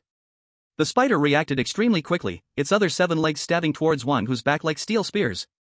Left rear, 3 o'clock direction, attack gap 0.5 seconds. Ye Xiu's voice rang in Wang Hu's ear, like the highest precision tactical command. Without thinking, Wang Hu's body twisted suddenly, dodging the deadly encirclement at an unbelievable angle. His big hand successfully grasped the targeted front leg. Come here! Wang Hu shouted with power from his waist. His terrifying strength forcibly pulled the giant spider, knocking it off balance from its rapid movement. He followed through, pressing that spider leg firmly down onto the ground. The spider struggled wildly, its remaining legs flailing chaotically. But Wang Hu remained unmoved, his other hand gripping a stone shard, aiming at the joint of the leg, and he cut down forcefully. Creak, creak. The ear-piercing friction echoed in the mine. That feeling was not like cutting flesh, but more akin to sawing through an iron pipe. This scene left the global livestream viewers in shock. Wow! You can fight monsters like this? Others fight monsters for experience, but the Long Country team fights for parts? Brother Wang Hu is amazing. He's tearing apart a giant robot. Did you all notice? Yishin's commands, Lin Shui's analysis, Wang Hu's execution, the 3 of them are a perfect team. On the side of the Lighthouse Country team, Barrett and John were still arguing heatedly over the distribution of a piece of jerky. The stark contrast left everyone in silence. Hiss. The intense pain drove the spider into a complete frenzy. It gave up struggling, its entire body suddenly retracting, its enormous abdomen raised high, ready to crush Wang Hu into a meat paste. Now! Ye Xiu's voice echoed again. Wang Hu's eyes flashed with brilliance, abandoning the cutting. His body flipped abruptly backward. Boom! The spider's massive abdomen smashed down heavily onto where he had just been. The ground trembled under the impact. And Wang Hu, using the momentum from the roll, forcibly, tore down the leg of the spider that he had already cut most of the way through. Thump! Green liquid gushed out from the severed end. A complete spider leg, made of dark pixel blocks, landed in Wang Hu's hand. Material acquired, Cave Spider's Chitinous Leg X1. A system prompt appeared before all Long Country viewers. With one leg severed, the spider's balance was greatly affected. It let out a piercing hiss, its attacks becoming even more frenzied but losing all coordination. Its attack pattern is disrupted, threat level reduced by 70%. Lin Shui calmly analyzed. Wang Hu, finish it. Ye Xiu gave the final command. Okay. Wang Hu tossed the trophy to Ye Xiu, then cracked his knuckles and charged forward again. This time, he had no reservations. Bang! A simple, straightforward punch landed squarely on the spider's face. The spider's head, constructed of blocks, exploded instantly. Its huge body collapsed with a thunderous crash, then transformed into a pile of tiny pixel blocks and a few shining items. A bundle of white silk and a few red eyeballs. Material acquired, Spider Silk X3. Materials acquired, Spider Compound Eyes X2. Ye Xiu stepped forward and picked up the spoils one by one. He weighed the spider leg in his hand, a satisfied smile appearing on his face. Ding! A crisp notification sound came from the stone furnace beside him. The first smelted iron ingot popped out. Materials, ready. Ye Xiu walked over to the workbench. He first struck the hot iron ingot with a stone, shaping it. A shimmering iron pickaxe was born in his hands. Dragon Country Team has synthesized the first iron tool. This system announcement echoed worldwide. All the chosen ones still using wood and stone stopped moving. Their faces were filled with despair. However, it wasn't over yet. Ye Xiu picked up the spider leg, a wooden stick he found somewhere, and a bundle of spider silk. He placed all three items on the workbench. Buzz. A brand new synthesis formula appeared on everyone's screens. Spider leg plus wooden stick plus spider silk equals chitin spear. A fiercely shaped spear, its tip glowing with ghostly light, appeared on the workbench. Dragon Country Team has synthesized the first biological weapon. Ye Xiu held the iron pickaxe in one hand and the spear in the other. He turned around to look at Wang Hu and Lin Shui behind him. All right. Armed and ready. Now, let's clear out this mine completely. Chapter 37, Climbing the Tech Tree a Bit Too Fast. Ye Xiu handed the chitin spear to Wang Hu. Wang Hu reached out to take it, the spear feeling heavier than he expected. He swung it, the tip cutting through the air with a whoosh. Great stuff! Wang Hu's eyes sparkled. This thing is longer than my fist, and harder too. Don't be too happy yet. Ye Xiu handed the new iron pickaxe to Lin Shui. You're in charge of exploring and marking the veins, stay safe. Lin Shui took the pickaxe, nodded, her gaze scanning the surrounding rock walls behind her glasses. Understood, the rock structure here is very complex, but there's a pattern to it. Wang Hu, you take the lead to clear all the monsters in the way. Ye Xiu picked up a freshly forged iron pickaxe for himself. I'll handle mining and cover us. No problem. Wang Hu slammed the spear down on the ground, making a dull thud. I've been itching to do this. The three-person team, with clear roles, officially began to sweep through the unknown mine. Wang Hu led the way, holding the spear in front of him, his enormous body almost blocking the entire passage. Lin Shui followed behind, occasionally striking the rock walls with her pickaxe to collect data. Ye Xiu walked at the back, vigilantly observing the surroundings. There's a fork ahead. Lin Shui's voice came. The wind speed on the left is faster, it should be the main passage. We'll go left. Ye Xiu made the decision without hesitation. As soon as they turned into the left passage, a series of clack-clack bone-scraping sounds echoed from the darkness ahead. Then, a few greenish flames lit up in the darkness. Gala! 3 skeletons made of white square bones walked out from the shadows. Their hollow eye sockets burned with green flames. In their hands, they held simple bone bows, with pixelated arrows knocked. Swish! A bone arrow shot towards Wang Hu's face with a whistling sound. Come at me. Wang Hu stood firm, the chitin spear thrusting forward swiftly. The spear tip accurately struck the incoming bone arrow. Ding! The bone arrow was knocked away, crashing against the rock wall and shattering into a pile of pixel blocks. Meanwhile, the other 2 skeletons also shot their arrows simultaneously. Wang Hu spun the spear into a blur, blocking all the arrows. Their attack frequency is once every 2 seconds, the bone strength isn't high, and the joints are the weak points.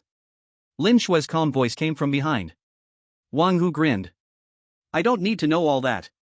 He exerted force under his feet, launching himself like a cannonball towards the 3 skeletons. The spear became his assault rifle. Pooh! The first skeleton was pierced through by him with both bow and bone. With a flick of his wrist, the skeleton shattered into a pile of bone fragments. The other 2 skeletons tried to retreat, but Wang Hu was much faster than them. With a sweeping move, the spear struck heavily against their waists. Crack! The bodies of the 2 skeletons instantly snapped into 2 halves. The entire fight lasted no more than 10 seconds. Damn! Brother Wang Hu is fierce. A human-shaped robot. This spear is unbelievably useful.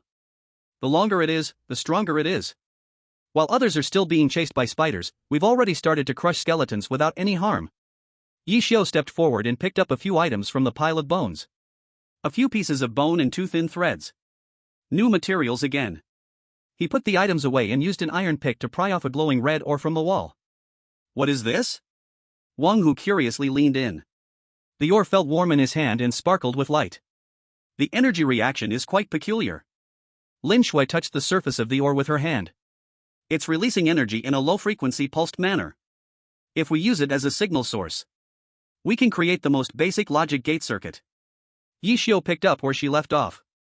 He looked at the red ore in his hand, his eyes shining with a light called wisdom. We've found the electricity of this world. Electricity? Wang Hu and Lin Shui were both stunned. That's right. Ye Xiu placed the red stone, wooden stick, and a stone slab on the workbench. Red stone plus wooden stick plus stone slab equals pressure plate. He then combined the red stone with a wooden stick. Red stone plus wooden stick equals red stone torch. Dragon Country Team has unlocked red stone technology. This system announcement was more shocking than any before. If the Iron Age only made other countries feel the gap, then the emergence of red stone technology brought despair. It was a blow from the cold weapon era, directly stepping into the electrical age. What is this thing? The Lighthouse Nation team, Barrett stared blankly at the new synthesis list popping up on the screen. Up until now, he hadn't even built a proper stone house. The Dragon Country team was already playing with circuits? General, how can we continue to chase? His assistant John spoke with a choking voice. MacArthur sat in the command room, ashen-faced and silent. In the mine. Ye Xiu placed a pressure plate on the ground and connected it to a distant red stone torch using red stone powder. Wang Hu, curious, stepped on it. Bang! The distant red stone torch instantly went out. Hey!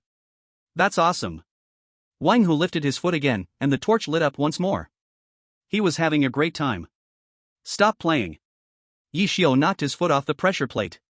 This isn't a toy. It's a trap, a weapon, the basis for an automated production line. Lin Shui, we can start planning our base.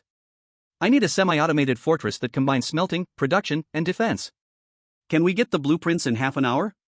10 minutes will be enough. Lin Shui pushed her glasses up, her eyes filled with confidence. The terrain here is simply perfect for building an underground fortress. Just as the two were planning their future blueprint. Ye Xiu's iron pick made a different sound while digging a red stone ore. Ding! That sound was clear and pleasant. It didn't sound like digging stone, but more like striking a hard crystal. Ye Xiu stopped his movement. He signaled for Wang Hu and Lin Shui to be quiet. Then, he carefully used the iron pick to gradually peel off the stones surrounding the red stone.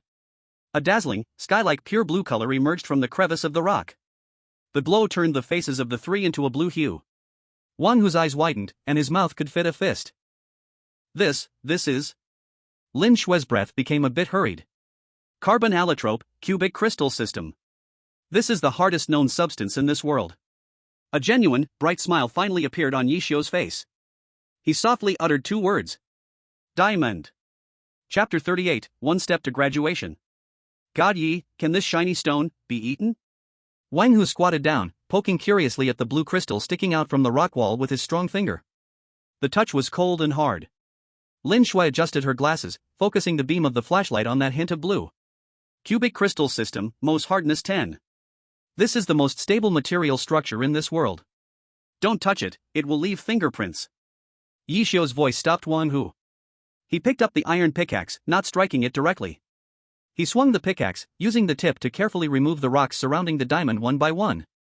His movements were precise, and his strength was perfectly controlled. Crack! The last small rock was stripped away. A fist-sized blue crystal rolled down from the rock wall, landing in Ye Xiu's already prepared palm. The cold touch received light from the sun filtering through the mine seams, refracting brilliant light. Dragon Kingdom team has discovered the first diamond. The system announcement echoed around the world again. What new thing is this? The Lighthouse Nation team, Barrett had just killed a rabbit with a rock and was about to start a fire. Hearing the announcement, the expression on his face instantly froze. General, what is diamond? In the command room, MacArthur's voice was hoarse. It's something we can never catch up with. In the mine. Ye Xiu placed the diamond on the workbench and picked up his iron pickaxe again.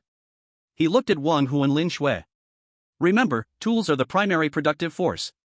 He combined the diamond with a few bone rods confiscated from the skeleton. Buzz. A brand new synthesis formula lit up on the screen. Diamond plus strong bone rod equals diamond pickaxe. A pickaxe radiating a blue glow appeared on the workbench. Its shape was full of strength and a sense of technology. Here. Ye Xiu handed the diamond pickaxe to Wang Hu. Use this to dig out the remaining diamonds.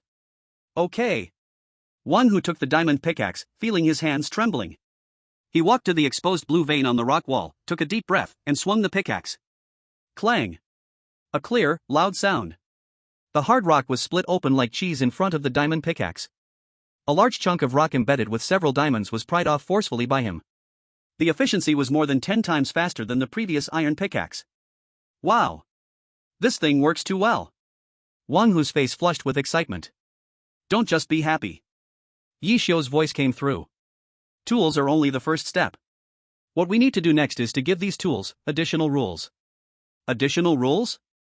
Both Wang Hu and Lin Shui were stunned. What do you mean? I mean, let our pickaxes mine faster and our weapons do more damage. Ye Xiu's gaze looked deeper into the mine. For this, we need 3 things. More diamonds, a special rock called obsidian, and... He paused, glancing at the spider silk and skeleton bones on the workbench. A. Bookshelf. Half an hour later. Under Wang Hu's frantic operation like a human excavator, the entire diamond vein was completely mined. They obtained a total of 23 diamonds. That's enough. Ye Xiu collected the diamonds. He first made a diamond pickaxe and a diamond sword for Wang Hu and Lin Shui, respectively, using diamonds. Wang Hu held the shimmering diamond sword, unable to put it down. God Yi, I feel like I can split a mountain with one sword now. Stop bragging, go clear the path ahead. Ye Xiu pointed to a passage in the mine, blocked by giant rocks. Okay. Wang Hu confidently carried the diamond sword, striding forward. Drink! He shouted loudly, slicing down with his sword. Boom! That giant rock, taller than him, was split neatly in half. The cut was as smooth as a mirror. A wave of scorching heat rushed out from the cleaved passage. At the end of the passage was a vast underground space. A river of bubbling lava stretched across in front of them. The whole space was illuminated in fiery red. Be careful, the temperature here exceeds 300 degrees Celsius. Lin Shui took out a stone chip and threw it into the lava river. The moment the stone chip touched the lava, it turned into a wisp of blue smoke. Is this the obsidian you are looking for? Wang Hu looked at the fiery red river, feeling a bit of a chill. No. Ye Xiu shook his head. He pointed to an underground water flow seeping down from the cave ceiling. When these 2 things meet, only then will obsidian be born. As he spoke, he picked up a stone and threw it towards the underground water flow. The stone changed the direction of the water flow. Cold underground water dripped into the scorching lava river. Sizzle. A harsh sound erupted. Where the water and fire merged, it instantly solidified into jet black, glassy blocks of rock. That's it. Ye Xiu picked up a diamond pickaxe and walked over. He carefully began to mine the freshly formed obsidian. Clang! Clang! Clang! The diamond pickaxe struck the obsidian, making a clanging sound, sparks flying. The hardness of this rock far exceeded that of diamonds. Only diamond tools could barely mine it. Just as Ye Xiu focused on mining, the bubbling lava river suddenly erupted with intense bubbles. Gurgle! Gurgle! Ye God! Be careful! Wang Hu was the first to notice something was wrong. Before his words fell. Crash! A huge worm, made entirely of lava and obsidian, suddenly burst out from the lava river. Its body looked like an enlarged centipede. It had no eyes, only a massive mouth filled with molten teeth. Encounter elite monster, lava worm. Its shell is cooling rapidly. Lin Shui's voice was terrifyingly calm. The cooled obsidian shell will reach peak hardness, even diamond swords cannot pierce it. Its weakness is in its throat, right when it opens its mouth, which is not completely cooled. Wang Hu! Ye Xiu shouted without turning back. Understood. Wang Hu, wielding a diamond sword, bravely charged into the searing heat wave. The lava worm seemed enraged by this tiny human. It opened its massive mouth, shooting a pillar of scorching lava towards Wang Hu. Now's the time. Wang Hu pressed forward, exerting force beneath his feet. He hurled the diamond sword like a javelin toward the worm's gaping mouth. Whoosh! The diamond sword drew a perfect parabola in the air. Accurately, it struck deep into the hot throat of the lava worm. Puff! Roar! The lava worm let out a painful howl. Its body thrashed wildly in the lava river, stirring up towering waves of fire. A few seconds later, it stopped moving. Its giant body slowly sank into the depths of the lava. Only the diamond sword stuck in its throat remained, shimmering in the light. Kill elite monster, obtain material, Worm's Lava Core X1. A fist-sized, still emitting high temperatures, red crystal floated on the surface of the lava river. Ye Xiu took out his grappling hook launcher, retrieving the core and Wang Hu's diamond sword. He handed the diamond sword back to Wang Hu. Then, looking at the lava core in his hand, as well as the collected spider silk, bones, and obsidian. The materials are finally complete. He walked to a flat piece of land and arranged 14 pieces of obsidian into a doorway shape. Then, he used 2 diamonds and a pile of complex materials to craft a table filled with mysterious runes. He also used spider silk and bones. He synthesized a blank book. Finally, he placed the still warm molten fire core as a power source under the table. Buzz! A skyward purple beam of light shot up from the table. Countless mysterious runes swirled around the table, flying and rotating. Dragon Kingdom Team has built the first enchanting table. Dragon Kingdom Team has unlocked magical technology. Ye Xiu looked at the magical scene before him and gently exhaled. Alright. Our beginner tutorial ends here. Next. He turned around and looked at the obsidian portal glowing with an eerie purple light. It's time to go to the next world to gather resources. Chapter 39, this equipment is a bit over the top. The beginner tutorial is over? Wang Hu scratched the back of his head, staring at the table surrounded by purple light, then glanced at the obsidian door shimmering with strange ripples. He felt his brain was a bit overwhelmed. Aren't we just getting started? For them, it's just the beginning. Ye Xiu brushed off the obsidian shards on his hands and walked up to the enchanting table. For us, it's time to go to the next map to grind for equipment. Lin Shui adjusted her glasses, her gaze sweeping over the runes on the enchanting table.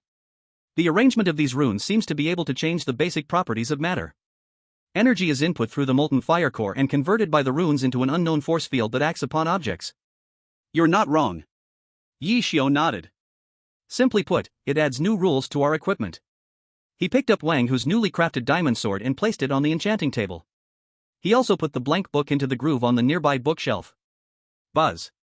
The runes on the enchanting table instantly lit up. Countless glowing characters flew out from the bookshelf, swirling around the diamond sword. A light blue screen unfolded in front of Ye Xiu. Several entries appeared that he couldn't understand but could grasp their meaning. Sharp. Undead Slayer. Flame Edition. Which one to choose? Wang Hu curiously leaned closer. Only kids make choices. Ye Xiu smiled. He pressed his palm against the screen. Cost of origin points, 1000 points. Confirming additional rule, Flame Edition Level 1? Confirm. As his voice fell, the runes encircling the diamond sword suddenly shrank inward and imprinted into the sword body. The whole sword emitted a clear buzzing sound. A faint layer of red flowing light, like flames, appeared on the sword body. Ye Xiu picked up the sword and handed it to Wang Hu. Give it a try. Wang Hu took the sword, feeling a warm sensation from the sword body. He swung it at a nearby rock wall. Whoosh! A crescent-shaped flame shot out from the blade and struck the rock wall. Sizzle! The hard rock instantly turned red hot, and some even began to melt. I swear. Wang Hu stared at his masterpiece, his eyes nearly popping out. My sword, it can spit fire now? He waved the long sword, sending waves of flames slicing through the air, illuminating the entire cave as if it were daytime. Stop playing around, be careful not to burn the cave down. Ye Xiu shouted to stop him. He took Lin Shui's diamond pickaxe. Cost of origin points, 1500 points. Confirming additional rule, efficiency level V? Confirming additional rule, luck level 3? Confirm. Light flashed. A layer of emerald green flowing light appeared on the head of the diamond pickaxe. Lin Shui took the pickaxe, walked to a piece of iron ore, and gently tapped it. Clang! A crisp sound echoed. The hard iron ore was smashed down like tofu. Moreover, what was originally just one piece of ore actually yielded 3 pieces. The efficiency of energy utilization has increased by 500%. And it triggered a material multiplication effect. Lin Shui looked at the pickaxe in her hand, her eyes behind the lenses sparkling with the unique light of a researcher. Finally, Ye Xiu added protection and thorns to his set of iron armor. At this point, all 3 of their equipment had completely upgraded. The Dragon Country team has completed the first equipment enchantment. Warning, the development speed of the technology tree is abnormal, re-evaluating threat level. The system's warning sound chimed again. But Ye Xiu and the 2 others were already indifferent. Let's go. Ye Xiu donned the enchanted iron armor and moved his limbs a bit. It's time to head to the next world. He was the first to walk toward the obsidian portal, radiating purple ripples. Ye God, what's behind this door? Wang Hu, carrying a flame-spewing diamond sword, asked nervously. A very hot place. Ye Xiu looked back and smiled. Maybe we can call it hell. After saying this, his figure vanished into the purple ripples. Wang Hu and Lin Shui exchanged glances and quickly followed him in. In the global live broadcast room, everyone held their breath. They knew the Dragon Country team had once again left everyone far behind. They were about to step into a brand new, unknown realm. While the chosen ones from other countries were still fighting over a piece of iron ore, battling fiercely. Chapter 40 Welcome to Hell Difficulty. The moment they passed through the portal, a blast of hot air, mixed with a strong sulfur smell, hit them hard. The scene before them changed from a dark mine to an endless dark red world. The sky was dark red, like congealed blood. The ground was made of dark red rocks that seemed to still be breathing. In the distance, there was a bubbling sea of lava, casting a scarlet glow over the entire world. Several huge lava waterfalls cascaded down high cliffs with a booming sound. Cough cough. What the hell is this place? Wang Hu coughed a couple of times, feeling as if his lungs were burning. The oxygen level in the air is extremely low, and the concentration of sulfides and carbon dioxide is excessive. Lin Shui adjusted her glasses, a layer of steam instantly fogging the lenses. Ordinary people won't survive here for more than 5 minutes. Welcome to the lower realm. Ye Xiu's voice was calm. He surveyed the surroundings, seemingly searching for something. At that moment, a strange sound, like a baby's cry, came from above them. The three looked up. They saw a massive blocky monster, completely white, with octopus-like tentacles and a crying human face, floating in the air. Its hollow eyes were fixed on them. Whoa! It opened its mouth, and a block the size of a human head, burning with flames, shot out, trailing a long tail of fire, rushing towards the three. This thing can fire? Wang Hu's expression changed, lifting his diamond sword, ready to charge. Don't move! But Ye Xiu pressed him down. From behind, he took out a simple longbow made of bones and spider silk. He nocked an arrow. Instead of aiming at the monster, he aimed at the incoming fireball. Whoosh! The arrow shot through the air. In Wang Hu and Lin Shui's astonished gaze. That ordinary arrow actually struck the center of the fireball with precision. Ding! With a crisp sound. That burning fireball bounced back like a baseball hit back. Woo! The monster in the sky let out a bewildered wail. It didn't have time to dodge, and was struck squarely by its own fireball in the face. Boom! A violent explosion occurred in midair. That white monster was blown to pieces. A few drops of white material, like tears, and a small pile of gray powder fell from the sky. Killed elite monster, evil spirit.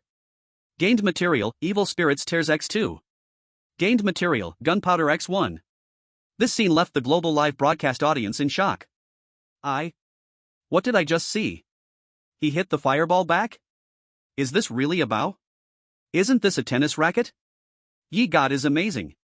Starting off with a top-notch operation. Wang Hu gaped, unable to close his mouth for a long time. Ye Xin, how did you do this? Muscle memory. Ye Xiu put away his bow and said lightly. He stepped forward and picked up the loot from the ground. These things will be very useful later. Right now, our target is that. He extended his hand, pointing to the distance, at the center of the sea of lava. There stood a huge and fierce fortress made of dark bricks. The fortress was complex in structure, with tall towers, like a giant beast lurking at the center of hell. What is that?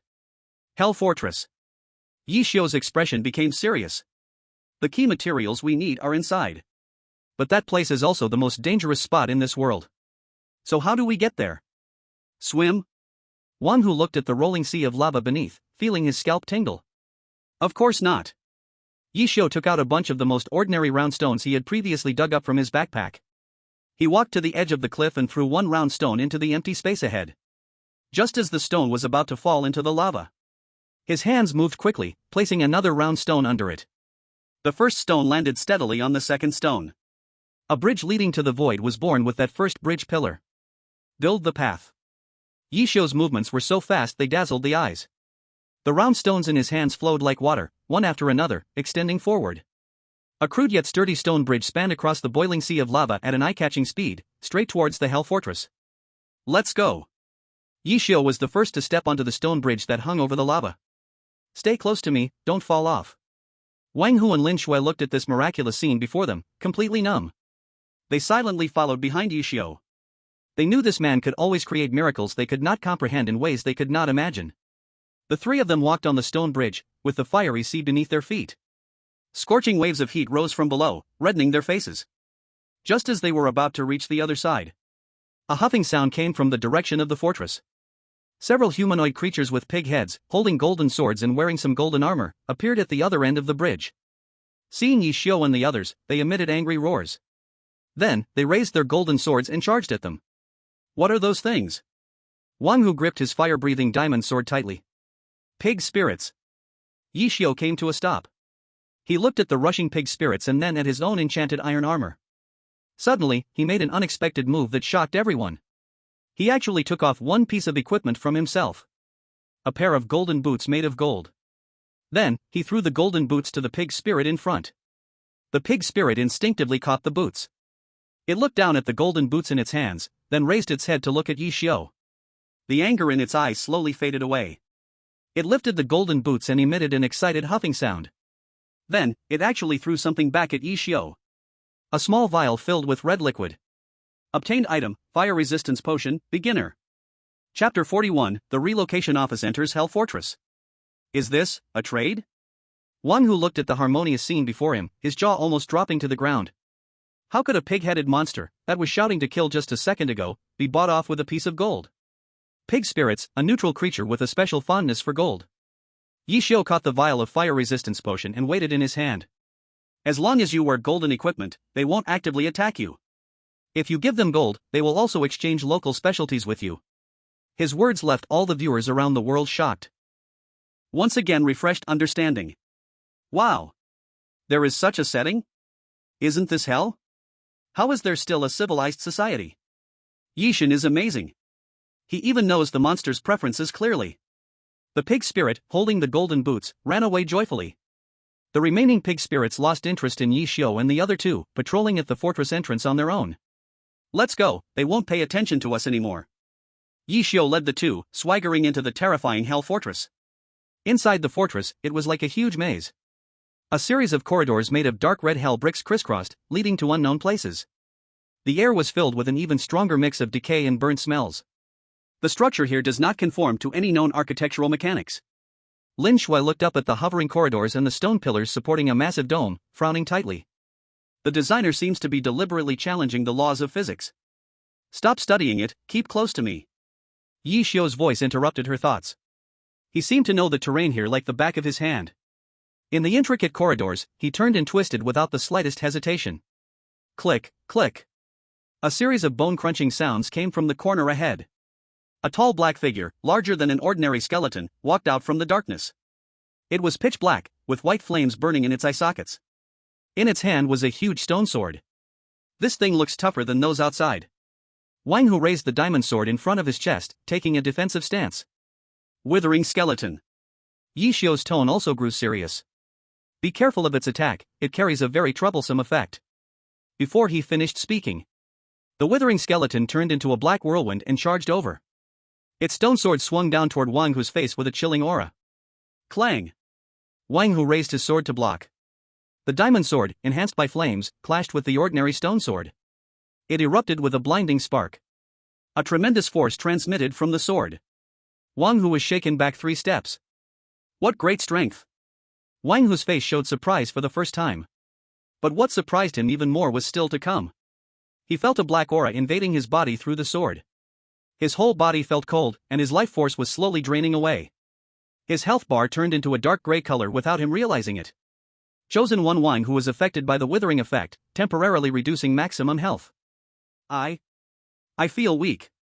Wang Hu gritted his teeth, feeling his body growing weaker. The withering skeleton gave him no chance to breathe. It raised its stone sword again, launching a second attack. Lin Shui! Ye Xiu shouted lowly. Lin Shui understood immediately. She swung the efficiency V diamond pickaxe hard against the nearby wall. Boom! A large piece of hell brick was pried off by her. She threw that brick towards the feet of the withering skeleton. The withering skeleton stumbled over the obstacle, momentarily halting its forward momentum. In this brief moment, Ye Xiu's figure flashed like a ghost from Wang Hu's side. His bow was already pulled back to the shape of a full moon. Whiz! An arrow attached with power eye shot out. It accurately hit the empty eye socket of the withering skeleton. Boom! The withering skeleton's head exploded. That tall body crashed down, scattering into a pile of black bones and a few pieces of coal. And one black skull. Gained rare material, withering skeleton skull X1. Phew, so close. Wang Hu sat down on the ground, gasping for breath. The withering effect on him gradually faded. Why? This kind of thing, there is still a lot inside. Our goal is on the far east side of the fortress. He pointed into the depths of the maze. There is what we need. The three continued forward. Along the way, they encountered several waves of withering skeleton attacks. But with the perfect cooperation of the three, they resolved everything without danger. Wang Hu was responsible for the frontline restraint. Lin Shui was responsible for creating terrain obstacles. Ye Xiu was responsible for precise long-range sniping. A sturdy shield. A tactical control. A deadly spear. This small team had already displayed combat power strong enough to crush everything. Finally, after crossing a long broken bridge suspended over magma, they arrived at a wide platform. In the center of the platform, there was a cage made of hell bricks. Inside the cage, there was a glowing energy body, composed of countless golden rods, constantly spinning, energy body? And surrounding the cage, there were 7 or 8 identical energy bodies floating in midair, like loyal guards. They were the Flame Men. A creature made of pure fire energy. Flame Man spawn cage. Ye Xiu looked at the cage and said softly, "The flame rods we need are on them. These guys are all energy bodies." The light of the dancing flames bounced off Lin Shui's glasses. Physical attacks will greatly reduce their damage. Then what to do? Wang Hu looked at the fire-spewing monsters floating in the air, feeling that his fire-breathing diamond sword seemed a bit inadequate. Simple. Ye Xiu took out a pile of things from his backpack. Round stones, redstone, and a few bones confiscated from skeletons. He quickly built something on the ground. Soon, a device full of technological sense took shape in his hands. A redstone circuit-controlled, fully automated loading and high-speed firing arrow tower. Use magic to defeat magic. Ye Xiu patted the firing hole of the arrow tower and smiled. No, it's using technology to defeat magic. Chapter 42, Someone came to collect a package. This is called an arrow tower? Wang Hu walked around the oddly shaped device, taking 2 circles. He saw Ye Xiu put a whole set of arrows into a box at the back of the device. Then, Ye Xiu pressed a switch made of redstone torches next to the device. Da-day-day-day-day. A harsh, machine gun-like sound suddenly erupted. That seemingly simple arrow tower instantly unleashed terrifying firepower. Countless arrows poured out like a rainstorm towards the flame men ahead. Whoosh! Whoosh! Whoosh! The floating flame men had no time to react. They were turned into a sieve by the dense rain of arrows. They let out sharp screams, their bodies bursting in the air, turning into balls of flames. Golden rods emitting a scorching breath fell from the sky. Material obtained, Flame Rod X5. The entire process took less than 10 seconds. That 7 or 8 seemingly powerful flame men were wiped out cleanly. I swear.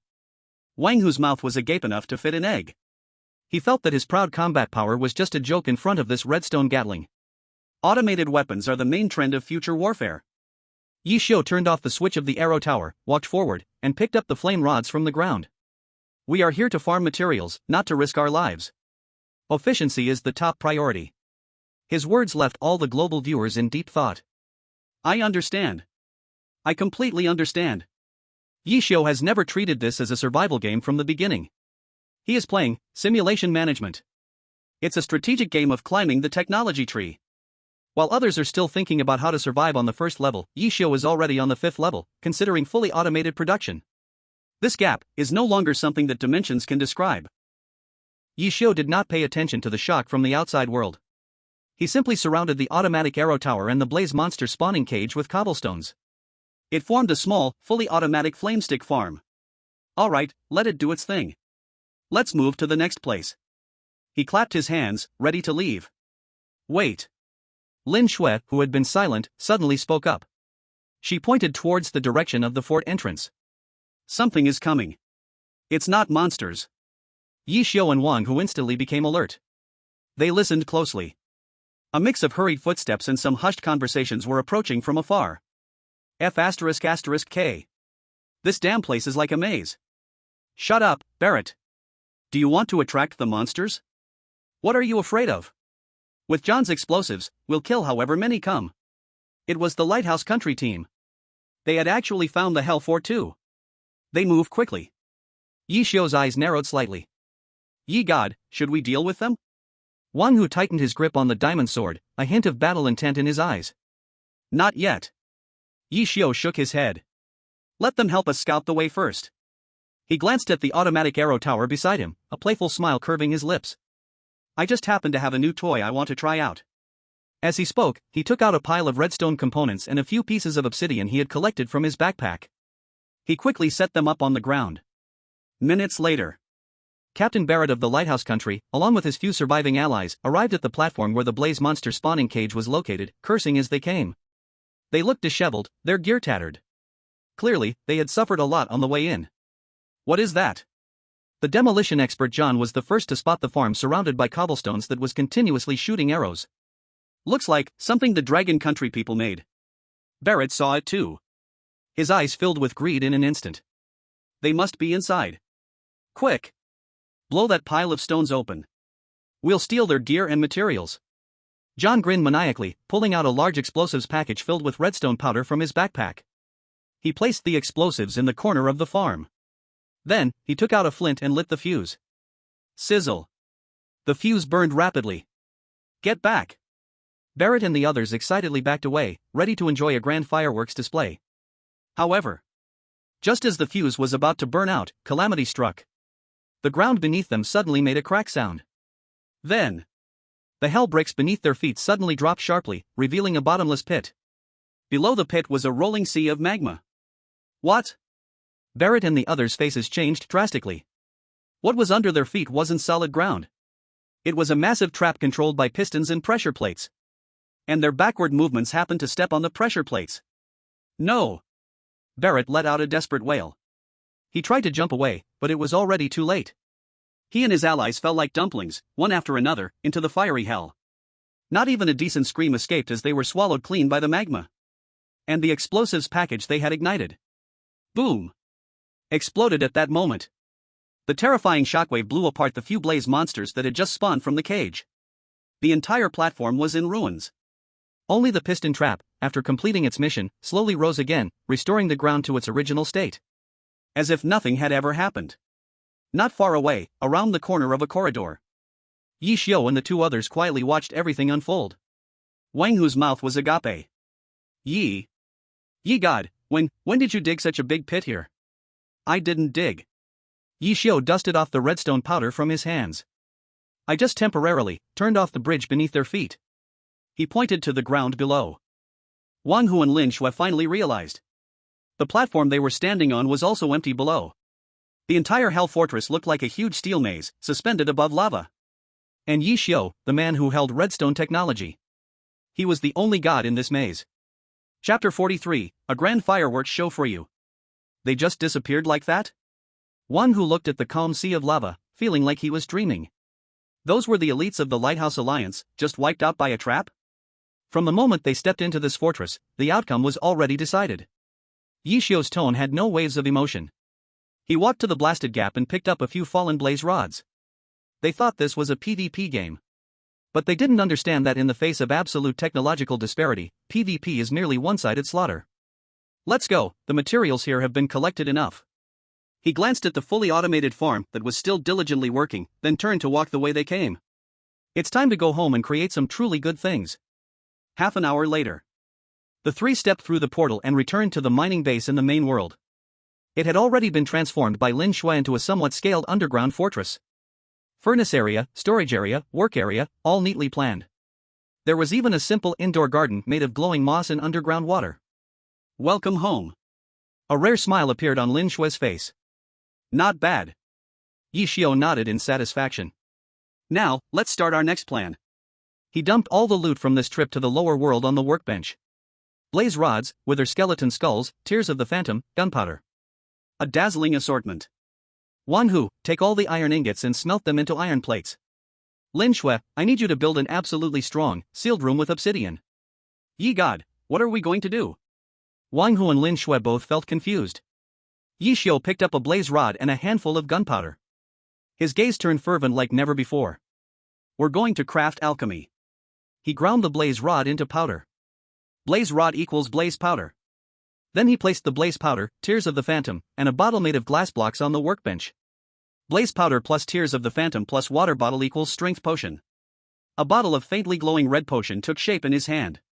Dragon Nation team has unlocked alchemy technology. Warning! Warning!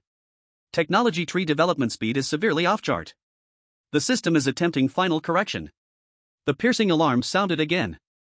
The entire pixel world started to shake violently. The sky turned into an ominous blood red. A grand, vast voice filled with endless fury echoed in the minds of all the surviving chosen ones. Final boss, Ender Dragon, has been prematurely activated. Game rules changed, all chosen ones will be forcibly transported to the end. Kill the Ender Dragon, or be killed by the Ender Dragon. This is the final game. As the words fell, purple light columns descended from the sky. They enveloped all the chosen ones still surviving in this world. It's getting anxious. Ye Xiu looked at the transport light column wrapping around him, but his face showed a confident smile. It finally realized that playing by the book won't win against me. So, it's going to flip the table. What do we do now? Wang Hu and Lin Shui both felt enormous pressure. They could sense a force in the light column, irresistible, trying to transport them to an unknown place. Don't panic.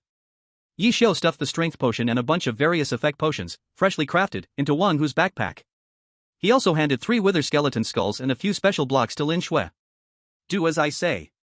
His words were extremely fast. In the last few seconds of the transmission, a series of commands were given. Remember, this is not the end. This is the true beginning of our counterattack. The white light swallowed everything. After a whirlwind of chaos, Ye Xiu found himself in a strange, empty space. Beneath his feet was a huge island made of light yellow blocks, floating in the void. Above him, there was no sun, no moon. Only a deep, haunting, purple-black starry sky. In the center of the island stood a dozen towering pillars made of obsidian, reaching to the skies. At the top of the pillars, purple flames burned fiercely. Roar!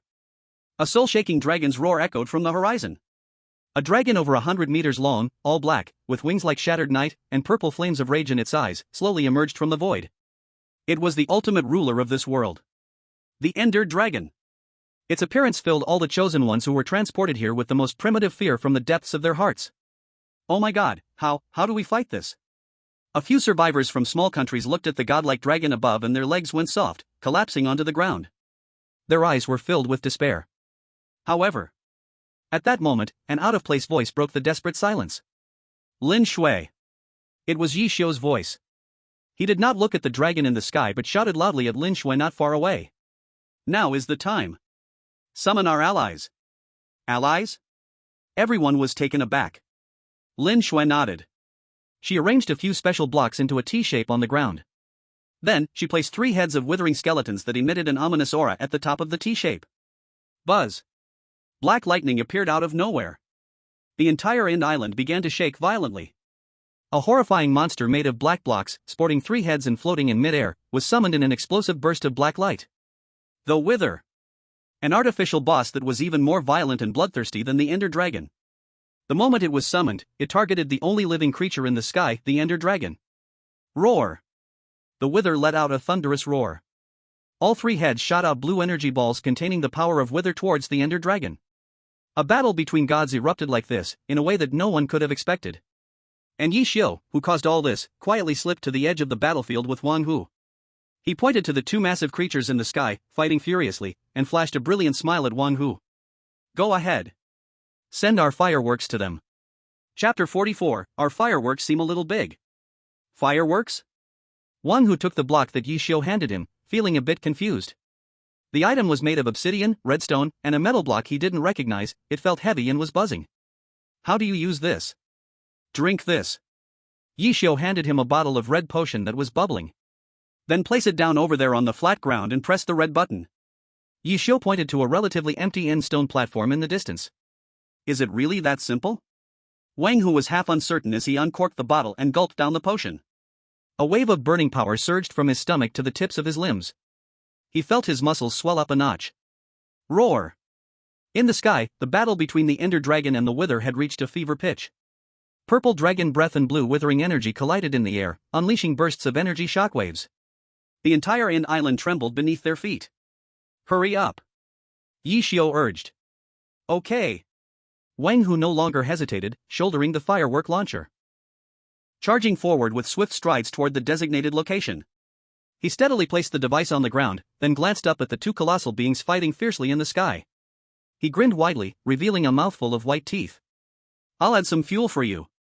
He extended his sturdy thumb and forcefully pressed the red button. Vroom, vroom, vroom. Inside the device, a rapid, engine-like roar surged forth. The redstone circuits flashed wildly at a rate of hundreds of times per second. Then came the sounds. Bang!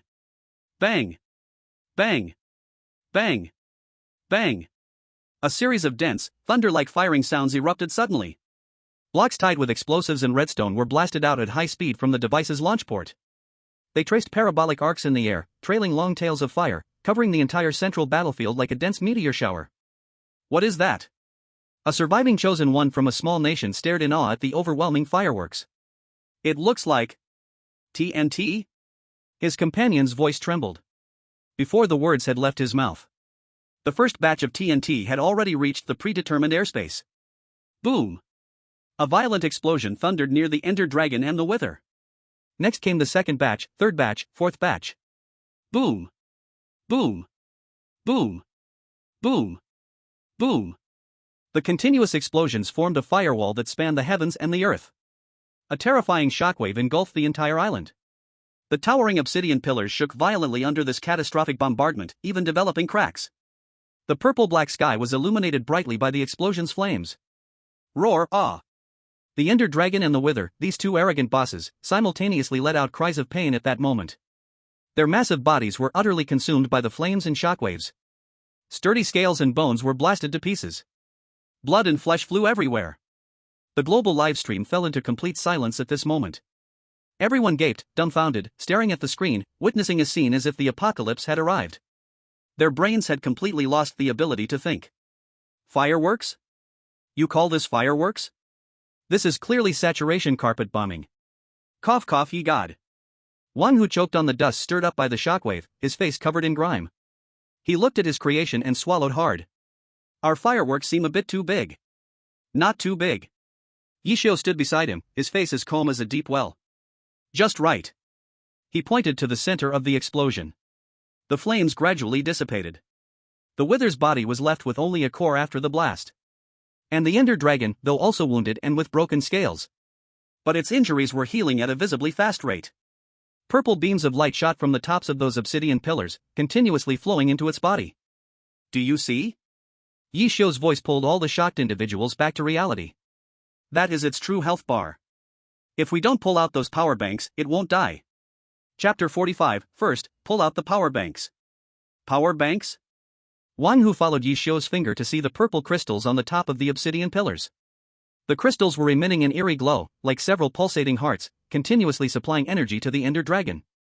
Those pillars are its source of power. Ye Xiu's voice was calm. We must destroy them all before we can harm the Ender Dragon effectively. Lin Shui pushed up her glasses, her gaze swiftly scanning all the stone pillars. There are a total of 12 pillars, ranging from 50 to 120 meters in height. The crystals at the top are protected by an energy shield, making remote attacks difficult. We must destroy them at close range. Then let's climb up and smash them all.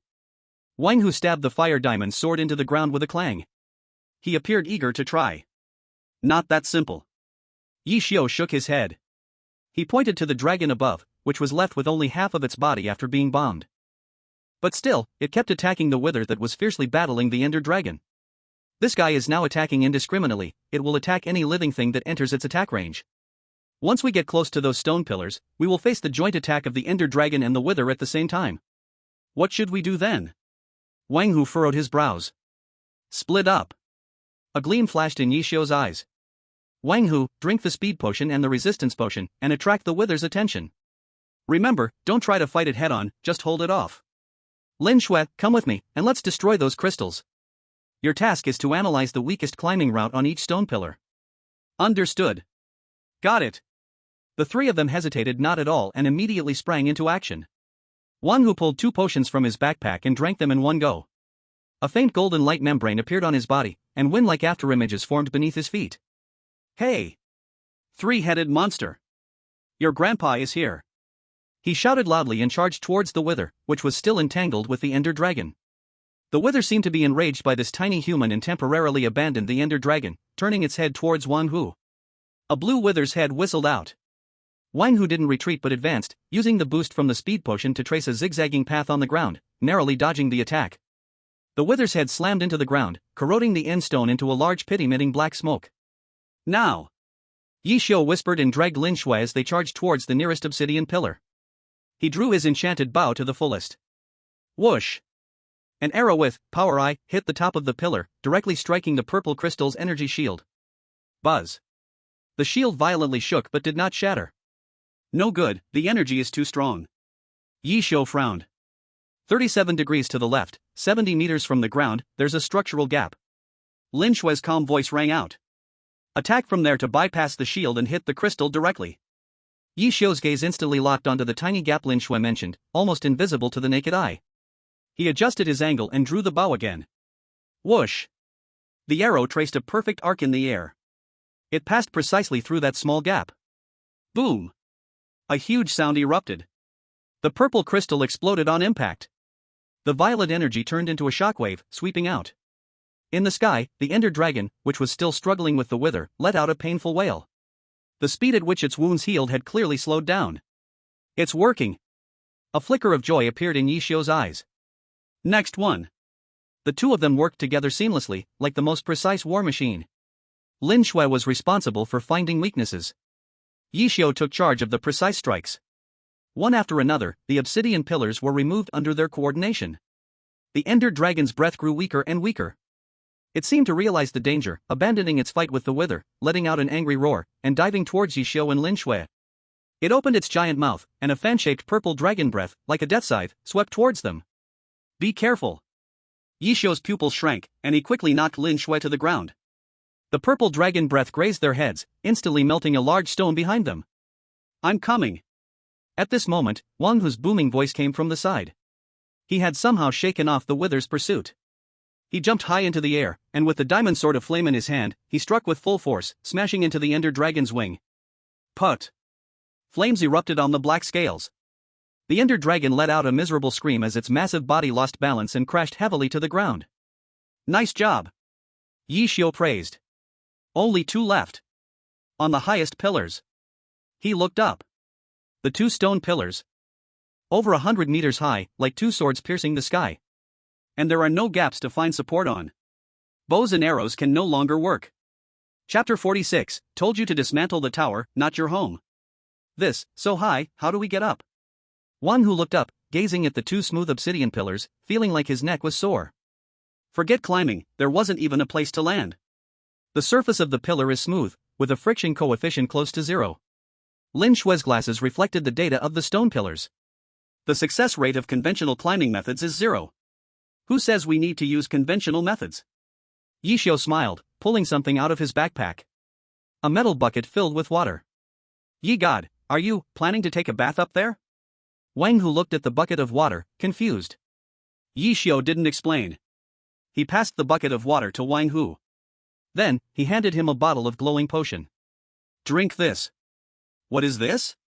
Descend potion. Wang Hu stopped asking questions and gulped down the potion. He felt his body instantly become light, like a feather. Listen.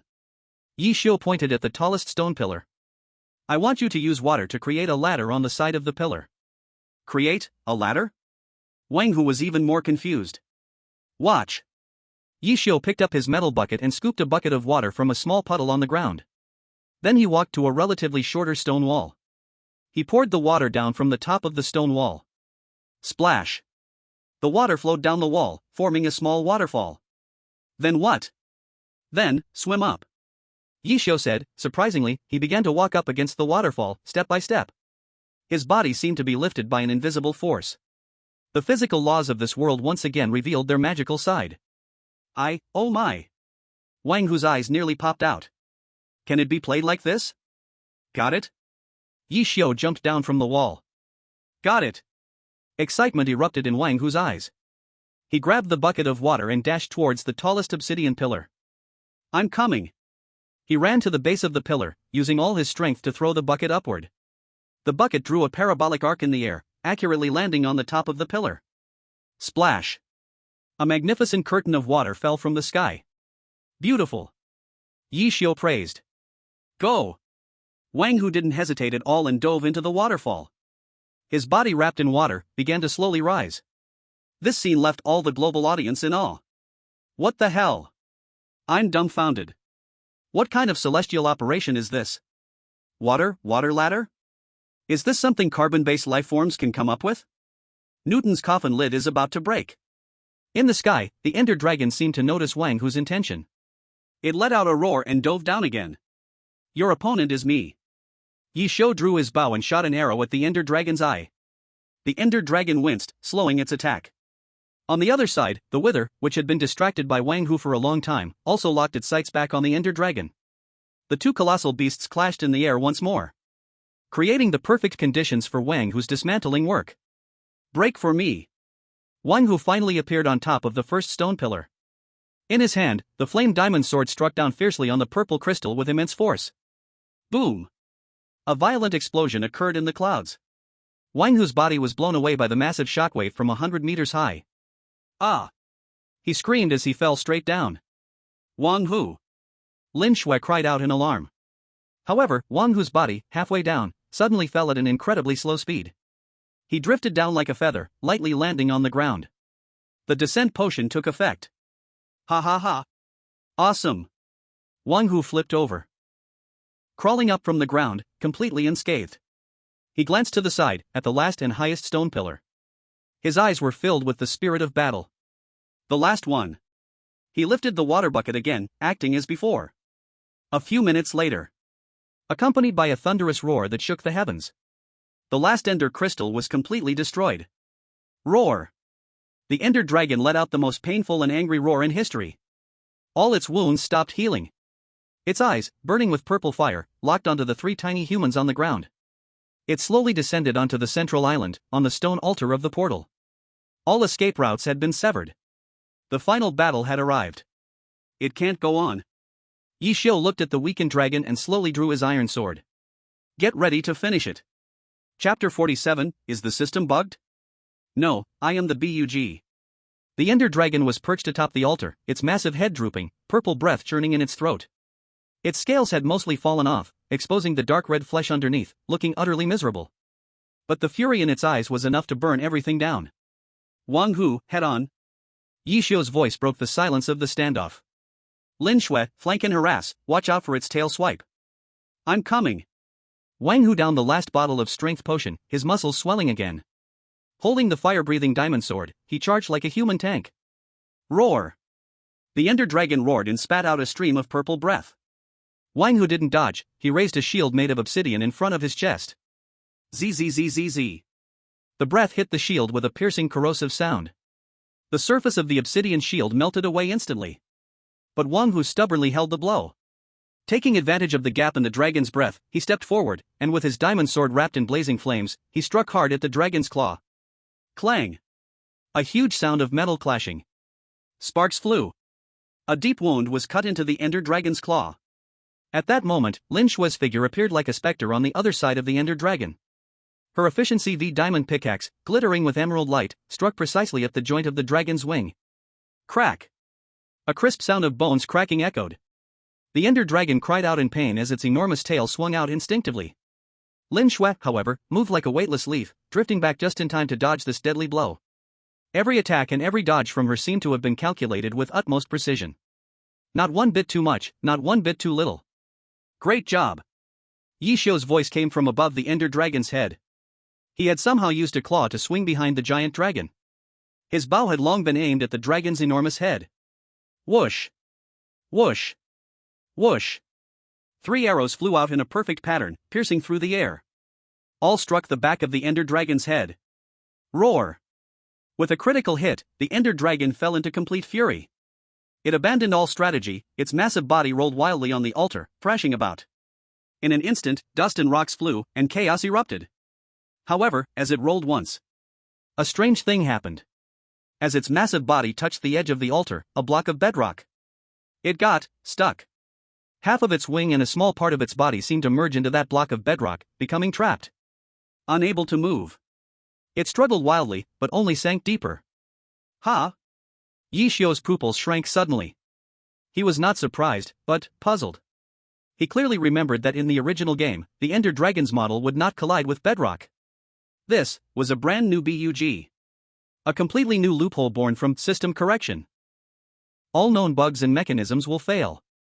Ye Xiu's mind recalled the initial warning from the system. So this is how it is. He smiled.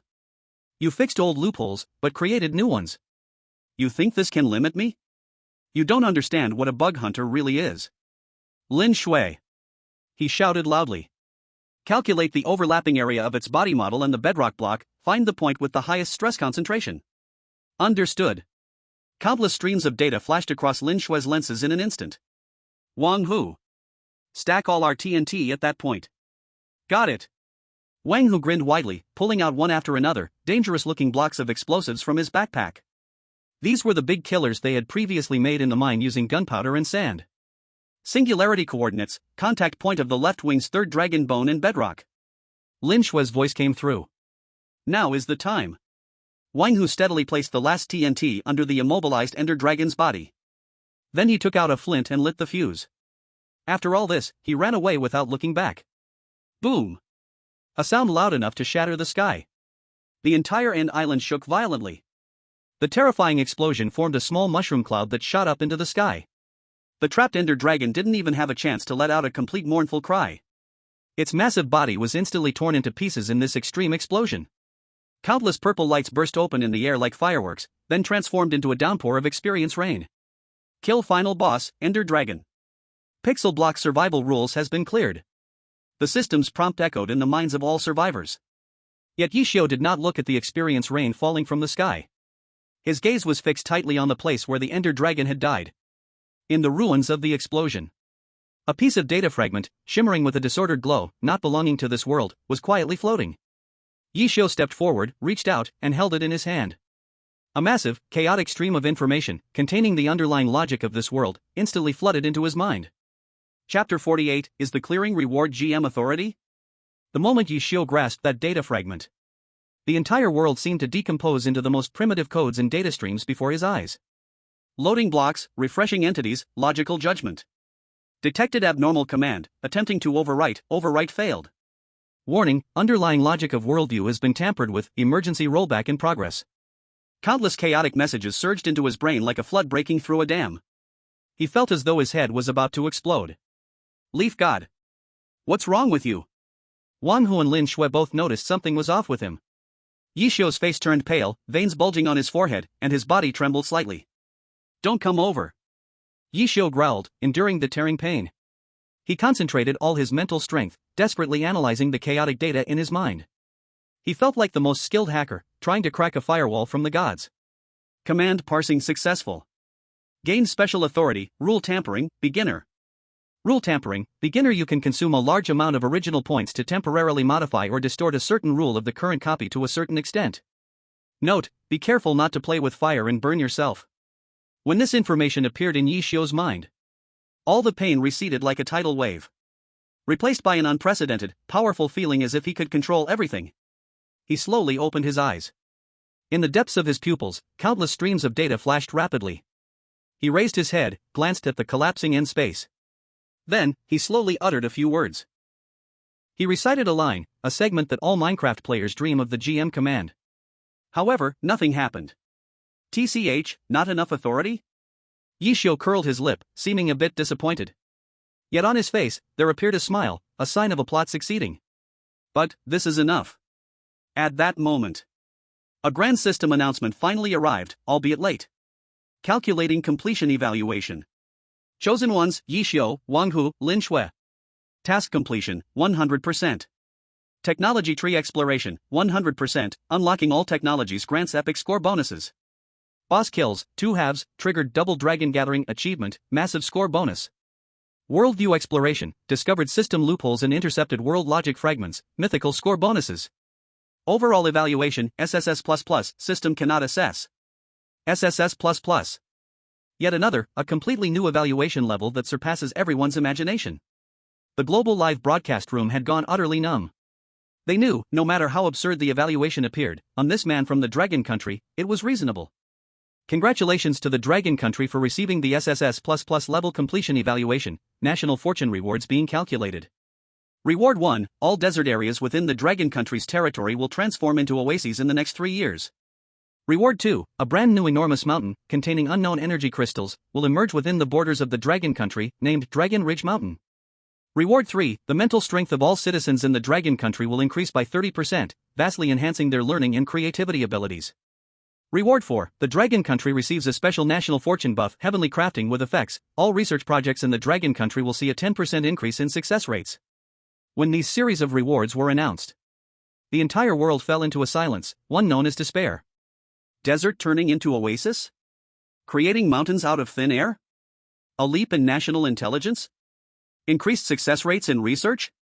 This was no longer just a reward. This was creation. It was a miracle. In the Lighthouse Country. White House Command Room. MacArthur stared at the glaring reward announcements on the screen, his vision darkened, and he slumped backward. General! Quick! Call a doctor. The whole command room erupted into chaos. They knew, the Lighthouse Country, once a towering hegemon in the world, from today on, would completely fall into a follower. A follower that might never catch up. In the end space. The glowing column of completion enveloped Ye Xiu and the 2 others. Personal settlement complete. You have obtained origin points, 50,000 points. Returning. A flash of white light. The 3 returned to the now partially established underground base. Zhang Dinghua and a group of researchers in white coats had long been waiting here. Seeing the 3 return, everyone erupted into thunderous cheers. Heroes! You are the heroes of the Dragon Country. Zhang Dinghua excitedly grasped Ye Xiu's hand, tears flowing freely. Good lad! Good lad! Ye Xiu looked at the scene before him and couldn't help but smile helplessly. He glanced at his character panel. Aside from the skyrocketing origin points, a brand new icon radiating with colorful light appeared in the skill bar. Rule alteration. His gaze passed through the crowd, looking toward the world outside the base. He knew this game had entered a whole new phase. From a simple player to a half-GM capable of influencing the rules. The change was revolutionary. Chairman Zhang. He withdrew his gaze, looking slowly at the elder before him, and spoke. I think, for the next National Fortune Monster Tale, we can take the initiative. Take the initiative? Zhang Dinghua paused, holding Ye Xiu's hand. The excitement that was on his face was replaced by a hint of confusion. What do you mean? In the conference room, the crowd that had just been immersed in ecstasy fell silent. They looked at Ye Xiu in confusion. The National Fortune Monster Tale was like a natural disaster, something that could only be passively endured. This was a concept ingrained in the bones of all humanity for 3 years. Taking the initiative, where did that come from? Literally. Ye Xiu withdrew his hand. He walked to the conference table, pulled out a chair, and sat down by himself. He picked up a pen from the table and spun it in his fingers. We have been waiting for the weird system to present questions, and then we solve them. But what if we could know in advance what it would test us on, or even adjust its questions a little? His words made everyone present widen their eyes. Adjust the questions?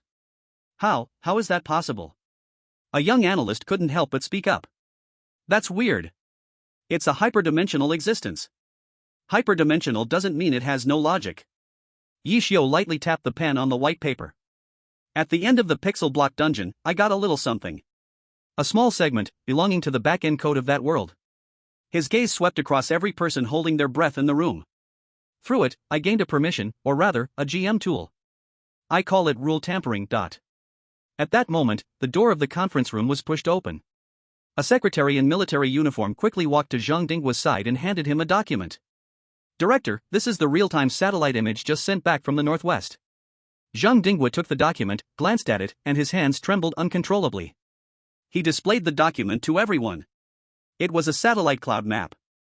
On the image, the Taklamakan Desert, once filled with yellow sand. At this moment, it had suddenly appeared a large, visible, refreshing, green. A huge river, appearing out of nowhere, was nourishing the parched land. Report. Another communicator's voice echoed from the conference room speaker.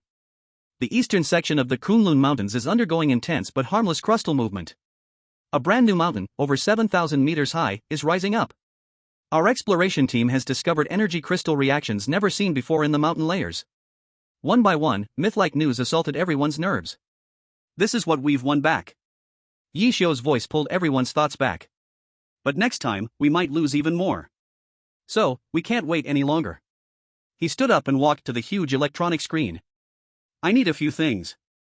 First, since the founding of the Dragon Kingdom, all records of inexplicable paranormal events, with the highest privileges. Second, gather the country's top cryptographers and linguists. I need them to help me decipher a brand new language. Third, he paused and looked at Lin Shui. I need you to design a super large underground base that can withstand a nuclear strike, based on the terrain data returned from Dragon Ridge Mountain. But fourth, his gaze finally landed on Wang Hu. You go rest, eat, sleep. Adjust your state to the best. His series of seemingly unrelated orders confused everyone. Ye God, what do you need these things for? Wang Hu scratched his head. I understand decrypting passwords, and I get building bases, but what do we need those paranormal files for? Are we going ghost hunting? The weird system's choice of dungeons is not completely random. Ye Xiu's fingertips lightly tapped on the cold screen. It captures the cognitive fuzzy areas in each civilization as prototypes for the dungeons. Legends, rumors, unsolved mysteries. These are its question banks. If we study the question bank in advance, we can predict its next question direction. Lin Shui's eyes lit up. Use big data analysis to find commonalities, build a model, and lock the type of the next dungeon within a controllable range. Exactly. Ye Xiu snapped his fingers. Know yourself and know your enemy, and you will never be defeated. As for my new ability. He raised his head and glanced at the red light flashing from the working surveillance camera in the corner of the conference room. For example, here, the rule is, this camera is recording everything we do. He said, closing his eyes. In his mind, all information about this room transformed into a data stream. He found the most basic logical instruction, which represented the camera is operating. Then, with his newly acquired faint GM authority, he added a small, seemingly harmless, annotation to it. All right. He opened his eyes. Everyone instinctively looked up at the camera. The camera was still operating, the red light still blinking. It seemed like nothing had happened. Just when everyone was puzzled. Report. In the monitoring center, a voice filled with extreme confusion and horror screamed out. For the S-level conference room, camera 3's signal is gone. No. It's not gone. It's the image returned from the signal source, transformed into a cartoon-style animation of sheep grazing on grass.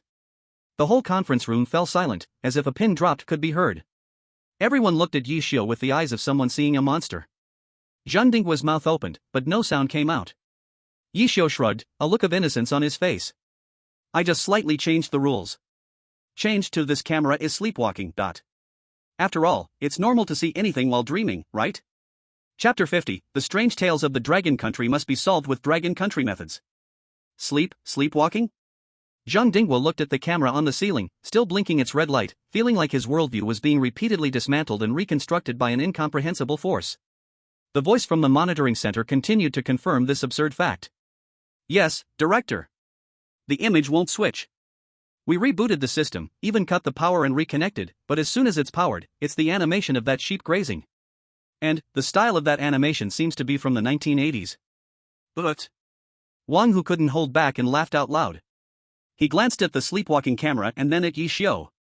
God Ye, you are quite playful. Alright, enough joking. Ye Xiu snapped his fingers. The blinking red light of the camera suddenly went out. Report. Signal restored. The voice from the monitoring center rang out again. The entire conference room fell into a long silence.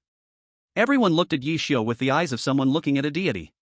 If the victory before could be explained as game genius, then this current ability to twist the rules of reality out of thin air completely exceeded their understanding. What are you all looking at me for? Ye Xiu shrugged, a look of innocence on his face.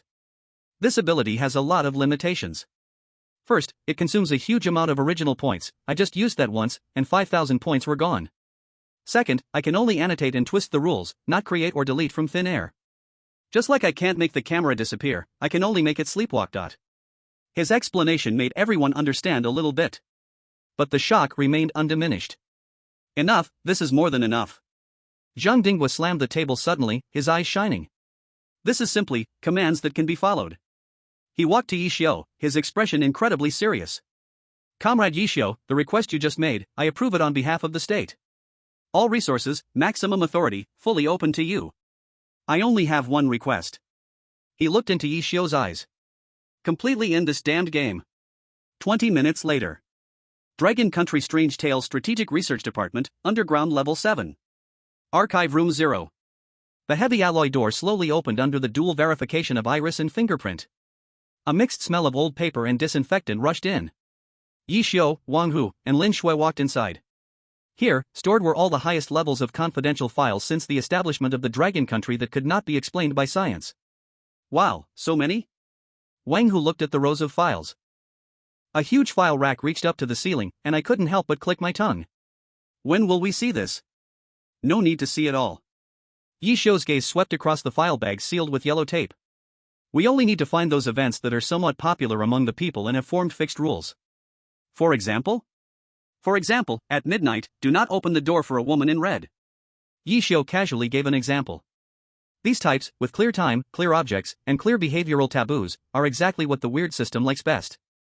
Got it. Lin Shui nodded, and in her eyes, streams of data began to flicker. Build a filtering model, keywords, time, place, person, rules, taboos. I'll handle physical filtering, and you all focus on content analysis. The three immediately took action. Lin Shui's fingers quickly tapped on the index system of the file rack. One by one, files that met the conditions were taken down by robots and sent to Ye Xiu and Wang Hu. File number 0-1988-037. Event name, Lopnor Twin Fish Jade Pendant Incident. File number 0-1995-114. Event name, Beijing Bus 375 Disappearance Incident. File number 0-2004-009. Event name, Cat-Faced Old Lady Incident. One by one, strange legends that had once stirred the public presented themselves before them in the most primitive, cold words. Hey, I've seen this one.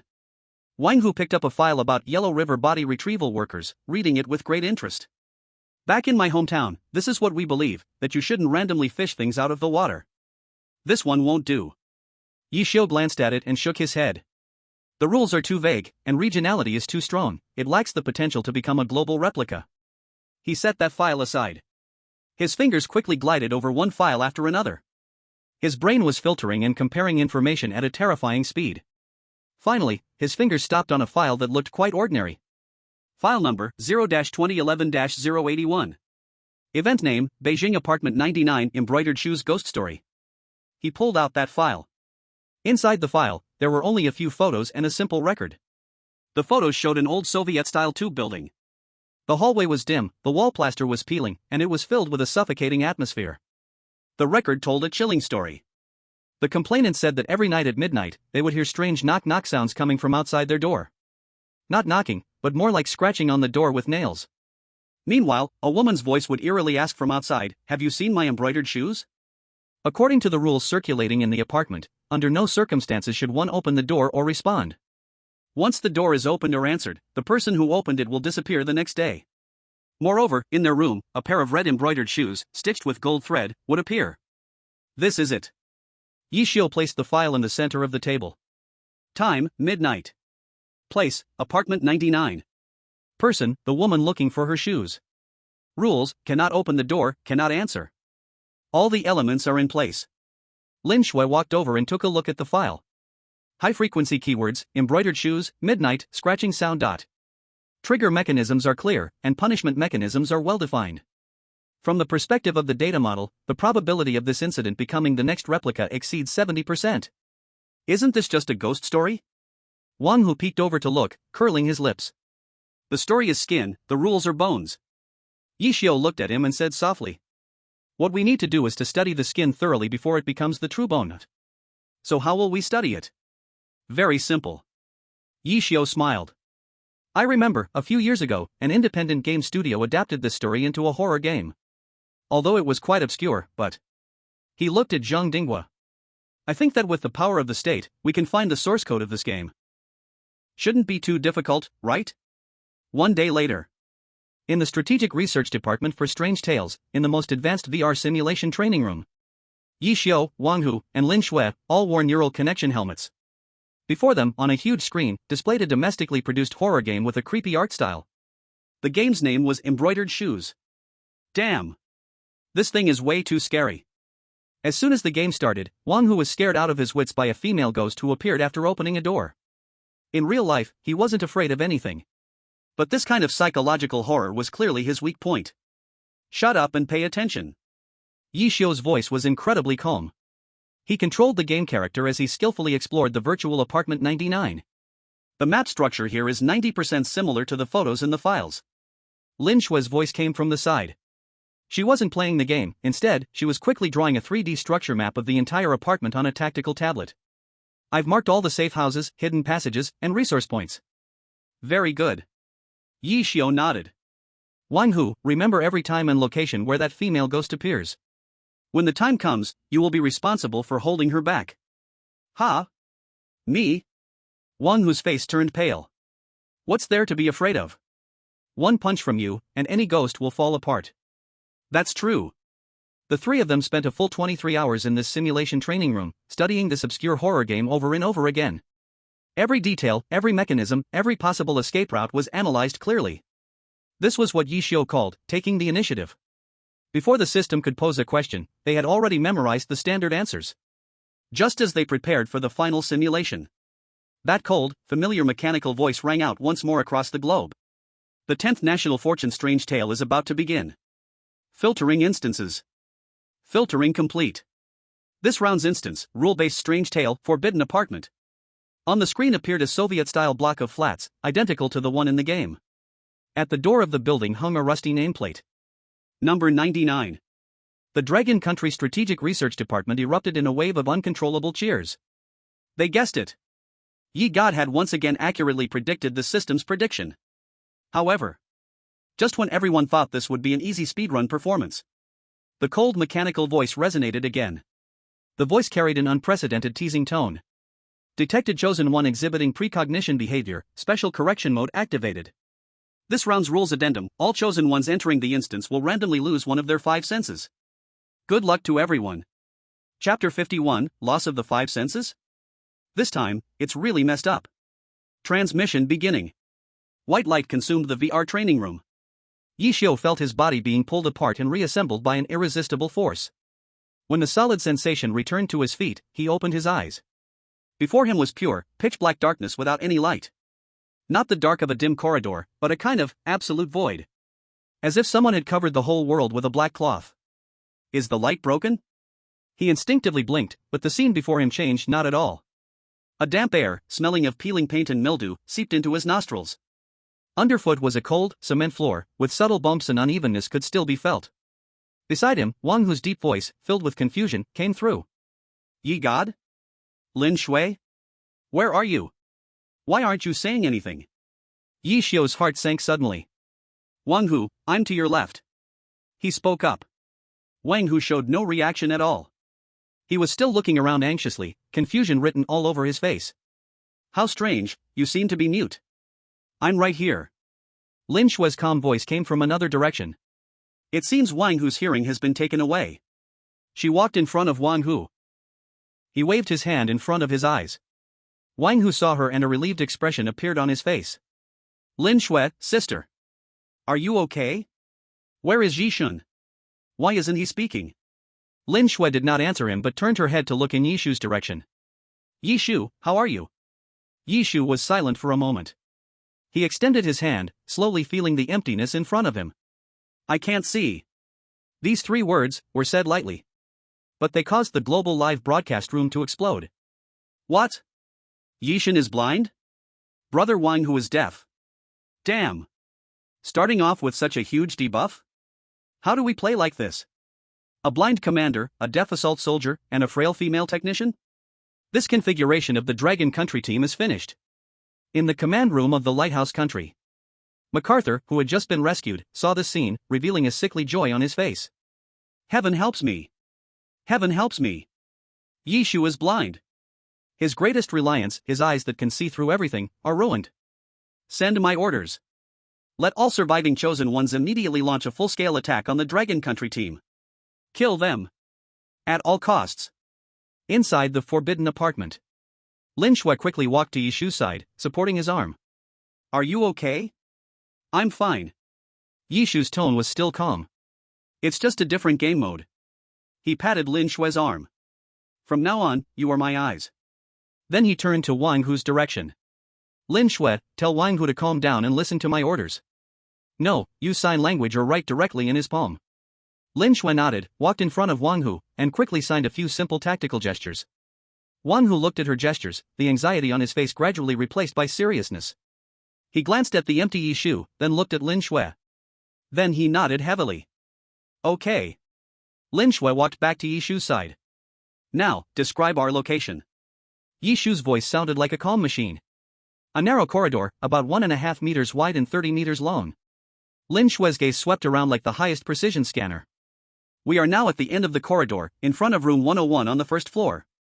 The walls are a common gray-green of Soviet-style architecture, large patches of plaster are peeling off, and the floor is slippery terrazzo. The light source is a flickering incandescent bulb overhead.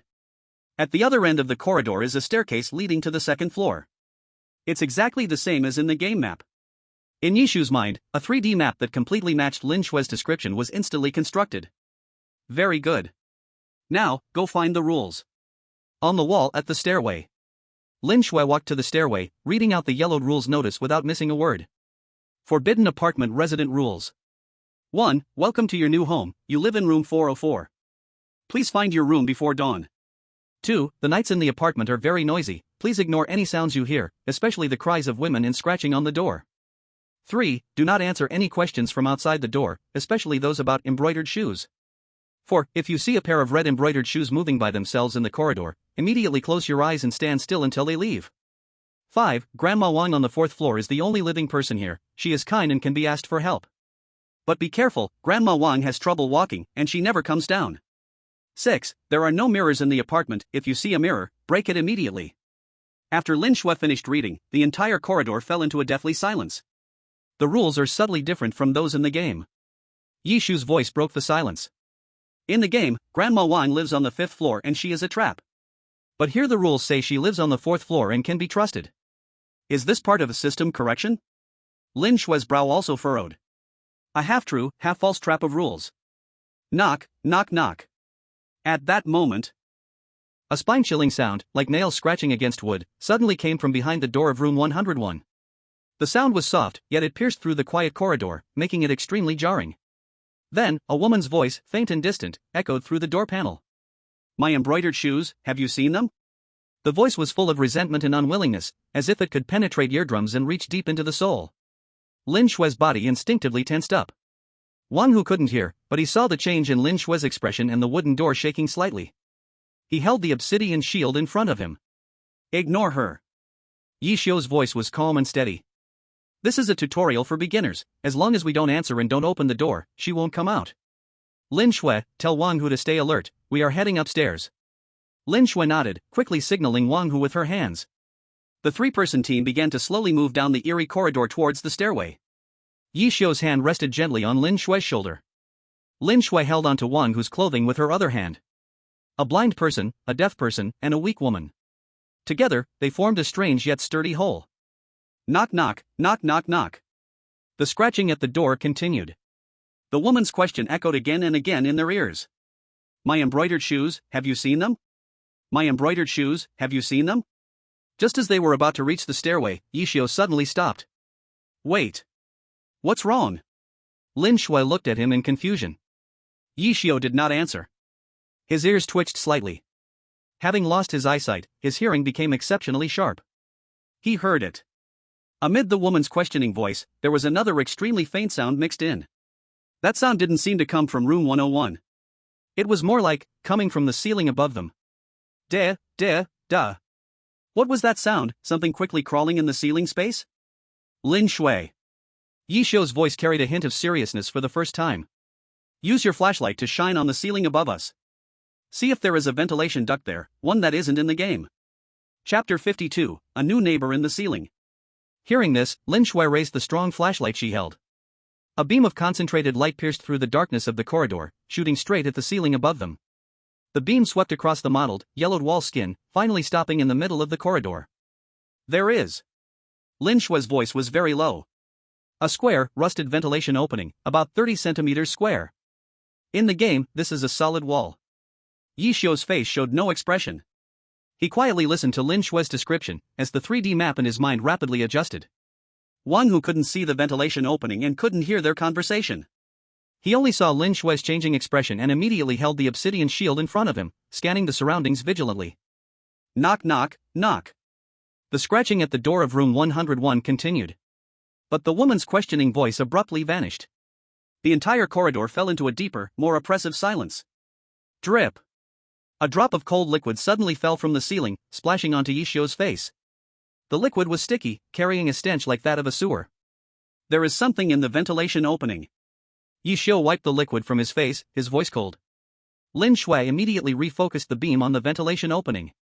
The rusty iron grate was being pushed slightly outward from inside by someone, making a creaking sound that was grating to the teeth. Clang. A crisp sound. The iron grate fell to the ground. Then, a pale, swollen hand, as if soaked in water for a long time, emerged from the dark opening. Then a second, a third, a fourth. A pale-skinned monster, its limbs bending backward, with no facial features except for a mouth that opened and closed continuously, crawled slowly out from the vent. It was like a lizard, silently pressing itself against the ceiling. Drops of black liquid, giving off a foul odor, dripped constantly from its mouth. The monster is above. Lin Shui's voice had no tremble, as if she were reporting the weather. Humanoid, four-legged crawling, without visual organs, currently in a stationary state. She quickly signaled Wang Hu to communicate the situation above his head. Wang Hu looked up suddenly and saw the monster crouched on the ceiling, his face instantly turned pale. What he hated most were these slimy, weak things. What is it doing? Ye Xiu asked. It's not moving, just dripping water. Lin Shui's brows knit tightly. The behavior of this monster was completely beyond their expectations. Just as the three were in a standoff with the monster. Bang! A loud crash suddenly came from the entrance of the hallway. The heavy iron door of the apartment was kicked open from the outside. A few selected ones in different national team uniforms barged in, cursing. At the forefront was a tall, blonde, blue-eyed white man. Hans! How many times have I told you? Keep it down. A teammate behind him complained in a lower voice. What are you afraid of? The strong man named Hans sneered dismissively. It's just a broken apartment. What kind of flesh-eating monster could there be? His loud voice echoed through the silent hallway. Hiss. The monster that had been still on the ceiling suddenly moved. Its face, which only had a mouth, slowly turned towards the direction of the sound. Sound. It reacts to sound. Ye Xiu and Lin Shui reached this conclusion almost simultaneously. Lin Shui immediately made a quiet gesture towards Wang Hu. But those accidental uninvited guests had clearly not realized that danger had arrived. Ha! Why are there still people scratching at the door? Hans heard the knock-knock sound coming from room 101 and curiously walked over. What's inside? A locked-up kitten? He wore a self-satisfied, humorous smile. His teammate behind him wanted to stop him, but it was too late. Let me help you. Hans laughed loudly, raised his foot, and prepared to kick the door open. Don't! Ye Xiu instinctively tried to shout to stop him. But he forgot that he was now a blind man. His voice would also attract the monster's attention. He could only watch helplessly as tragedy struck. Bang! The weak wooden door of room 101 was kicked open by Hans. Inside was not a room, but a bottomless, pure blackness. It was as if that door connected to another world. A pair of red, embroidered shoes with golden lotus flowers were quietly placed in the darkness behind the door. Hans's smile froze on his face. He didn't have time to react. A pale hand suddenly reached out from the darkness and grasped his ankle. A tremendous, irresistible force yanked him back violently. Ah! A short and piercing scream escaped from Hans's throat.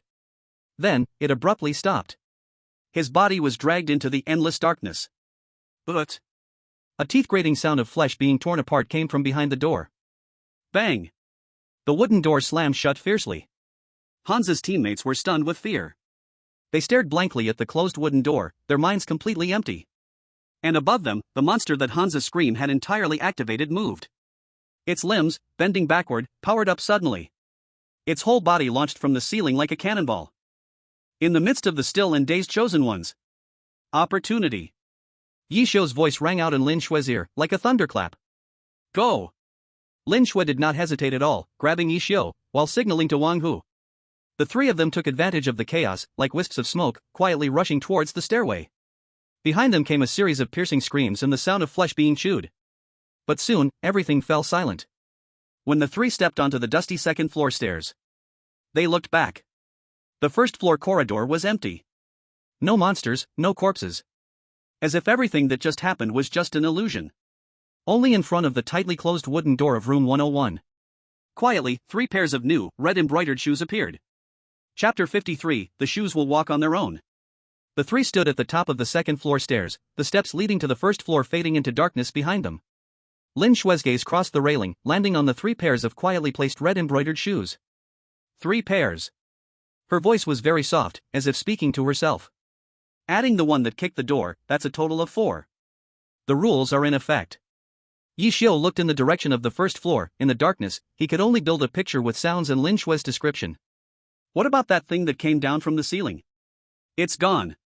Lin Shui withdrew her gaze, carefully observing the second floor corridor.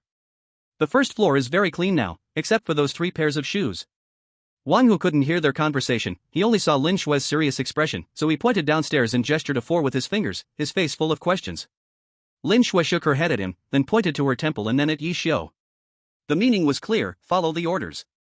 What's happening on the second floor? Ye Xiu asked. It's exactly the same structure as the first floor, a symmetrical design. Lin Shui's voice became Ye Xiu's eyes. The corridors, the rooms, even the spots where the wallpaper is peeling are similar. But here, it's quieter. Too quiet. Even that flickering incandescent lamp made no sound of electricity. Tap. A very faint sound suddenly came from the end of the corridor. It sounded like someone lightly tapped the ground with their nails. Ye Xiu's ears twitched suddenly. What sound? Tap. Tap. Tap.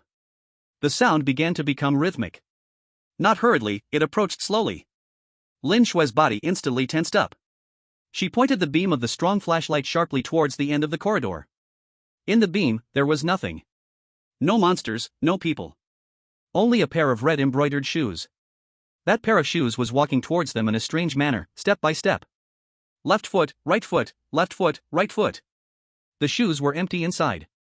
Shoes. Lin Shui's voice had a trace of barely noticeable dryness. They're walking on their own. Rule number 4. Ye Xiu's voice was exceptionally calm. If you see moving embroidered shoes, close your eyes and stand still. Lin Shui, close your eyes. What about you? I can't see anyway. Ye Xiu's tone was as if he were stating something completely ordinary. Tell Wang Hu not to move either. Lin Shui took a deep breath and closed her eyes. In that last moment before closing her eyes, she extended her hand and did a stop tactical gesture in front of Wang Hu. Wang Hu saw her gesture and also spotted the pair of embroidered shoes that were walking towards them. His pupils constricted sharply. But he did not move, not even his breathing was audible. Absolute trust allowed him to overcome his instinctive fear. Tap. Tap.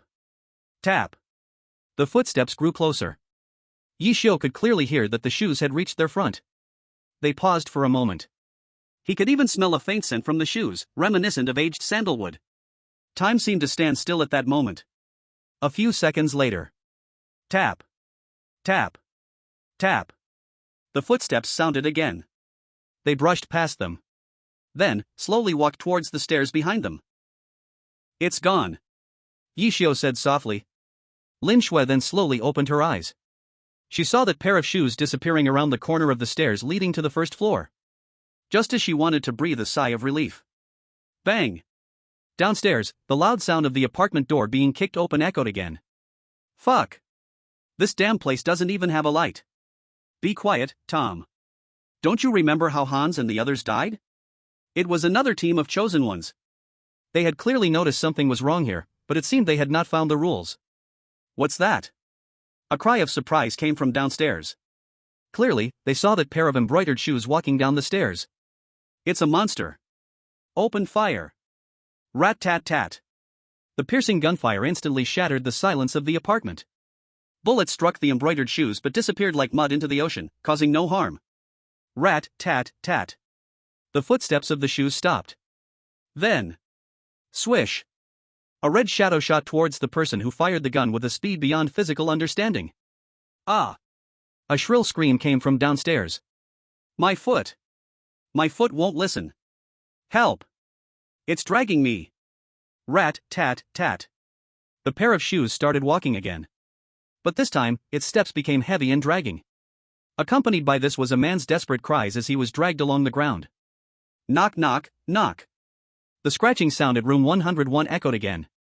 That man was forcefully dragged to the door of room 101 by those shoes. Bang! The wooden door opened and then slammed shut. The man's cries abruptly stopped. Downstairs returned to calm again. Only the few surviving chosen ones were breathing heavily out of fear. Let's go. Ye Xiu's voice pulled Lin Shui and Wang Hu back from their shock. Now is the time. Lin Shui immediately signaled Wang Hu. The three of them quickly moved along the second-floor corridor towards their target, room 404. Rule 6, there are no mirrors in the apartment. If you see a mirror, shatter it immediately. Ye Xiu softly recited the rule as he walked. Lin Shui, keep an eye out. Understood. The corridor on the second floor was long. The doors on both sides were tightly shut, and the paint on the door numbers had long been worn away. Just as they reached the middle of the corridor, Lin Shui's footsteps suddenly stopped. What's wrong?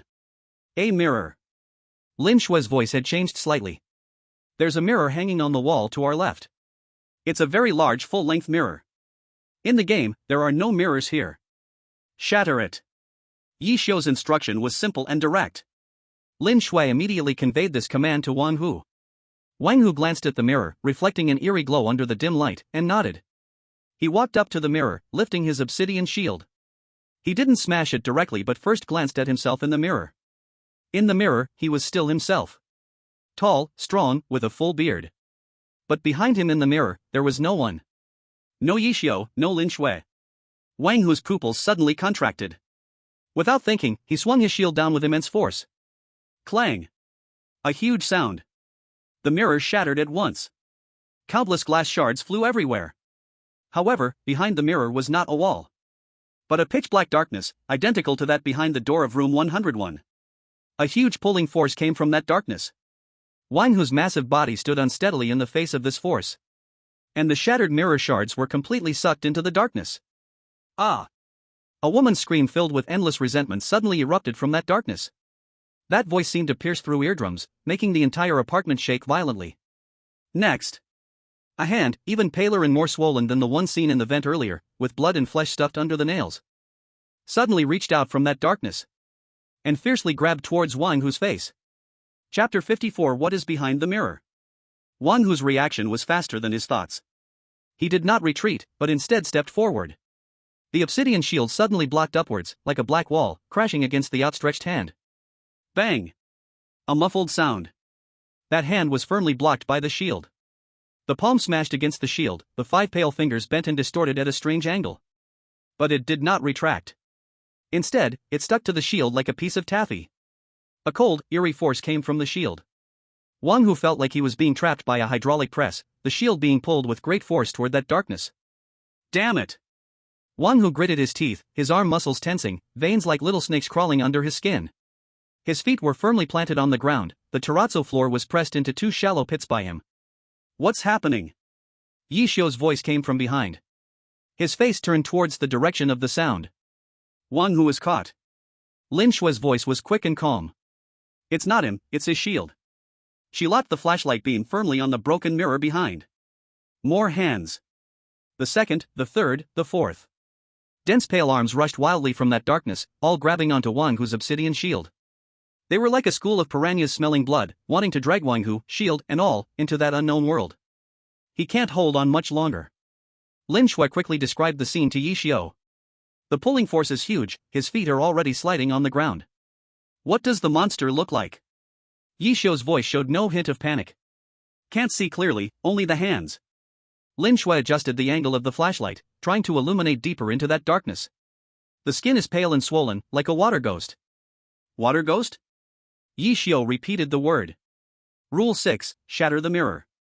We did it, and then it showed up. So, the mirror is not its body, but its door. What is it afraid of? Ye Xiu's brain was racing. Mirror, reflection, light. Lin Shui. Ye Xiu's voice suddenly rose. Flashlight. Use your bright flashlight, shine directly into that darkness. Lin Shui hesitated not at all. She immediately turned the bright flashlight to its brightest setting. A concentrated beam of light pierced fiercely into the darkness behind the mirror. Ah! A scream sharper and more miserable than before erupted from the darkness. That voice was no longer a woman's voice. but a chaotic, mad roar mixed with voices of countless men, women, old and young. Those pale arms grabbing the shield, under the beam of light, melted like wax figures splashed with sulfuric acid. Large amounts of black smoke rose, emitting a hissing corrosive sound. They suddenly let go, frantically retreating back into the darkness. The overwhelming force on Wang Hu disappeared abruptly. Caught off guard, he staggered back 2 steps and fell onto the ground. The darkness behind the mirror twisted and rolled violently under the light beam. Like a pot of boiling oil. Then, slowly, it retracted inward, ultimately disappearing from sight. Behind the broken mirror frame, the mottled, gray-green wall reappeared. As if everything that just happened had never occurred. Is it solved? Wang Hu got up from the ground, brushing off the dust from his behind. Although he didn't hear that scream, he saw those arms disintegrating in the light. For now. Ye Xiu's voice came. That scream just now was too loud. He looked towards the depths of the corridor. We may have woken up the real master. Lin Shui immediately conveyed this information to Wang Hu with gestures. Wang Hu's face color. The atmosphere suddenly became serious. Woo woo. A faint, suppressed sound of a woman's crying suddenly came from behind them, at the stairway leading to the 3rd floor. That cry was completely different from what they heard behind the door of room 101. The previous crying was filled with resentment and unwillingness. But this time, the crying was filled with sadness. A kind of sadness that made the listener feel connected, tightening their heart. Not good. Ye Xiu's face changed. She is coming out. Where? Lin Shui immediately shone the flashlight beam toward the stairway to the 3rd floor. In the beam of light, there was no one. But the crying was getting closer and clearer. It was as if the crying woman was walking toward them step by step, down the stairs. But they could not see her figure. Wang Hu, shield. Ye Xiu called out in a low voice. Wang Hu immediately raised the obsidian shield in front of the 3, taking a standard defensive stance. Woo woo. Woo woo. The crying was now just within reach. It was as if the woman was standing right before them. Ye Xiu could even feel a cold, damp wind brushing against his cheek. She is right in front of us. Lin Shui's voice trembled slightly. But I can't see her. I can't see her either. Ye Xiu said. But she can see us. Before his voice faded. Bang! A loud noise. The obsidian shield in Wang Hu's hand suddenly buckled inward. It was as if an invisible heavy hammer had struck it fiercely. Wang Hu was knocked back repeatedly by the tremendous force. He felt like his arms might snap. She attacked. Lin Shui exclaimed. Where is she? Wang Hu anxiously mouthed to Lin Shui. I don't know. Can't see. Lin Shui quickly responded with gestures. An invisible enemy. This was the most troublesome and unsolvable predicament they had ever faced. Bang! Bang! Bang! The invisible attacks rained down on Wang Hu's shield like a storm. Wang Hu gritted his teeth, struggling to hold on. The obsidian shield was already showing numerous fine cracks. This won't do. Ye Xiu's brain was rapidly working. Can't see. Why can't we see? The rules didn't mention she would be invisible. Wait a minute. Suddenly, a detail that he had overlooked flashed through his mind. Rule 6, there are no mirrors in the apartment. Lin Shui. Ye Xiu exclaimed suddenly. When you looked at that mirror before, were we in the mirror? Lin Shui was stunned for a moment, then quickly reacted. No. Her voice rose a few pitches due to excitement. In the mirror, there was only Wang Hu. I understand. Ye Xiu's eyes burst with a terrifying brilliance. She is not invisible. She has always been here. She is in the mirror. No, she is the mirror itself. Or rather, she is the collective reflection of all mirror images in this apartment. The reason we can't see her is that our eyes unconsciously ignore the reflection in the mirror. So, to deal with her, we can't use our eyes to look. As he spoke, he suddenly shut his eyes. Although he couldn't see to begin with. But this was a stance. A stance for switching to battle mode. Wang Hu. Ye Xiu shouted towards Wang Hu's direction. Close your eyes. Use your body to feel her attack. Fight with your instincts. Lin Shui immediately conveyed Ye Xiu's orders to Wang Hu at the fastest speed. Wang Hu was taken aback. He glanced at the shield that was still under attack, about to shatter. Then he looked at Ye Xiu's face, which, though unseen, was filled with absolute confidence. He gritted his teeth. Then, slowly, he closed his eyes. The moment he closed his eyes, the whole world seemed to quiet down. He could neither hear nor see. The only thing he could rely on was his battle-hardened, beast-like, fighting instinct. Bang! Another heavy blow struck the shield. This time, Wang Hu did not passively block anymore. His body suddenly leaned to one side, following the direction of the incoming force. At the same time, the fire-spitting diamond sword in his hand thrust out at a tricky angle, stabbing backward. Puff! A clear sound of a sharp blade piercing flesh rang out. Immediately after, ah! A woman's scream, filled with pain and disbelief, suddenly exploded in their ears. Chapter 55, It's easier to hit with eyes closed. The scream shattered the silence of the corridor. The sound was no longer a sad cry, but filled with resentment and madness. Lin Shui opened her eyes, and the beam of her flashlight instinctively swept toward the source of the sound. In front of Wang Hu, there was nothing at all. But on the tip of the fire-spitting diamond sword, there appeared a drop of black liquid, sizzling and smoking, dripping to the ground. The terrazzo floor was instantly corroded, forming a small pit. It's effective. Ye Xiu's voice came through. She is hurt. Wang Hu, don't stop. Lin Shui immediately reached out, rapidly tapping on Wang Hu's back to convey Ye Xiu's command. Wang Hu had his eyes closed, but a sinister smile stretched across his lips. He could feel it. That sword just now had hit. Although it didn't feel like he penetrated something solid, the resistance from the sword and the chilling aura that erupted for a moment told him he had pierced something. Bang! Another invisible attack struck, targeting his head. Wang Hu didn't use his shield to block this time. He suddenly crouched down, his body sliding along the ground like a raccoon, moving a step forward. The diamond sword in his hand slashed upward along the ground. A blazing flame erupted, cutting through the air from the edge of the sword. Whoosh! The flame ignited something in midair out of thin air. A twisted black flame in human form flashed in front of Wang Hu and vanished. Ah! The woman's scream became even more piercing. I see her. Lin Shui exclaimed. In the flame. I saw her. What does she look like? Ye Xiu pressed for more details. A woman in a qipao. Very blurry. Like a burned shadow. Keep attacking. Ye Xiu commanded. Use fire. Force her to show up. Though Wang Hu could not hear, he could feel that his attacks were effective. He no longer hesitated, the fire-spitting diamond sword spun into a net of flames. With his eyes closed, he abandoned all vision. He relied solely on the direction of the invisible attack and his beast-like instinct, striking deadly blows time and time again. Whoosh! Whoosh! Whoosh! Flames intertwined in the dim corridor, creating a zone of death. The invisible woman screamed in pain as the flames burned her. Her figure began to flicker in and out of existence in the air. Bang! She seemed to want to make a final effort. All her strength gathered into a single strike, hitting Wang Hu's chest hard. The enchanted armor on Wang Hu instantly dented inwards. His entire body was blasted backward by the tremendous force, crashing heavily against the wall. Puff! A mouthful of blood sprayed from his mouth. Wang Hu! Lin Shui gasped, wanting to help him up. Don't move! Ye Xiu blocked her. Though Wang Hu was injured, a victorious smile appeared on his face. His earlier retreat was not passive. It was intentional. He used his body to absorb the blow, successfully locking onto the woman's physical location. Got you! Wang Hu closed his eyes and let out a roar. The diamond sword in his hand flew from his grip. Like a released arrow, it shot forward with unwavering momentum, stabbing fiercely at the empty air in front of his chest. Puff! This time, it was no longer a sticky sound of flesh being pierced, but a crisp sound, as if penetrating some core. The woman's scream abruptly stopped. The entire corridor instantly returned to silence. Clink. A soft sound. A palm-sized shard of mirror, covered in cracks, shattered. It fell from midair to the ground.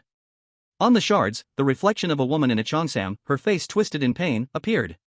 The figure struggled on the shards for a few moments, then turned into a wisp of green smoke and dissipated. Kill Elite Abnormal, Mirror Demoness. Received Special Material, Soul Fragment X1. Wang Hu slowly opened his eyes. He glanced at the mirror shards on the ground, then at his dented chest armor, and grinned. Hey, that was pretty exciting. Are you okay? Lin Shui rushed over and helped him up. I'm fine, just a small injury. Wang Hu waved his hand, then looked in Ye Xiu's direction. Ye God, you're still amazing. Fighting with your eyes closed, this is my first time. Ye Xiu did not respond to him. He was listening intently with his ears tilted, carefully hearing the surroundings. The noise is too loud. He spoke softly. It's woken up all the neighbors upstairs and downstairs. As soon as he finished speaking. Knock knock, knock knock. Creak, creak. Boom, boom, boom. In the apartment, all the doors began to make various creepy sounds. Countless malicious glares seemed to shoot out from the cracks in the doors. The entire building seemed to come alive. This place is not safe. Ye Xiu made a quick decision. Our target is room 404, let's go upstairs immediately. Wang Hu, can you still walk? No problem. Wang Hu patted his chest, although it pulled at his wound, making him grimace, but his eyes were still sharp. The three of them did not linger, quickly rushing toward the stairs to the third floor. Behind them, the doors of each room were slowly opening. The corridor on the third floor was even more dilapidated than the second floor. The walls were covered in large patches of black mold, resembling human faces. The air also carried a foul stench, like rotting meat. Hurry! Ye Xiu urged. They dared not stop for a second and rushed directly to the fourth floor. Fourth floor. The scene here, however, was completely different from downstairs. The corridor was very clean, with a thin layer of dark red carpet on the ground. On the walls, there were still a few landscape paintings. The air was filled with a faint scent of Chinese herbs. Everything seemed so normal. So normal that it felt somewhat eerie. This is the fourth floor. Lin Shui's voice was very low. Our room, 404, is at the end of the corridor. Then, where is Granny Wang? Wang Hu asked quietly. Rule 5, Granny Wang is the only living person here, we can ask her for help. But in the game, she is a trap. Should we go see her? Lin Shui looked at Ye Xiu, waiting for his decision. Ye Xiu remained silent for a moment. His nose twitched slightly as he distinguished the scents in the air. Chinese herbs, mugwort, and... His brow furrowed slightly. The smell of formalin. Let's go. He did not answer Lin Shui's question, but instead took a step forward, walking toward the deeper part of the corridor. Let's go see this kind Granny Wang first. Chapter 56, Is Granny Wang on the fourth floor a good person? The three of them walked down the corridor covered with dark red carpet, their footsteps absorbed by the carpet, making everything eerily quiet. The landscape paintings on the walls depicted yellowed fields and a gray, overcast sky. 401, 402. Lin Shui softly called out the room numbers. Granny Wang's room should be 403. They stopped in front of room 403. This door was different from the others. A red paper cut of the character Fu was pasted on it. From the crack in the door, dim yellow light and a stronger herbal smell seeped out. Knock knock. Ye Xiu motioned for Lin Shui to knock. Lin Shui extended her hand and lightly knocked twice. Who is it? An elderly but kind-sounding voice came from behind the door. We're the new tenants, we came to visit. Lin Shui answered according to Ye Xiu's instructions. Oh, new neighbors? From behind the door came the sound of a shuffling and the tapping of a cane. Wait a moment, Granny's legs are not so good. A few seconds later. Creak. The wooden door was slowly opened a crack. An old face, full of wrinkles but looking kind and approachable, appeared behind the door crack. The old lady's hair was gray, neatly combed, and she wore a faded blue cloth dress. In her hand, she leaned on a black wooden cane. Oh my, there are three handsome little dolls. When the old lady saw them, a kind smile appeared on her face. Come in, it's not safe outside. As she spoke, she opened the door wide. A wave of warm air mixed with the smell of medicine and food rushed out from the house. It made one unknowingly let down their guard. On Wang Hu's face, a hint of relaxation appeared. Looks like, the rules this time aren't lying. He whispered to Lin Shui. Lin Shui didn't answer, she just glanced at Ye Xiu. Ye Xiu's face showed no expression. He merely nodded slightly in the direction of the old lady. Then pardon the intrusion, grandmother. The three of them walked inside. The room was simply furnished, but it was very clean. An 80 mortals table, a few long benches, and a black and white family portrait hung on the wall. In the photo, the old lady, when she was young, held a little girl with twin braids, smiling happily. Sit down, sit down. The old lady warmly urged them. I just brewed some calming soup, you must try some. As she spoke, she wobbled over to the stove and served each of them a bowl of steaming black soup. The soup emitted a rich, indescribable scent. Grandmother, do you live here by yourself?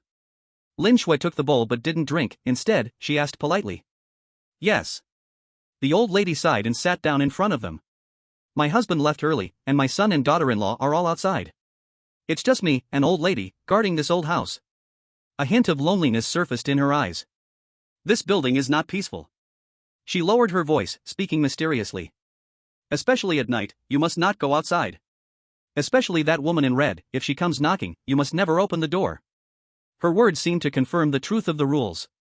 Grandmother, do you know how to leave this place? Ye Xiu suddenly asked. The old lady was taken aback, her murky eyes lingering on Ye Xiu's unfocused pupils for a moment. Leave? She shook her head. Once you enter this building, no one can leave. Unless. She paused. Unless you can find that woman's embroidered shoes. Find the shoes, burn them, and she can rest. Where are the shoes? In this building. The old lady pointed to the ceiling and then to the floor. They move on their own, hide on their own. This old lady has only seen them once, just in the hallway. As she spoke, she lifted her bowl and took a sip of soup. Drink up, the soup will get cold. This calming soup can help you sleep well. Wan Hu looked at the dark soup in his bowl, then glanced at the old lady's kind face, hesitating. He turned to ask Ye Xiu with his eyes. Ye Xiu looked at him and nodded slightly.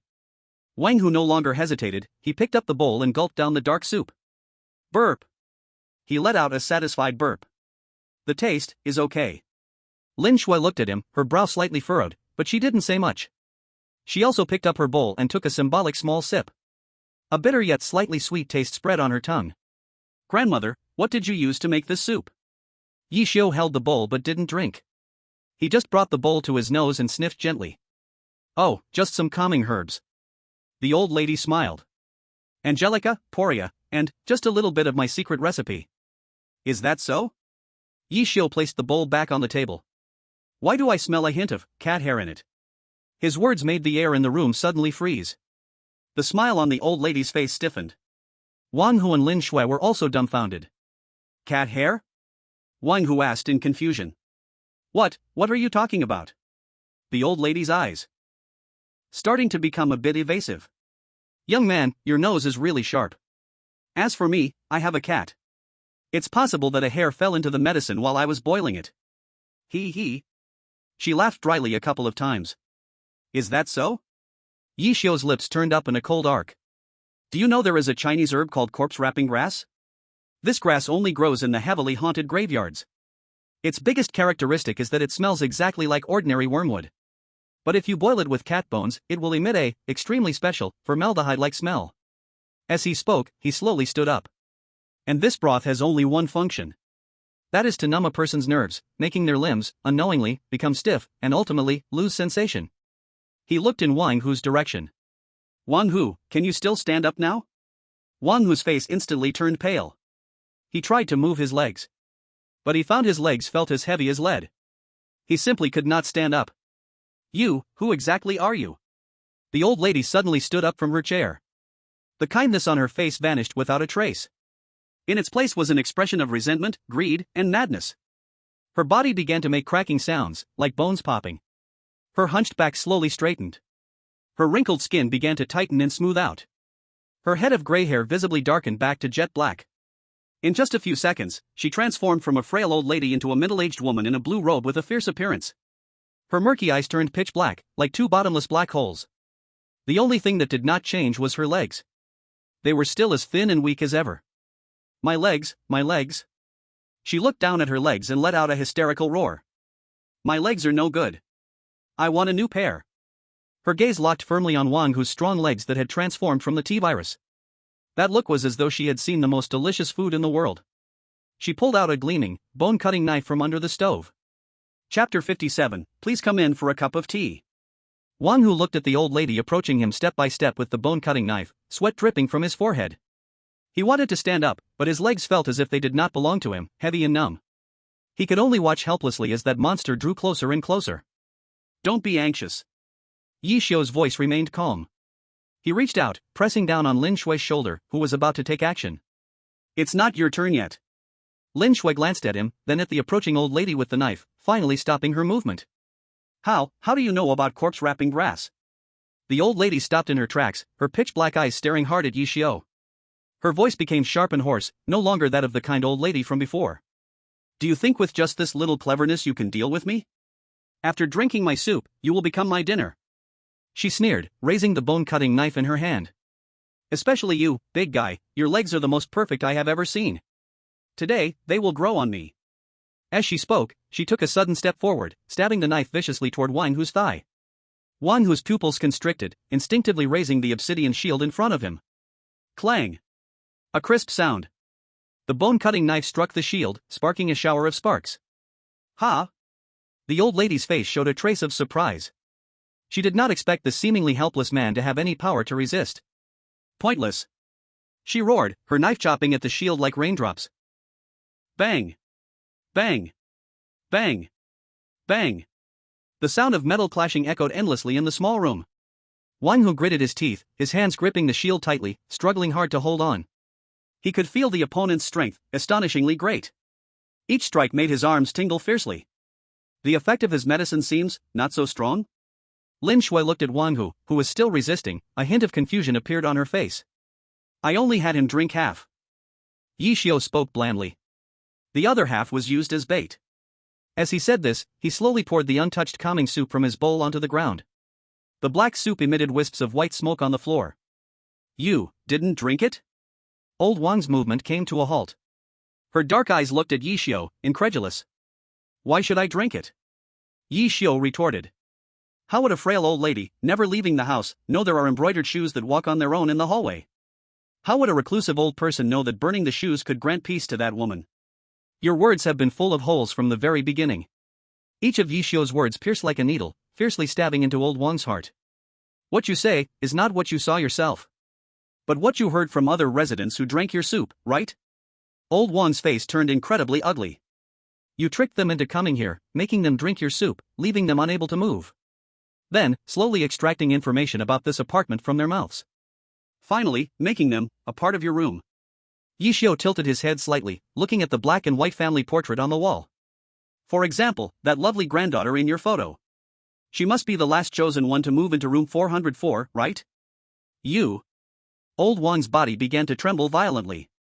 Her dark eyes were filled with resentment and madness. Shut up! Shut up! Shut up! She screamed hysterically. She abandoned her attack on Wang Hu, turning around, grabbing her knife, and charged at Ye Xiu like a madwoman. I'll kill you first, you blind man. Lin Shui. Ye Xiu's tone remained completely calm. Her speed is fast, and her attack method is top-down slashing. When she is 2 steps away from me, use your pickaxe to knock out the floor tile beneath her feet. Understood. A cold glint flashed in Lin Shui's eyes. Her efficient V-diamond pickaxe was already poised to strike. Old Wang's figure was infinitely magnified in Ye Xiu's auditory world. Footsteps, wind, breathing. All the information converged in his mind, forming an accurate 3D model. 3 steps. 2 steps. 1 step. Now. Lin Shui moved. Her motion was as fast as lightning. The diamond pickaxe in her hand, shimmering with emerald light, struck accurately on the floor tile where Old Wang was about to land. Crack. A crisp sound. The hard terrazzo tile shattered in response. Old Wang's foot missed, her entire body suddenly lost balance. Her forward momentum came to an abrupt halt. Her face was filled with astonishment and disbelief. And Ye Xiu also moved. The iron sword in his hand had, at some point, already been unsheathed. He did not step forward but took a small step back. His body tilted at an extremely subtle angle. Just enough to evade Old Wang's wildly flailing bone knife due to her lost balance. At the same time, the sword in his hand shot upwards like a venomous snake. The angle was incredibly tricky. It struck perfectly at Old Wang's exposed, defenseless, heart. Thud. The sound of a blade sinking into flesh was dull yet clear. Old Wang's body stiffened violently. She looked down at her chest, the cold sword tip protruding through her body. Her dark eyes were filled with unwillingness and resentment. She opened her mouth, as if wanting to say something. But in the end, it was only a series of huff-huff sounds. Then, her body softened and collapsed. Kill Elite, the leg switch Granny. Obtain special material, Granny's bone chopping knife X1. The whole room returned to silence once again. Wang Hu stared at the swift battle in front of him, his mouth hanging open wide enough to fit an apple. Ye God, aren't you blind? I am blind. Ye Xiu slowly wiped the blood off his sword. But my ears work better than before. He turned around, looking at Lin Shui. Well done. Lin Shui said nothing, silently storing away the bloodied diamond pickaxe. Wang Hu tried to move his legs. He found that with the death of Granny Wang, that numbness was slowly fading away. Alright, it's time to go to our real home not. Ye Xiu walked to the 8 Immortals table, reached out, and groped under the table. Soon, he touched a cold set of keys hanging under the table. Obtained quest item, key to room 404. Let's go. He threw the keys to Lin Shui. Let's go see what our new home looks like. Chapter 58, What surprises are in room 404? Lin Shui caught the key, the cold metal made her fingers flinch. Go. Ye Xiu's voice was soft but undeniable. Wang Hu leaned against the wall, unsteadily standing up, the numbness was ebbing away from his legs like a receding tide. He moved his ankle, and his joints crackled with a crisp sound. I'm fine now. He picked up the black obsidian shield from the ground and held it up again. Lin Shui walked ahead, directing the key at the tightly shut door of room 404 at the end of the hallway. Behind her, Ye Xiu kept his hand on her shoulder. Wang Hu brought up the rear, vigilantly watching the dark behind them as it stirred. Creak. The doors behind them opened one by one, just a crack.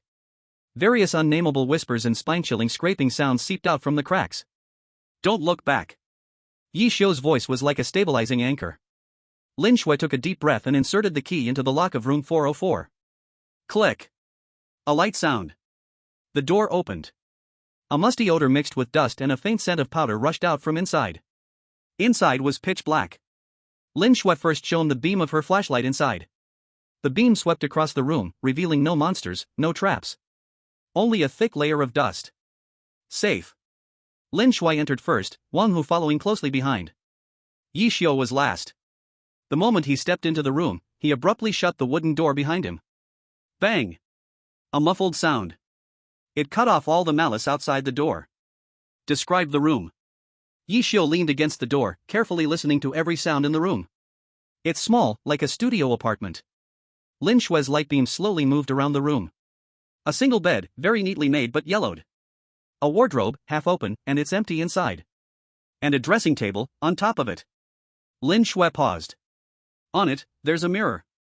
Wang Hu heard the word mirror and immediately raised his shield.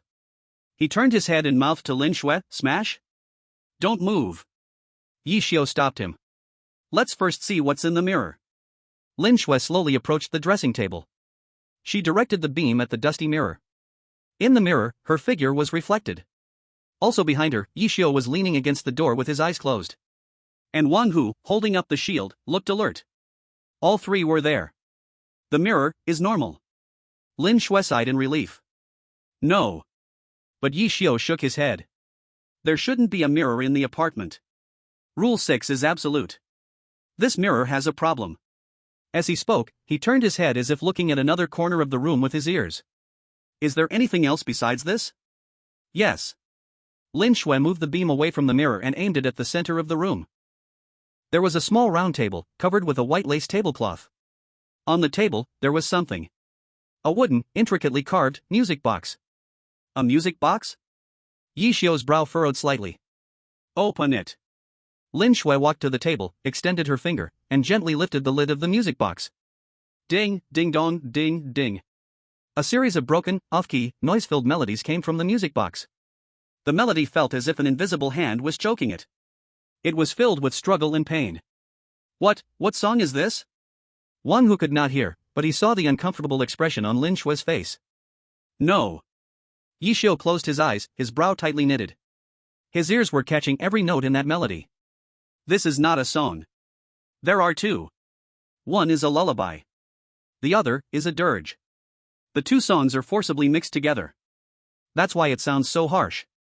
Lin Shui looked at the music box, still struggling to make sounds, and then at the mirror on the dressing table. I understand now. A glimmer of realization flashed in her eyes. The mirror represents dirge, representing death and hatred. And this music box represents lullaby, representing life and hope. What we need to do is separate them. Wang Hu. Ye Xiu's voice suddenly rose. Smash that mirror. Lin Shui immediately conveyed this order to Wang Hu. Wang Hu no longer hesitated, swinging the obsidian shield, roaring through the wind, and smashed it hard into the dressing mirror. Crash. A huge sound. The mirror shattered in response. But this time, behind the mirror, there was no darkness. Only a plain wall. And in the room, the sound from the music box changed at the moment the mirror shattered. The harsh, noisy dirge disappeared. Replaced by a clear, melodious, gentle lullaby. Ding dong, ding dong. The soft melody flowed slowly in the room. As if a mother was gently humming to lull her child to sleep. The oppressive, cold atmosphere in the room quietly dissipated. Click. A soft sound. The half-open wardrobe suddenly opened completely on its own. The wardrobe was not empty. A little girl in a white dress, with pigtails, sat with her back to them in the corner of the wardrobe. Her shoulders were heaving, as if she were crying. "You, who are you?" Lin Shui instinctively took a step back. Wang Hu raised the shield to protect her. The little girl did not turn around. She simply slowly raised her hand. In her hand, she held an old diary filled with crayon drawings. She extended the diary backward. "For you." Her childish voice, tinged with tears, echoed in the room. Lin Shui hesitated for a moment but still walked forward to take the diary. She opened to the first page. On it, in crooked handwriting, was a line of words. "Mom said as long as I obediently listen, she will come back to play with me." Lin Shui softly read this line. She turned to the second page. "Mom bought me a new pair of shoes, red with golden flowers. Mom said they are the most beautiful shoes in the world." Lin Shui continued reading. She turned to the third page. This page had no words. Only a drawing done in red crayon. The drawing showed a little girl wearing red embroidered shoes, lying in bed with her eyes closed. Beside her stood a faceless woman in a qipao. The woman was gently stroking the little girl's face. And at the bottom of the drawing, in even more hasty, fearful handwriting, was the last line of words. "Mom's feet are so cold. She is wearing my shoes." Chapter 59, It's Time to Visit Mom. Lin Shui closed the diary. In the room, only the music box was still making a tinkling sound. Wang Hu looked at her, then at Ye Xiu, and finally his gaze landed back on the diary. He pointed at the diary, then at his own head, his face filled with question marks. Lin Shui handed the diary to him. Wang Hu flipped it open, looking at the childlike crayon drawings and twisted words, his brows furrowing into a tight frown. He couldn't understand, but he could feel that fear. Lin Shui reached out, quickly writing a few words in his palm. "Mom is a ghost, she wears her daughter's shoes." Wang Hu's eyes widened. He suddenly looked up, glancing at the sobbing little girl in the wardrobe. "Then she." He silently mouthed the question. "She is the owner of the diary." Ye Xiu's voice answered his doubt. What Wang Pa said was half right and half wrong. Ye Xiu leaned against the door, his face turned towards the center of the room. "The key to leaving here is indeed to burn that pair of embroidered shoes. But those shoes are not in the hallway, and they never walk by themselves. They have always been worn on Mom's feet." Lin Shui's gaze fell on the last page of the diary again. "Mom's feet are so cold. She is not wearing shoes, she is changing feet." Lin Shui's voice was a bit dry. "So, what we are looking for is not the shoes." Ye Xiu picked up her words. "What we are looking for is the mom wearing the shoes. We need to find her and pry the shoes off her feet." Wang Hu listened to Lin Shui's sign language interpretation, his expression turned strange. He punched his palm with his fist. "Then what are we waiting for? I'll go drag her out." "Where is she?" Lin Shui asked the crucial question. "She is not in this room." Ye Xiu's head turned towards the wall. "This is the daughter's room. That mom must have her own room. We need to find it." In the wardrobe, the little girl's crying gradually stopped. She slowly turned around. Her face was a blurred white light, her features unclear. She raised the hand that wasn't holding the diary and pointed at the wall. There hung a black and white family portrait. It was the same photo that hung in Wang Po's room. Lin Shui walked to the photo, taking it down from the wall. She flipped over the frame. On the back of the frame, 3 numbers were scratched in with a knife. 414. Room 414. Lin Shui read out the number. "Again, it's the 4th floor." Wang Hu mumbled. In the wardrobe, the little girl's figure began to grow transparent. She gently bowed to the 3 of them. Then, she dissolved into points of white light, vanishing into the air. The tinkling sound of the music box also stopped. The whole room fell into a dead silence once more. "Let's go." Ye Xiu was the first to walk towards the door. "It's time to visit our true neighbor." Lin Shui put the frame back in its place, and Wang Hu picked up the diamond sword from the floor. The 3 of them walked out of room 404 again. The corridor outside was just like when they entered. Clean, tidy, filled with an ominous silence. The doors on both sides were tightly closed. They walked towards the other end of the corridor. There was room 414. Tap. Ye Xiu's footsteps stopped. "Arrived?" "Arrived." Lin Shui's voice came. "This door is a bit different." "How is it different?" "It's red." Lin Shui's flashlight shone on the door. It was a striking red, like blood. There was no peephole, no door number. Only in the center of the door, a golden lotus flower was painted, blooming beautifully. Wang Hu stood in front of the door, feeling a chilling presence seeping out from the crack. He instinctively gripped the shield in his hand tightly. Key. Ye Xiu stretched out his hand. Lin Shui handed the keys she found under Wang Po's table to him. Ye Xiu took the keys but did not fumble for the lock. He simply ran his finger gently over several keys. It's this one. He picked out one, the smallest, the most rusted key. How do you know? Lin Shui was a bit surprised. This key has the scent of sandalwood. Ye Xiu handed the key to Lin Shui. It smells exactly like those embroidered shoes from before. Lin Shui took the key, her heart tightened. She no longer hesitated and aimed the tiny key at the lock on the red door, which was almost covered with paint. The key slid in. She took a deep breath and slowly turned the key. Click. A sound amplified countless times echoed in the silent corridor as the door lock sprang open. Chapter 60, Mom's dance steps are a bit strange. The sound of the door lock echoed in the corridor. The red door did not open by itself. Wang Hu stepped forward, holding his obsidian shield in front of him, pressing his shoulder against the door. The door was heavy. He groaned and increased his strength. Creak. The door was slowly pushed open. A strong, sweet smell mixed with cheap perfume and rot surged out from the gap of the door. That smell made Lin Shui's stomach churn. What is that smell? Wang Hu mouthed the words. Lin Shui waved her hand, signaling him to continue. The door was fully pushed open. Inside was pure darkness. Lin Shui's flashlight beam shot in, seeming to be swallowed by something, only illuminating a small area in front of the door. Go in. Ye Xiu's voice came from behind. Wang Hu stepped in first, the wooden floor creaking underfoot. Lin Shui followed closely, and Ye Xiu came in last. Once all three were inside the room, the red door slammed shut behind them. Describe. Ye Xiu's voice was steady. A very large bedroom, decorated in very old style. Lin Shui's beam slowly moved around the room. A large four-poster bed, draped with red silk curtains. A vanity table, covered with all kinds of perfume bottles, all very dirty. And a wardrobe, the door closed. Her beam finally focused on the foot of the large bed. At the foot of the bed, there is a pair of shoes. What kind of shoes? Red embroidered shoes. Lin Shui's voice dropped low. The shoes quietly sat there. The golden threads on the shoes reflected an eerie light under the flashlight. They looked spotless, as if they had just been placed there. Wang Hu's eyes brightened when he saw the shoes.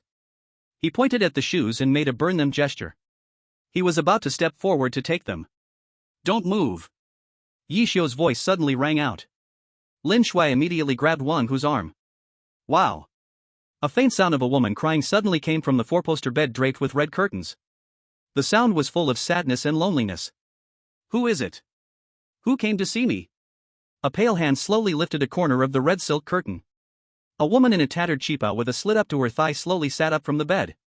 Her face was obscured by long black hair, making her features unclear. She quietly sat on the bed, head slightly tilted, as if she were looking at them. You all. Did you come to watch me dance? The woman's voice was ethereal, drifting, as if coming from another world. Wang Hu couldn't see her, but he could see the change in Lin Shui's expression. He immediately raised the shield in front of the three of them. Dance? Ye Xiu repeated the word. The woman on the bed slowly stood up. She didn't walk but floated. Her feet, hidden under the long cheapao, silently glided over the dust-covered wooden floor. She floated towards them step by step. Lin Shui, look at her feet. Ye Xiu's voice was very soft. Did the shoes at the foot of the bed move? No. Lin Shui's beam firmly locked onto the woman. Those shoes are still in place. I can't see her feet. Blocked by the cheapao. The woman drifted in front of them. A thicker, sickeningly sweet smell of perfume rushed towards them. Wang Hu couldn't smell it, but he could feel the chilling pressure. He gritted his teeth, his shield held in the front, ready to face the impact. The woman stopped. She slowly raised her hand. Those hands were pale, dry, with long, black nails. Come. Dance with me, for the last time. Before her words finished, her black nails suddenly surged. Like 5 sharp daggers, shrieking through the air, they lunged for Wang Hu's throat. Clang! Wang Hu's shield timely defended upwards. The nail scratched against the obsidian shield, sparking bright flames. The woman missed, her body drifting back at an incredible angle. Her movements were light, eerie, like a puppet on strings. Her target is your legs. Ye Xiu's voice suddenly echoed in Lin Shui's ear. Lin Shui immediately conveyed this information to Wang Hu with gestures. The woman launched her attack again. This time, her body spun like a top, rushing forward. Her hands spread wide at her sides. 10 sharp claws, like a spinning meat grinder, sliced towards Wang Hu's legs. Wang Hu roared, not retreating. He stepped forward, slamming the shield down onto the ground. Boom! A loud crash. The entire room trembled. The woman's spinning momentum was disrupted by this shockwave. Her body came to a brief halt. Now's the time. Wang Hu's fire-drilling diamond sword, blazing with intense flames, swiped upwards violently. Whoosh! The flames struck the woman's body. Hiss! The woman let out a scream that wasn't human. Her old cheapo was instantly ignited. She rolled frantically on the ground, slapping at the flames on her body. Her feet! Lin Shui exclaimed. In that moment, as the woman rolled, the hem of her cheapao caught fire. It revealed her feet. Those were not adult feet at all. They were the feet of a child. On her feet, she wore a pair of red embroidered shoes. At her ankles, there were 2 shocking wounds, stitched together with rough twine. Found it! Ye Xiu's voice was cold and decisive. Wang Hu. Cut off her feet. Lin Shui immediately made a gesture to Wang Hu to attack the legs. Wang Hu looked at the fiery figure rolling on the ground, without a hint of hesitation. He charged forward in big strides. The diamond sword in his hand raised high. The woman seemed to sense the fatal threat. She leaped up from the ground. The flames on her extinguished in an instant. Her cheapao became even more tattered, revealing skin beneath that was dry, like tree bark. Her face, always covered by long hair, was now lifted. It was a face without features. Only a mouth, split to the roots of her ears, filled with sharp teeth. My dance is not finished. She howled, charging at Wang Hu once more. Her speed was more than doubled. 3 steps left, retreat. She's going for a spinning kick. Ye Xiu's voice was like a high-precision radar.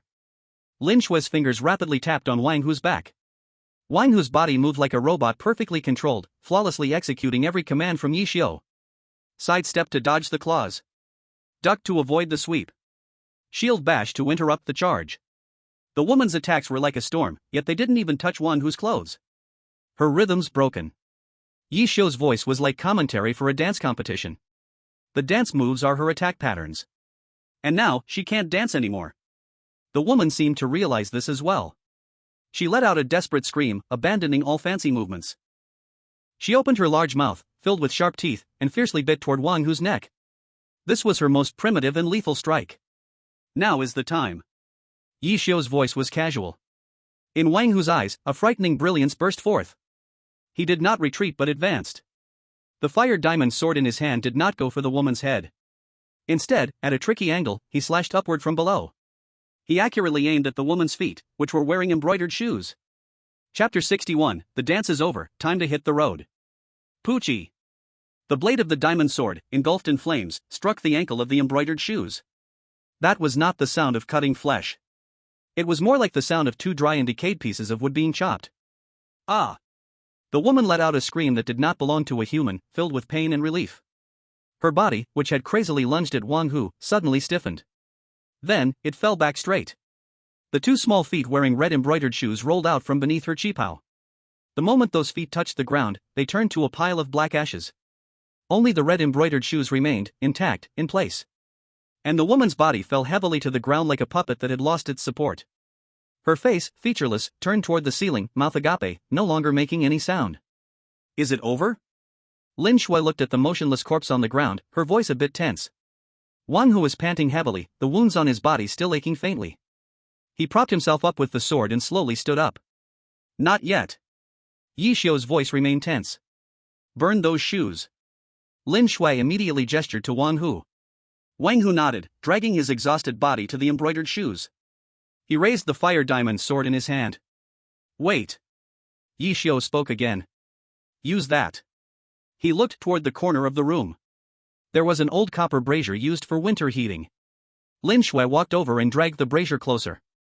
Wang Hu carefully used the sword tip to lift up the embroidered shoes, placing them into the brazier. He glanced at Ye Xiu. Ye Xiu nodded. Wang Hu no longer hesitated, inserting the diamond sword into the brazier with the blade pointing down. The flames on the blade instantly ignited the shoes. Whoosh! A plume of black flame soared from the shoes. That flame brought no warmth, instead radiating a piercing cold. Within the flames, one could vaguely see the figure of a woman in a cheapao, silently screaming and struggling. Eventually, she turned to specks of fire and scattered away. The black flames also extinguished. Only a pile of white ashes remained in the brazier. At the moment that pile of ashes appeared, the entire room shook violently. On the walls, the peeling paint began to drop in large chunks, exposing underneath a brand new white wall.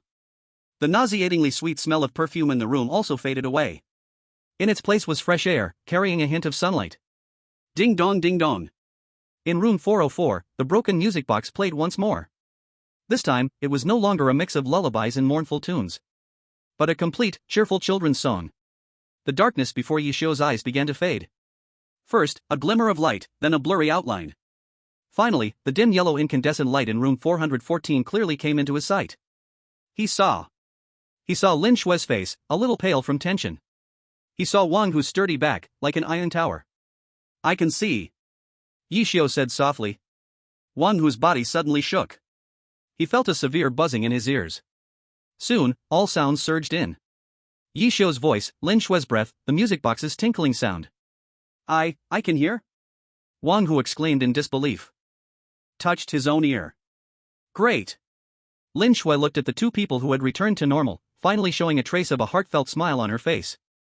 Yixin, are you okay? Wang Hu turned around, looking at Ye Xiu, his voice filled with concern. I'm fine. Ye Xiu shook his head. He glanced at the corpse on the ground. The corpse was slowly turning into light spots, dissipating. In the place where it disappeared, a small, rusted key was left behind. Lin Shui stepped forward and picked up the key.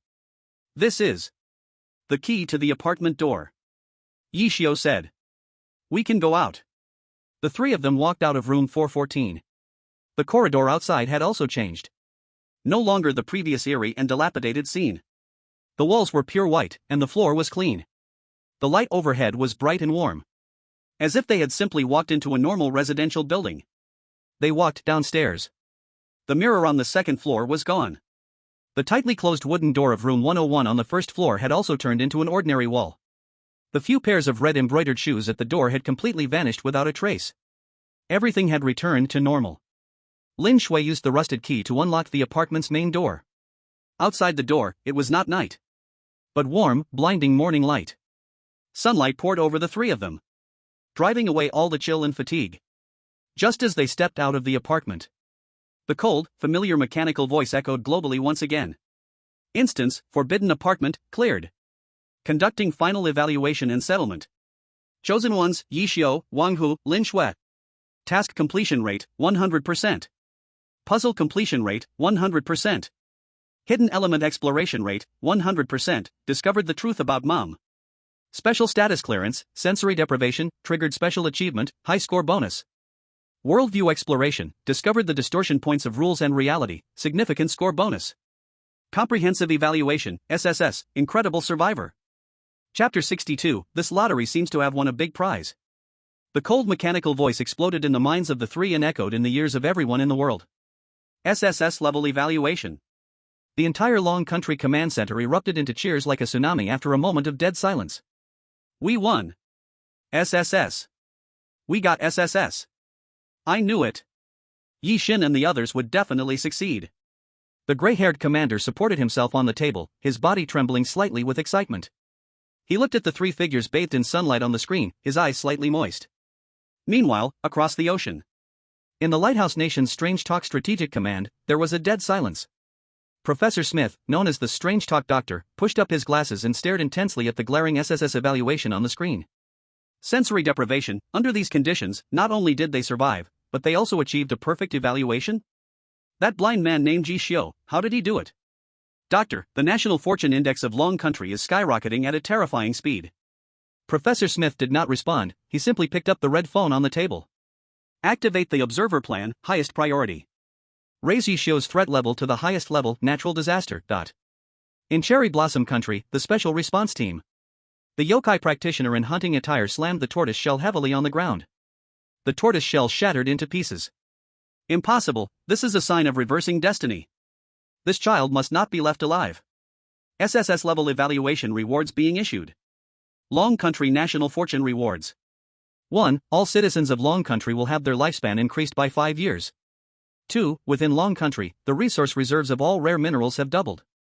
3. Long Country's technology tree has unlocked a special branch, biological prosthetics.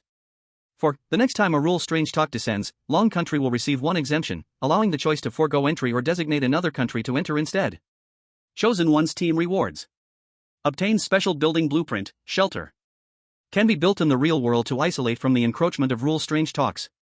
Chosen one's individual rewards. Wang Hu, obtain special talent unmoving as a mountain. When activated, can withstand one deadly blow. Lin Shui, obtain special skill Eye of Truth.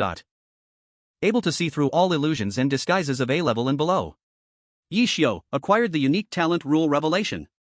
The sunlight before Ye Xiu and the others was instantly replaced by pure white.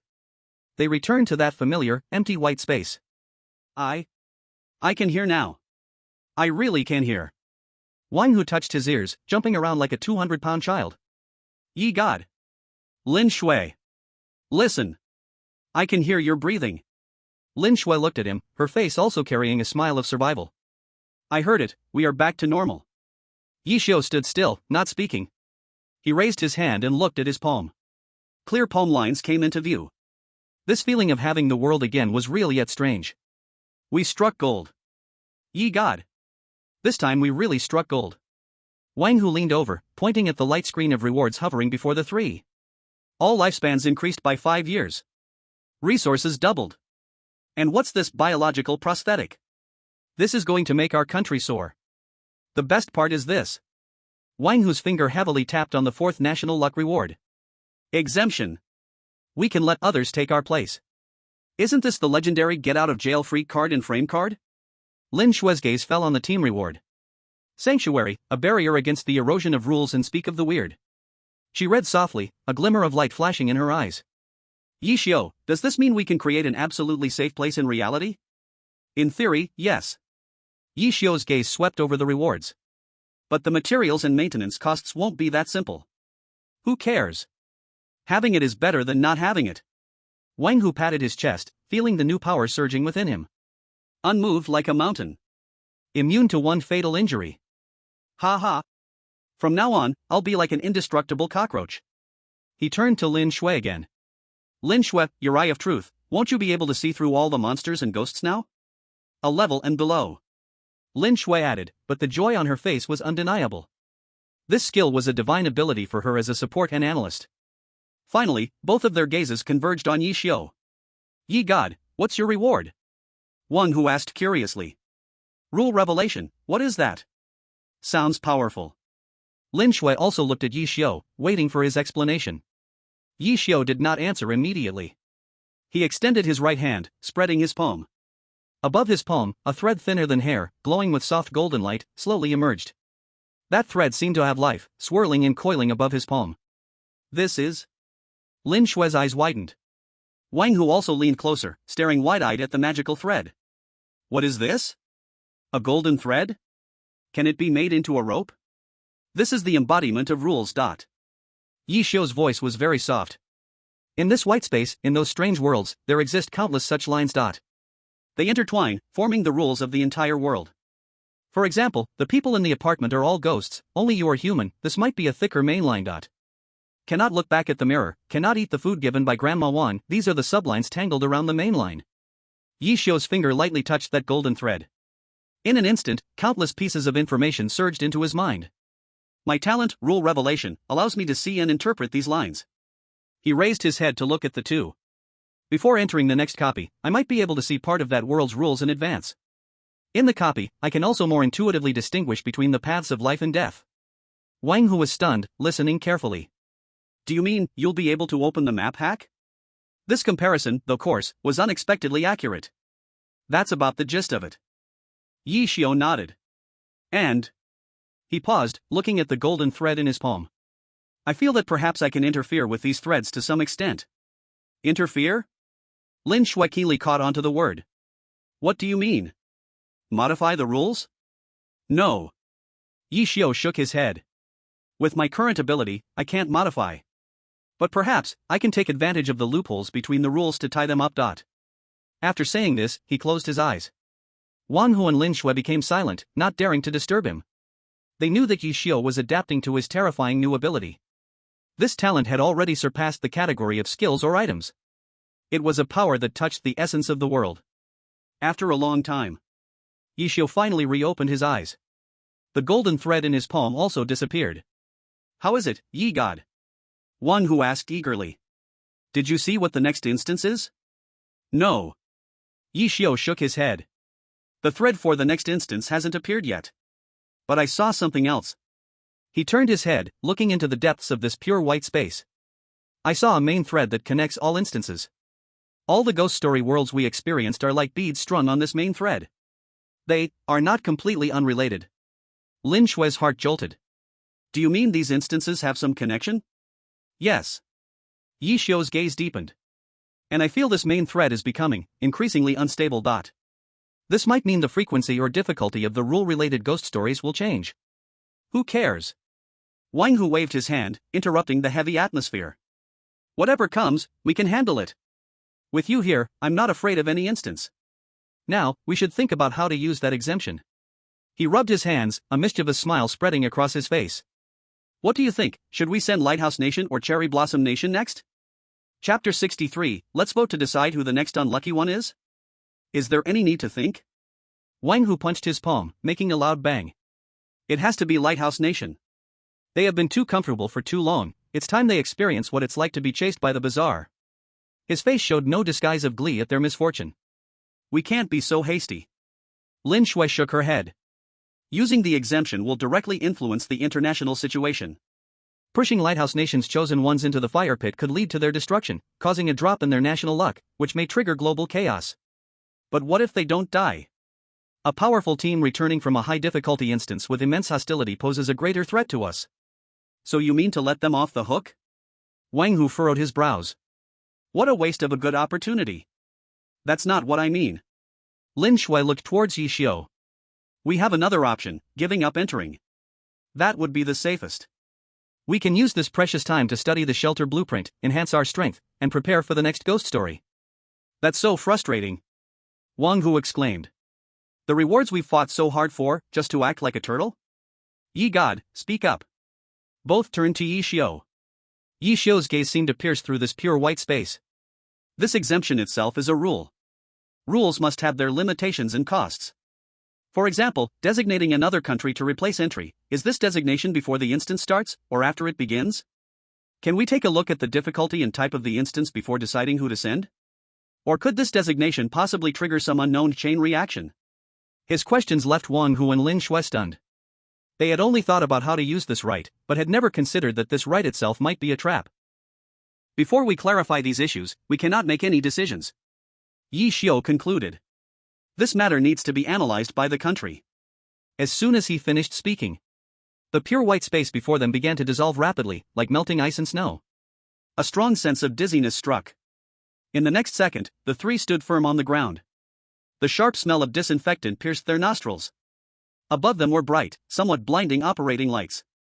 Around them were medical personnel in white protective suits, hurriedly moving about. They had returned. The heroes are back. It was unclear who shouted. The entire underground base instantly erupted. Applause and cheers came from all directions. The elderly commander, with gray hair, quickly approached. Behind him, a group of officers shouldered their symbolic stars. The old man did not speak, just patted the shoulders of the three, one by one, heavily. His eyes were red. You've worked hard, kids. Welcome home. These simple words made Wang Hu, a man like a tower, feel a lump in his throat. He opened his mouth to smile, but tears fell first. Report, Chief. The chosen one, Wang Hu, has completed the mission, requesting to return to the unit. He used all his strength to give a somewhat unstandard salute. After a simple health check, the three were taken into a highly confidential meeting room. The commander personally poured 3 cups of hot tea for them. Moisten your throat first. The old man sat opposite them, wearing a satisfied smile. This time, you all did beautifully. SSS rating, the benefits brought are beyond all our imaginations. He picked up a tablet from the table and passed it over. These are the real-time data just sent back. Nationwide, the death rate from chronic diseases caused by aging has decreased by 70%. In the Kunlun Mountains and the Darim Basin, astonishing new composite mineral veins have been discovered. As for that biological prosthetic technology, the old guys at the Academy of Sciences have gone crazy, saying this can at least allow our technology to leapfrog 50 years. Every word from the commander carried an uncontrollable excitement. All of this was exchanged for your lives. He put down the tablet, and his expression became serious.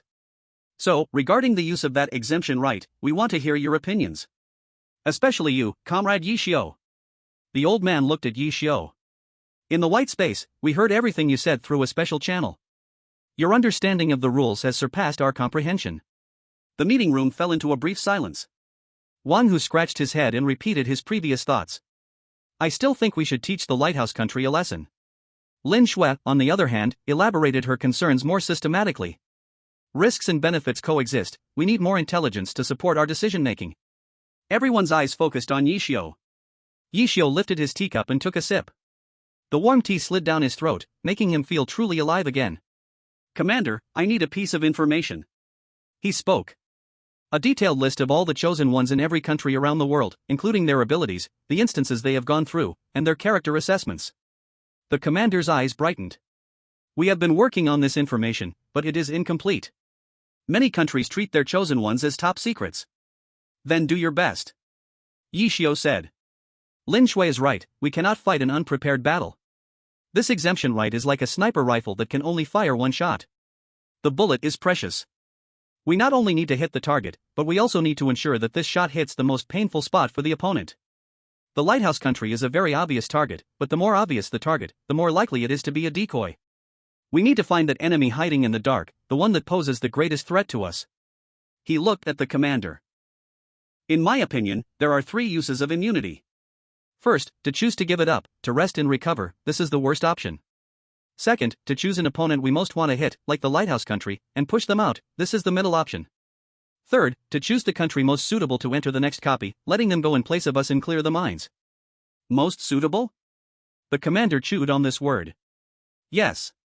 Ye Xiu nodded. My new ability may allow me to glimpse some rules of the next copy in advance. For example, if the next copy is an underwater scene, then we can throw a team from an inland country into it. If the copy requires strong logical reasoning ability, we can throw in a team known for being brash. This is the best option. What we need to do is not simple revenge, but precise, surgical elimination. The entire conference room fell silent. Everyone was stunned by Ye Xiu's calm yet brutal analysis. The commander took a deep breath and stood up. I understand. He walked up to Ye Xiu and extended his hand. The country will use all its power to provide you with the intelligence you need. This decision is up to you. Ye Xiu shook his hand. Okay. Now, what you need the most is rest. A gentle smile returned to the commander's face. The car is waiting outside, go home and have a look. Your families miss you very much. The 3 of them walked out of the underground base. Outside was the familiar dusk of the city. The sunset painted the sky a warm orange-red. The streets were bustling with cars, full of the breath of life. A black-red flag sedan quietly stopped at the entrance. Wang Hu took a deep breath, filling his lungs with the air rich in car exhaust and food aroma. I feel alive. He sighed. Thinking about all this messy stuff is really giving me a headache. He pulled open the car door and plopped down inside. Right now, I don't want to think about anything, I just want to go home and eat the sauerkraut pork dumplings my mom made. Chapter 64, The Intelligence is Here, It's Time to Call Names. The black-red flag sedan smoothly merged into the evening rush-hour traffic of the city. Outside the car window, neon lights were lighting up one by one, outlining the contours of the city. Going home. Wang Hu sank his sturdy body deep into the soft back seat. He rubbed his hands together, grinning ear to ear, with a silly smile. I can already smell the dumplings my mom made, with sauerkraut and pork filling, dipped in garlic paste, hey. He swallowed, his voice full of happiness. Lin Shui sat on the other side, quietly watching the street view outside the window. She took off her combat uniform and changed into casual clothes, with a pair of gold-rimmed glasses perched on her nose. The lenses reflected the colorful lights outside the window. She didn't speak, the tense shoulders from earlier finally relaxed. Ye Xiu leaned against the car window, looking at the familiar yet strange buildings. Barbecue stands on the roadside, students coming home from school, and busy office workers. These were what they fought hard to protect. Buzz. Buzz. A special vibrating sound broke the calm inside the car. It wasn't a phone ring, it sounded more like a military communication device. The driver at the steering wheel immediately picked up a black box from under the dashboard. He turned around and respectfully handed it to Ye Xiu. "Mr. Yi, your call." Ye Xiu took the box and opened it. Inside was a satellite phone with no markings. He pressed the answer button. "It's me." On the other end of the line, the commander's aged yet strong voice came through. "The items are ready." "Where?" "Turn left from your current position, go straight for 5 kilometers to the Wangjing data center." "Understood." Ye Xiu hung up the phone and returned the box to the driver. "Make a U-turn." Without any questions, the driver immediately signaled to turn. "Ha? Not going home?" Wang Hu's face instantly fell. "My dumplings. First, we work." Ye Xiu's voice was very calm. "Once the work is done, there will be plenty of dumplings." Half an hour later. Wangjing National Data Center. In the deepest part underground. A room capable of withstanding electromagnetic pulse strikes, the highest level intelligence analysis room. In the center of the room, there is a circular, 360-degree holographic projection screen. The figure of the commander appears at one end of the screen. "Time is urgent, so I won't waste words." The old man gets straight to the point. "This is all the data we have gathered on all Class A and above chosen ones worldwide." As soon as he finished speaking, hundreds of dense files instantly appeared on the circular screen. Photos, code names, ability assessments, battle records. Each file represents the highest combat power of a country. Lighthouse Nation, codename goes to, a genetically modified human, proficient in all modern weapons, with a tactical chip implanted in the brain. Cherry Blossom Nation, codename Amaterasu, royal bloodline, rumored to control Shikigami, ability unknown. Empire of the Sun Never Sets, codename King Arthur, a descendant of the Knights Templar, possesses a weapon called Sword in the Stone. An intelligence officer in military uniform was quickly explaining nearby. "Bullshit, King Arthur." Wang Hu scoffs at the man in silver armor with golden hair and blue eyes on the screen. "Wasn't that sniper from their side too? Cowardly as a quail. Don't be careless." Lin Shui's eyes quickly scan the screen, like a high-performance computer. According to the data, the survival rate of the chosen ones from the Empire of the Sun Never Sets in team copies is as high as 80%. Their team cooperation ability is very strong. Ye Xiu didn't speak. He just quietly stood there, watching the continuously scrolling files. A thin gold line flashed deep within his pupils. In his vision, each file is entwined with lines of varying thicknesses and colors. Those represent the connection between each chosen one and the rules. "Commander." Ye Xiu suddenly spoke up. "Bring up the file of the chosen one from the Nile Kingdom."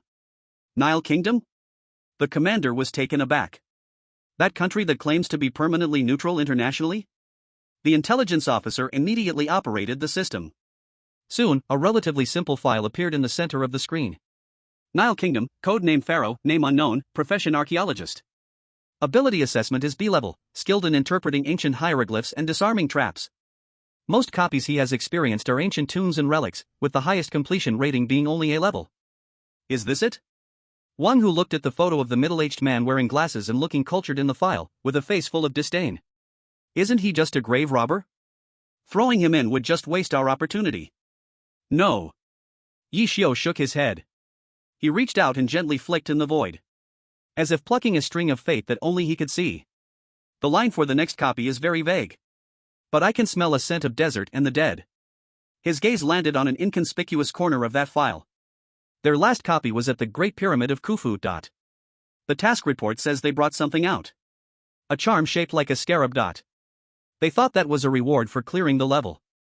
Ye Xiu's mouth curled into a cold arc. "But they don't know, that thing is a key. A key that can open the true gates of hell." The commander's pupils suddenly constricted. "Are you saying?" "Exactly." Ye Xiu looked at him, his eyes calm. "The next copy is likely related to this scarab. Throw them in, let them use their own key to open the door they choose. This is the most suitable. The entire intelligence room fell silent. Everyone was shocked by Ye Xiu's thorough, soul-piercing analysis. "All right." The commander took a deep breath and nodded heavily. "Let's do it." He pressed a red button on the table. "Connect, highest authority channel. In the name of the Dragon Kingdom's chosen team, submit an application for the use of the exemption rights to the Weird system. Designate the Nile Kingdom to replace us in the next rules of Weirdness." Chapter 65, The Whole World Exploded. The red button pressed by the commander was like a stone thrown into a lake. The ripples had just begun to spread. The circular screen in the intelligence room suddenly went dark. The next second, a line of cold, emotionless white text appeared in the darkness. Exemption rights usage application confirmed. Designated target, Nile Kingdom. Transmission will start in 5 minutes of standard time. The text stayed for 3 seconds, then vanished. The screen returned to normal. Got it. Wang Hu clapped his hands, the sound echoing loudly in the quiet room. Now the commander can go eat dumplings, right? No one responded to him. Lin Shui adjusted her glasses, the data streams on her personal terminal refreshing like a waterfall. The global emergency communication channel has been activated simultaneously. Her voice trembled slightly. The announcement has been sent out. Ye Xiu's gaze remained fixed on the main screen. The screen was divided into hundreds of small grids, each representing a live news signal from the highest command center of a country. Watch. He said only 2 words. Lighthouse country, Pentagon, underground shelter. An old white man in a 5-star general's uniform slammed his coffee cup on the table.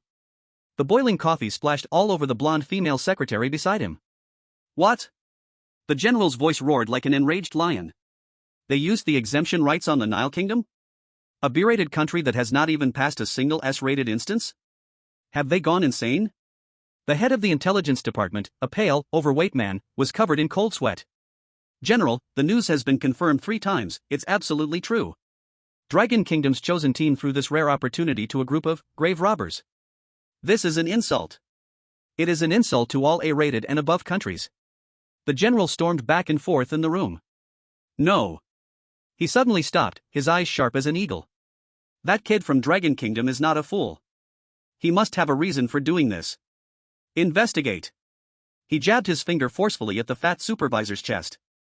I don't care what method you use, find out all the data from the Nile Kingdom's instances in the last 6 months. I want to know what kind of ghostly things they brought out from those pyramids. Sakura Country, Prime Minister's residence. On the tatami, several elders dressed in kimonos sat upright. The atmosphere was so oppressive it was hard to breathe. Dragon Kingdom, this is a warning. An old man with completely white hair spoke slowly, his voice hoarse. They would rather waste a precious exemption right to tell the world they have the power to choose any country to die for them. Today, it is the Nile Kingdom. Who will it be tomorrow? No one answered. A masked figure, shrouded in shadows, knelt on one knee outside the door. Lord Amaterasu already knows. She said only one sentence. What sentence? That man is more like a weirdness than the rules themselves. Nile Kingdom, National Museum. A middle-aged man codenamed Pharaoh, Kareem, was carefully cleaning a newly unearthed cat-headed statue with a small brush, wearing white gloves. He was an archaeologist, full of reverence for these relics from thousands of years ago. The museum director, a plump man, rushed in, rolling and crawling. He even forgot to knock on the door. Kareem. Mr. Kareem. The fat director's voice had a weeping tone. Something happened. A big deal. Kareem furrowed his brow, putting down the tools in his hand. He looked up and saw the television on the wall playing emergency news. On the screen, the flag of the Dragon Kingdom and the flag of their Nile Kingdom were displayed side by side. A bold, bright red title burned into his eyes like a branding iron. The Dragon Kingdom exercises its exemption power, designating the Nile Kingdom to enter the next round of the rules monster tale. Kareem's face instantly lost all color. His hands trembled uncontrollably. He did not look at the almost crying curator, nor did he hear the host's shocked and puzzled broadcast on the television. He slowly reached into his shirt pocket. He took out an ancient, scarab-shaped amulet. The amulet was cold to the touch. But in his palm, it felt as if something was awakening. They know. Kareem's lips trembled, unable to produce sound. How could they know this key? He remembered that time in the dungeon. Deep in the Khufu pyramid, they broke the pharaoh's curse, escaping with their lives. Upon completing the level, the system rewarded them with this amulet. Everyone thought it was a reward for their bravery. Only he, on the back of the amulet, deciphered a line of inscriptions carved in the oldest sacred script. Death is just the beginning. Dragon Kingdom, Wangjing Data Center. Wow, this is quite the commotion. Wang Hu looked at the leaders of those countries on the screen, each with a mournful expression, grinning from ear to ear. It feels like the whole world has exploded. The commander's face appeared in the corner of the screen. His expression revealed no joy or anger. Ye Xiu, you have stirred up a huge hornet's nest. Someone has to poke the hornet's nest. Ye Xiu shifted his gaze from the chaotic live broadcast to the small box representing the capital of the Nile Kingdom. Only by poking it can we know what's hidden inside. In the picture, the sky of the Nile Kingdom suddenly darkened. It was clearly daytime, yet it seemed to be covered by a black curtain in an instant. A visible sandstorm appeared out of nowhere in the middle of the city. The countdown is over. Lin Shui said softly. They are about to enter. Ye Xiu's pupils reflected the city being consumed by the yellow sand. His voice was calm and clear. Commander. I need real-time footage of them after entering the dungeon.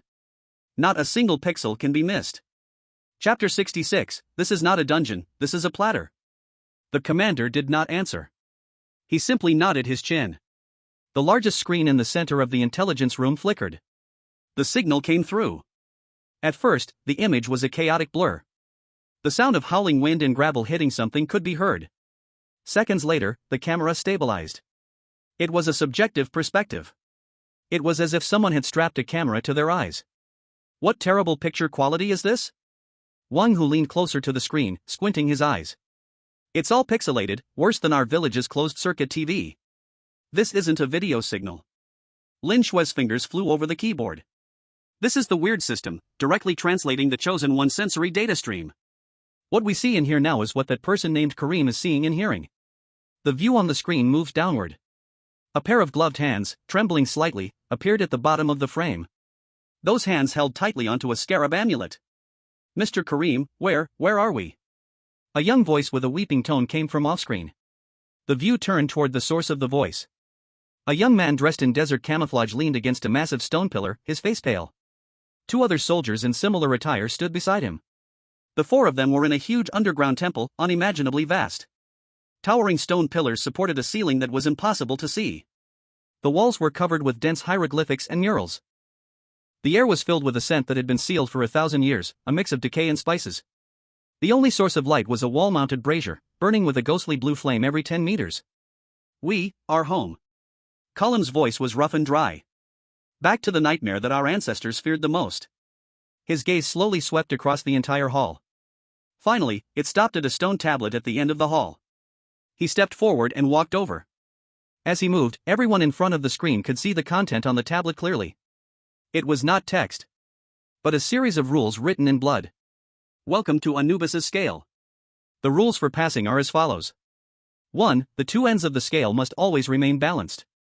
2. Do not look directly at the face of the deceased, or you will take his place. 3. Gold is an offering to the gods, not a currency for mortals.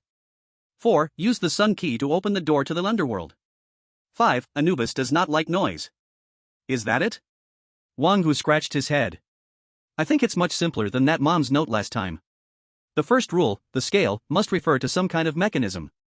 The second rule, don't look at the dead body's face. The third rule, don't take gold. The fifth rule, be quiet. Aren't these just easy questions? The key is the fourth rule. Lin Shui's gaze fixed on the screen, on the scarab amulet firmly held by Column. The scarab, in ancient Nile mythology, is the embodiment of the sun god. So, the key of the sun refers to the amulet he holds. Their mission is to find the gateway to the underworld, and then use the amulet to open it. Exactly. In the picture, Column arrived at the same conclusion. He raised the amulet and said to his teammates, "This is our only hope. We must find that door." After speaking, he took the lead and walked deeper into the hall. In the entire Dragon Kingdom's intelligence room, only Ye Xiu remained silent. He just watched the screen, his eyes calm. In his pupils, the ghostly blue flames flickered gently. The Nile team soon encountered their first trouble. In the center of the hall, there was a huge, gold scale. One end of the scale had a tray that was completely empty. The other end, however, hung a mummy wrapped tightly in white linen.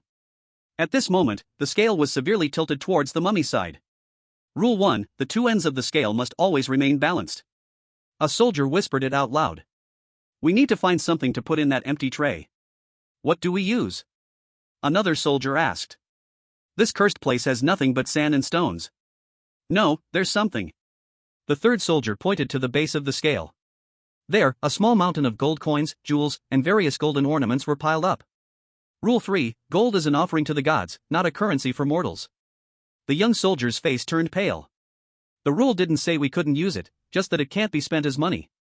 We're only using it to balance the scale, not to stuff it in our pockets. Makes sense. Column nodded slightly. He stepped forward, bent down, and carefully picked up a handful of gold coins from the ground, placing them gently into the empty tray. Clang, clang, clang. The scale began to slowly shift towards the other end. As the gold coins increased, the tilted scale gradually returned to level. When the last gold coin was placed in the tray. Rumble.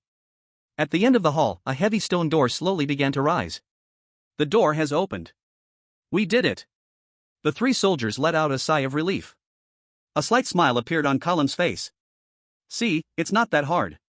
Wang Hu proudly raised his eyebrows at Lin Shui. I told you, these are easy questions. Lin Shui ignored him. She looked at the screen, but her brows furrowed. Commander. Ye Xiu's voice suddenly rang out. Zoom in on the screen, focus on the head of that mummy on the scale. The intelligence officer immediately followed his command. The scene suddenly zoomed in. That mummy was well wrapped. But at the head's position, there was a small tear in the linen. From the tear came not dried skin nor bones, but a little, yellow, metallic reflection. This is. The commander's pupils contracted. A golden mask. Ye Xiu spoke for him. Inside that mummy, it is hollow. What supports its weight is not a corpse, but a life-sized, pure gold statue. They used gold to balance the weight of gold, exactly the same as that corpse. This. Lin Shui's expression changed. Rule 1, the two ends of the balance must always remain even. Rule 3, gold is a sacrifice offered to the gods. They used gold to balance gold. The offerings they made were worthless. So, the door opened. Ye Xiu's tone showed no ripple. But the price has already been paid. As his words fell, the image on the screen suddenly changed. The young soldier walking in front began to convulse uncontrollably. His skin visibly lost moisture at a rapid pace, becoming shriveled and waxy yellow. Help me. He reached out towards Kareem. But his fingers turned into a pile of golden dust before touching Kareem. Next, it was his arms, body, and head. In just 2 or 3 seconds, a living person turned into a vividly lifelike, pure gold statue. Frozen in a pose, reaching forward for help. Ah! The screen finally rang out. The remaining 2 soldiers were in shock. They turned to run back. But as they turned, they saw the already balanced scale. And on the scale, the mummy wrapping the golden statue. Rule 2. Ye Xiu's voice sounded like a narration from hell. You must not look directly at the dead. The linen covering the mummy's head suddenly fell silently, revealing underneath a golden mask identical to the recently deceased young soldier. The 2 soldiers' bodies froze. In the next second, they too followed their comrade's fate, turning into 2 golden statues, frozen in terror. Ugh! Wang Hu covered his mouth and rushed to the corner, retching. Lin Shui's face turned as pale as paper. The commander's fist clenched so tightly that his knuckles turned white. The entire intelligence room fell into a deathly silence. Only left was Kareem's heavy, terrified panting from the screen. He did not turn back. He did not dare to turn back. He looked at the stone door that was opened at the cost of 3 lives. Then, he moved his legs, which no longer obeyed him. He walked in. The commander took a deep breath and looked at Ye Xiu. What on earth is this place? Ye Xiu's gaze remained fixed on the screen. I said. This is not a dungeon. This is a platter. They are all sacrifices offered to Anubis. And that scarab amulet is not a key. It is the main course. Chapter 67, Don't move, the gods are watching you. Kareem passed through the stone door. Behind the door, it was not another hall, but a long corridor. A straight, narrow corridor that seemed endless. The walls and ceiling were made of a type of black stone. The stone surface was polished to a mirror finish, reflecting no image. The only light source was still that eerie blue flame. But here, the fire bowls had become smaller and denser. Every step had a lamp. Kareem's sight moved downward. Under his feet was not stone, but bones. Human bones. Countless, white human skeletons covered the entire corridor floor. Skulls, ribs, finger bones. Layer upon layer, piled together. With every step he took, the bones underfoot made a faint crack sound. Then, he stopped. He remembered the 5th rule. Anubis does not like noise. The scream a moment ago had already violated the rule. But punishment had not yet descended. It was because. Has he already walked through this door? Kareem dared not bet on it. He held his breath and began to try, lifting one foot. He slowed his movements, like a cat hunting in the snow. He carefully placed his foot on a relatively intact rib cage. Crack! The slight sound of bones cracking was amplified countless times in the dead silence of the corridor. Kareem's body froze. He waited a few seconds. Nothing happened. He breathed a sigh of relief. It seemed that as long as the sound was small enough, it wouldn't trigger a punishment. He lifted his foot again and continued forward. 1 step, 2 steps, 3 steps. His movements became more skilled, lighter. The scarab amulet in his hand began to heat up. Like a stone that had been baked by the sun for a long time. He did not pay attention. He took this as a normal reaction of the key approaching the lock. The corridor seemed endless. The eerie blue flames stretched into a profound darkness in his vision. The monotonous, dull, extreme silence began to erode his mind. Sweat beads appeared on his forehead. The beads of sweat slid down his cheeks. Plop. A drop of sweat fell on a skull beneath his feet. It made a clearer sound than the crack of bones. All the flames in the corridor extinguished in that instant. Darkness swallowed everything. It's over. This thought just flashed through Kareem's mind. He heard a voice. A sound of a tongue licking bones. Hiss. Slurp. The sound came from all directions. From the walls, from above, from below. Kareem's vision began to shake wildly. He wanted to run. But the bones beneath his feet entangled his legs like a swamp. The amulet in his hand felt as hot as a branding iron. He instinctively let go of his hand. Clang. The amulet fell into the pile of bones. At the moment it hit the ground. A golden light burst forth from the amulet. The light illuminated the entire corridor. It also lit up the things that were seeping out from the walls. They were humanoid creatures with jackal heads, wielding hooks and long whips. Their bodies were translucent, like twisted shadows. They had no eyes. But all their faces turned towards the glowing amulet. Kareem also saw the amulet clearly.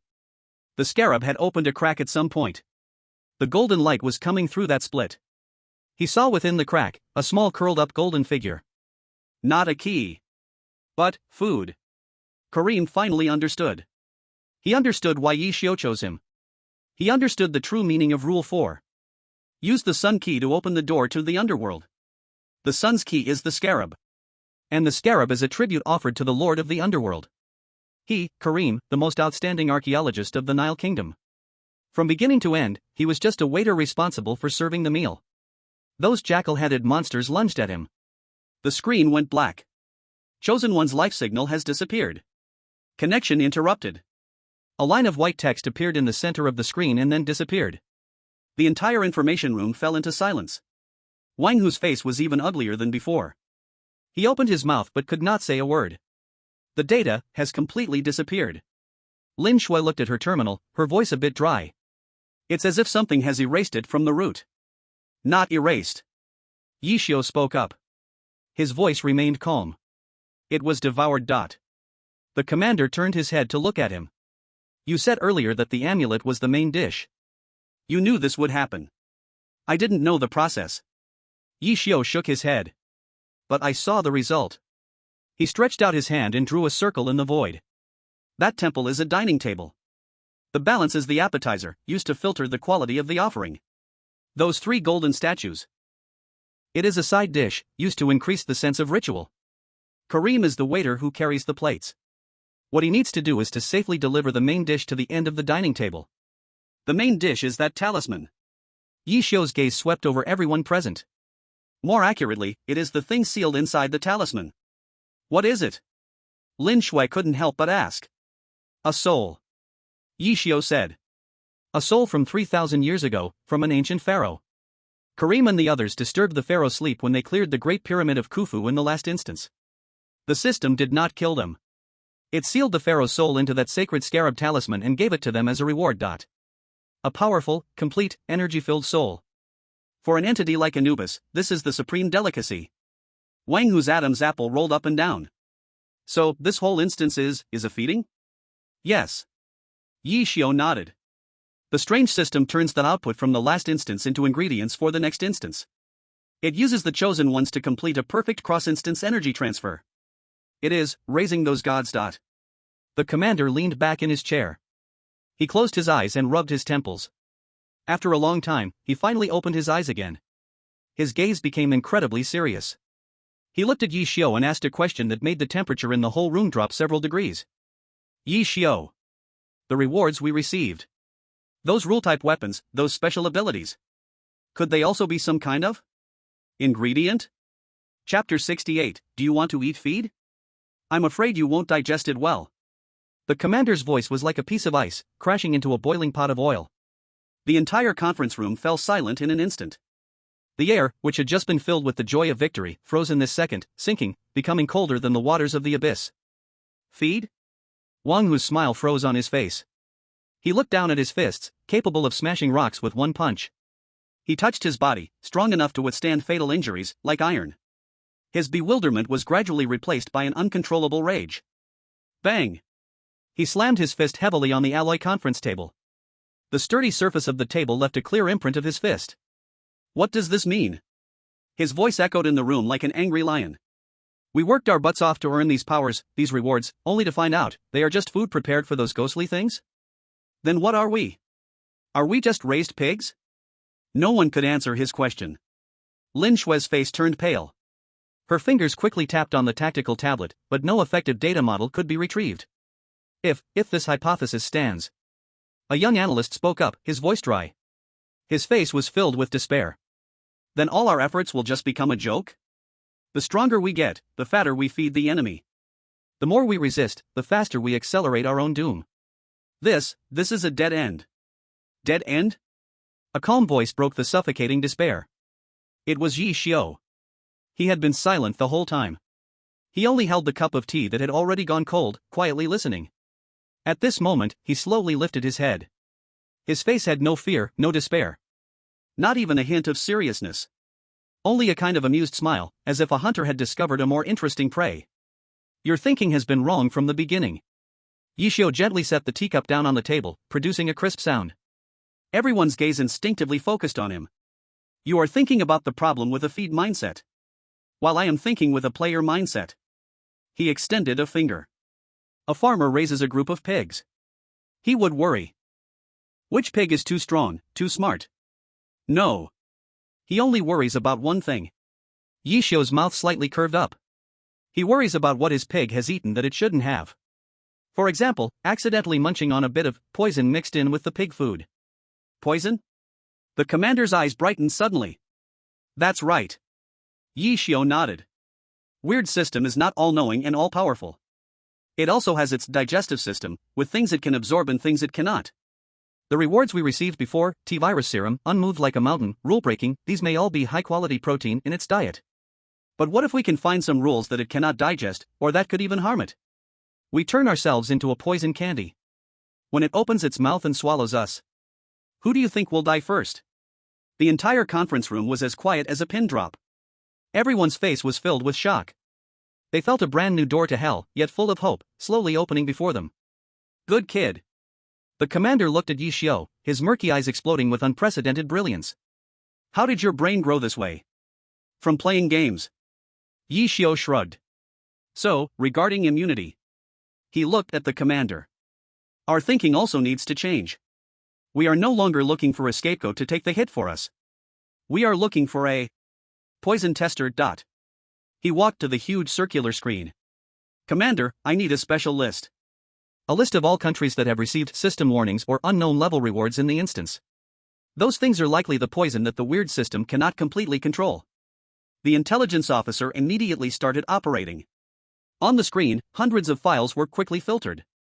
In the end, only 3 remained. One was from the Nile Kingdom. The Scarab's amulet they obtained, noted by the system as, contains unknown higher dimensional soul energy. One came from a small country in South America. Their chosen one brought back a book called the Necronomicon from a Cthulhu-style instance, with system notes saying, may cause cognitive pollution. The last one came from the Vatican, the smallest and most mysterious country in the world. Their chosen one was an elderly pope in his 80s. He walked out unscathed from an instance called Weeping Angel. The reward he received was not an item or ability, but a warning from the system. Warning, detected faith-related meme pollution, attempting isolation failed. This is it. Ye Xiu's finger pointed at the Vatican's file. Faith. He softly repeated this word. A kind of pure mental force, an idealistic power. For something like weird, which feeds on logic and rules. This thing is probably more indigestible to it than any poison. So? The commander looked at Ye Xiu, understanding the intent. So, we help it a bit. Ye Xiu smiled. Commander, submit the application. Next time, we won't go to the ghost talk. We will give this opportunity to His Holiness the Pope. I want to see what happens when God's believers walk into Anubis's temple. Who will consider whom a heretic? Chapter 69, God and Anubis, one of them must be a false god.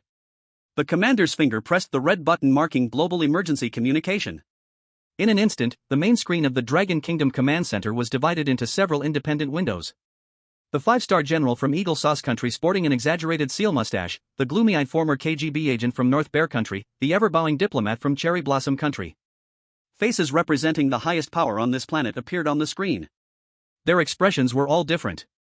There is doubt, there is vigilance, there is impatience. But when they saw the commander's emotionless face, everyone fell silent. They knew that the Dragon Kingdom never jokes about such matters. Ladies and gentlemen. The commander's voice clearly reached every corner of the world through the quantum communication network. Just now, the highest strategic department of the Dragon Kingdom made a decision. He paused, his gaze sweeping across every face. Regarding the next S-class nightmare scenario, Anubis Pyramid. We, the Dragon Kingdom, have decided to give up our exemption from this scenario. Deathly silence. An absolute silence lasting 3 seconds. Then, the entire world exploded. What? The first to jump up was General Armstrong from the Eagle Sauce Country. His face, slightly swollen from years of privilege, turned a deep shade of liver. Commander! Are you sure you are not joking? Giving up the exemption?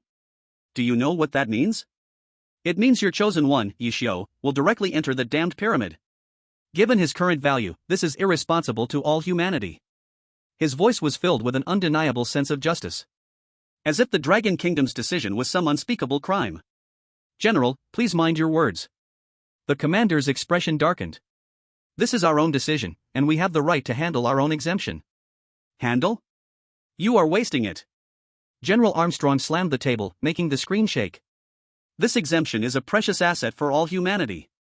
If you do not intend to use it, it should be transferred to a country that needs it more, a country that is more capable. Like us, the Eagle Sauce Country. The truth was revealed. In the conference room, Wang Hu's fists cracked from being clenched tightly. Damn, these robbers, they have no shame. The commander ignored General Armstrong's uproar. His gaze turned to another corner of the screen. A corner that was nearly forgotten. There was only a small, barely visible window. Inside the window was an old man, wearing red and a white hat. A representative from the Vatican. We do not intend to waste it. The commander's voice returned to calm. We have decided to transfer this exemption, free of charge, to the Vatican. If the previous news was a bomb, then this was a nuclear bomb, detonating in the conference room. Everyone was stunned. Including General Armstrong. He gaped, his previous anger transformed into absurd bewilderment. The Vatican? That tiny state with no army? Are you out of your mind? Giving the exemption to them? Can they send that old pope, who is about to go to the grave, to read the Bible to Anubis? This is the most foolish strategy I've ever heard in my life. His ridicule was unrestrained. Other country representatives, though silent, wore expressions of confusion and disbelief. They couldn't understand. What exactly was the Dragon Kingdom thinking? Perhaps, Commander, you can explain the strategic intention of your decision? The representative from Northern Bear Country spoke with a hoarse voice. His gaze was like an eagle, fixated on the commander. The commander did not answer. He turned around and gestured please to Ye Xiu behind him. Ye Xiu, holding a cup of cold tea, leisurely walked to the screen. He did not look at the representatives but focused on the furious face of General Armstrong. General. Ye Xiu spoke. Have you played RTS games? You know, the kind where you build troops and fight. General Armstrong was taken aback. What game? What nonsense are you talking about? It seems you haven't played. Ye Xiu shrugged. Then let me put it another way. Your Eagle Sauce thinking is the typical Continental Army ideology. More soldiers, louder cannons, thicker armor, and you will definitely win. So, in your view, such things as immunity should naturally be studied and prepared for by the strongest countries. That's right. This is the most reasonable choice. Armstrong raised his head. But have you ever thought? Ye Xiu's lips curled into a faint smile. What if our enemy does not take physical damage? What if it is a pure ghost, composed purely of rules and logic? No matter how many tanks you drive, how many aircraft carriers you build, what's the use against a pile of air? Armstrong's face changed. This is sophistry. This is the talk of a coward. No, I am launching a dimensional strike. Ye Xiu extended a finger. What we are facing is not a war, but a program with bugs. You want to use conventional methods to break through its firewall. And we choose to input a string of data it cannot recognize, cannot process. He pointed to the small window of the Vatican. Faith is that string of data. A power that does not follow logic, does not follow rules, composed purely of spirit and will. We want to conduct an experiment. When a devout believer who firmly believes God is the only true God enters a world governed by the rules of Egyptian mythology, how will the system judge? Will it judge that the Pope violated the basic rule of Anubis is supreme and erase him? Or will it judge that the existence of Anubis itself conflicts with the Pope's faith, leading to the rules collapsing? Ye Xiu's voice was not loud. But every word was like a heavy hammer, smashing into the hearts of everyone. The whole world fell silent. General Armstrong opened his mouth, unable to say a word. The war logic he was proud of, built on steel and flames, was shattered before Ye Xiu's fantastical program theory. Madman. You people from the Dragon Country are all a bunch of madmen. He could only helplessly repeat this phrase. At that moment, the small window of the Vatican, which had been silent, suddenly lit up. The elderly man in red smiled warmly yet meaningfully at the camera. Thank you, friends from the Dragon Country, for your generosity. His voice was old but filled with strength. The Holy See accepts your proposal. The screen suddenly switched. No longer was it that small conference room, but under the dome of St. Peter's Basilica. The elderly Pope, in his simple white robe, stood before the camera. Behind him were countless burning candles. His gaze seemed to penetrate the screen, seeing everyone.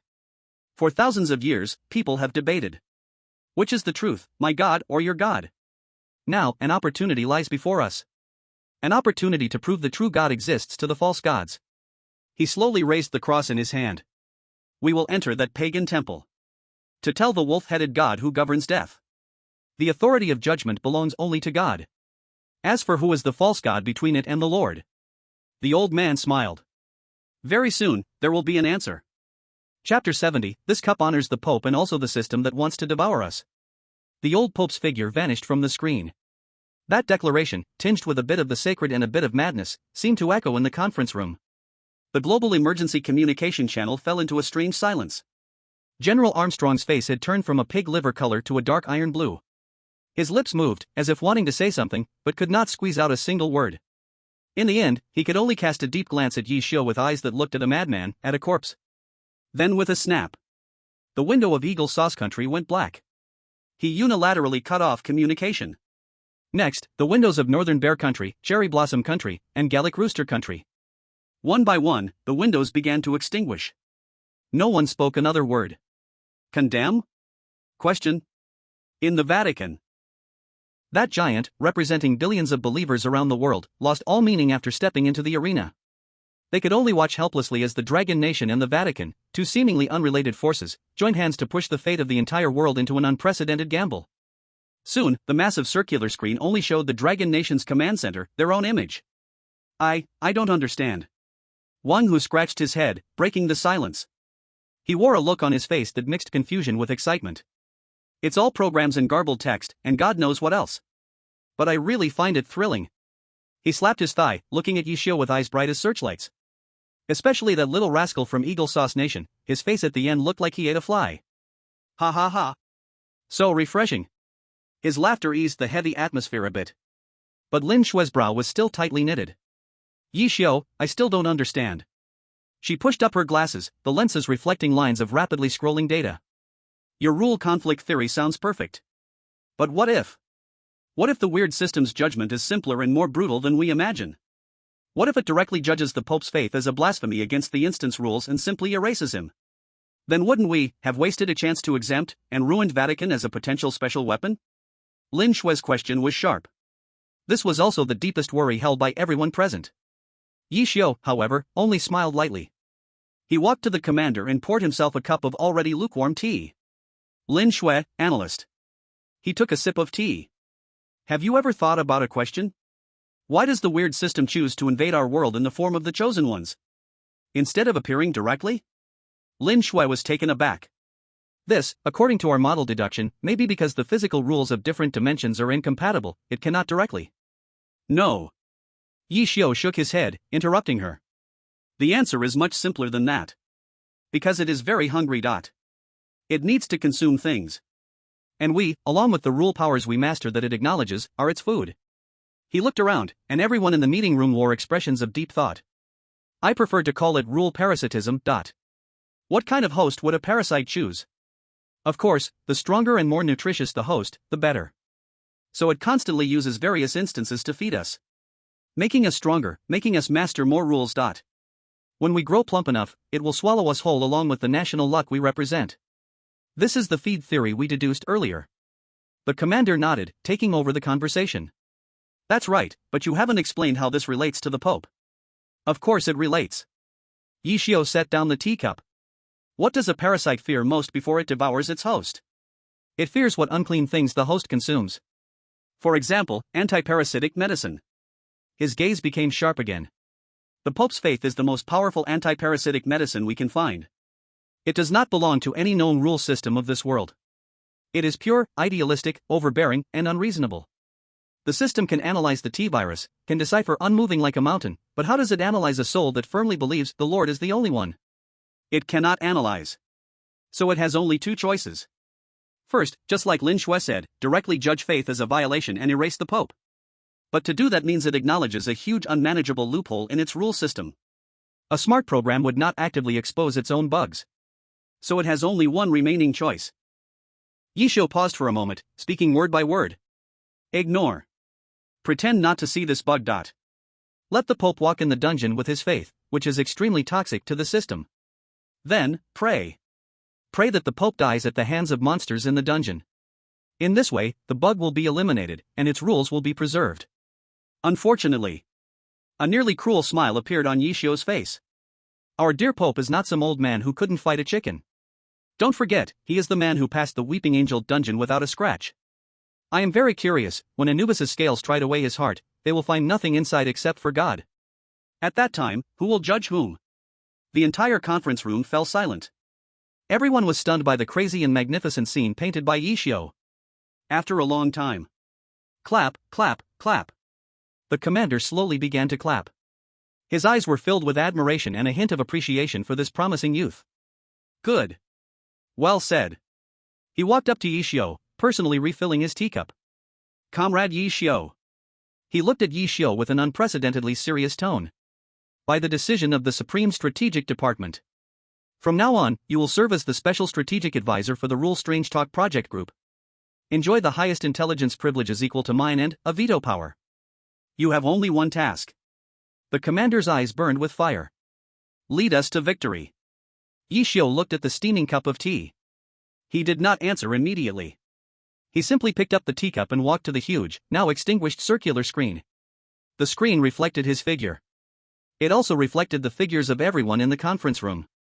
Cheers, he said softly. He raised his teacup toward the empty screen. This cup is for the one far away in the Vatican, our tester, His Holiness the Pope. The corners of his mouth slightly lifted. And also to that strange system, which hides behind, shivering, yet has to open its mouth and prepare to swallow this poison. The weird system.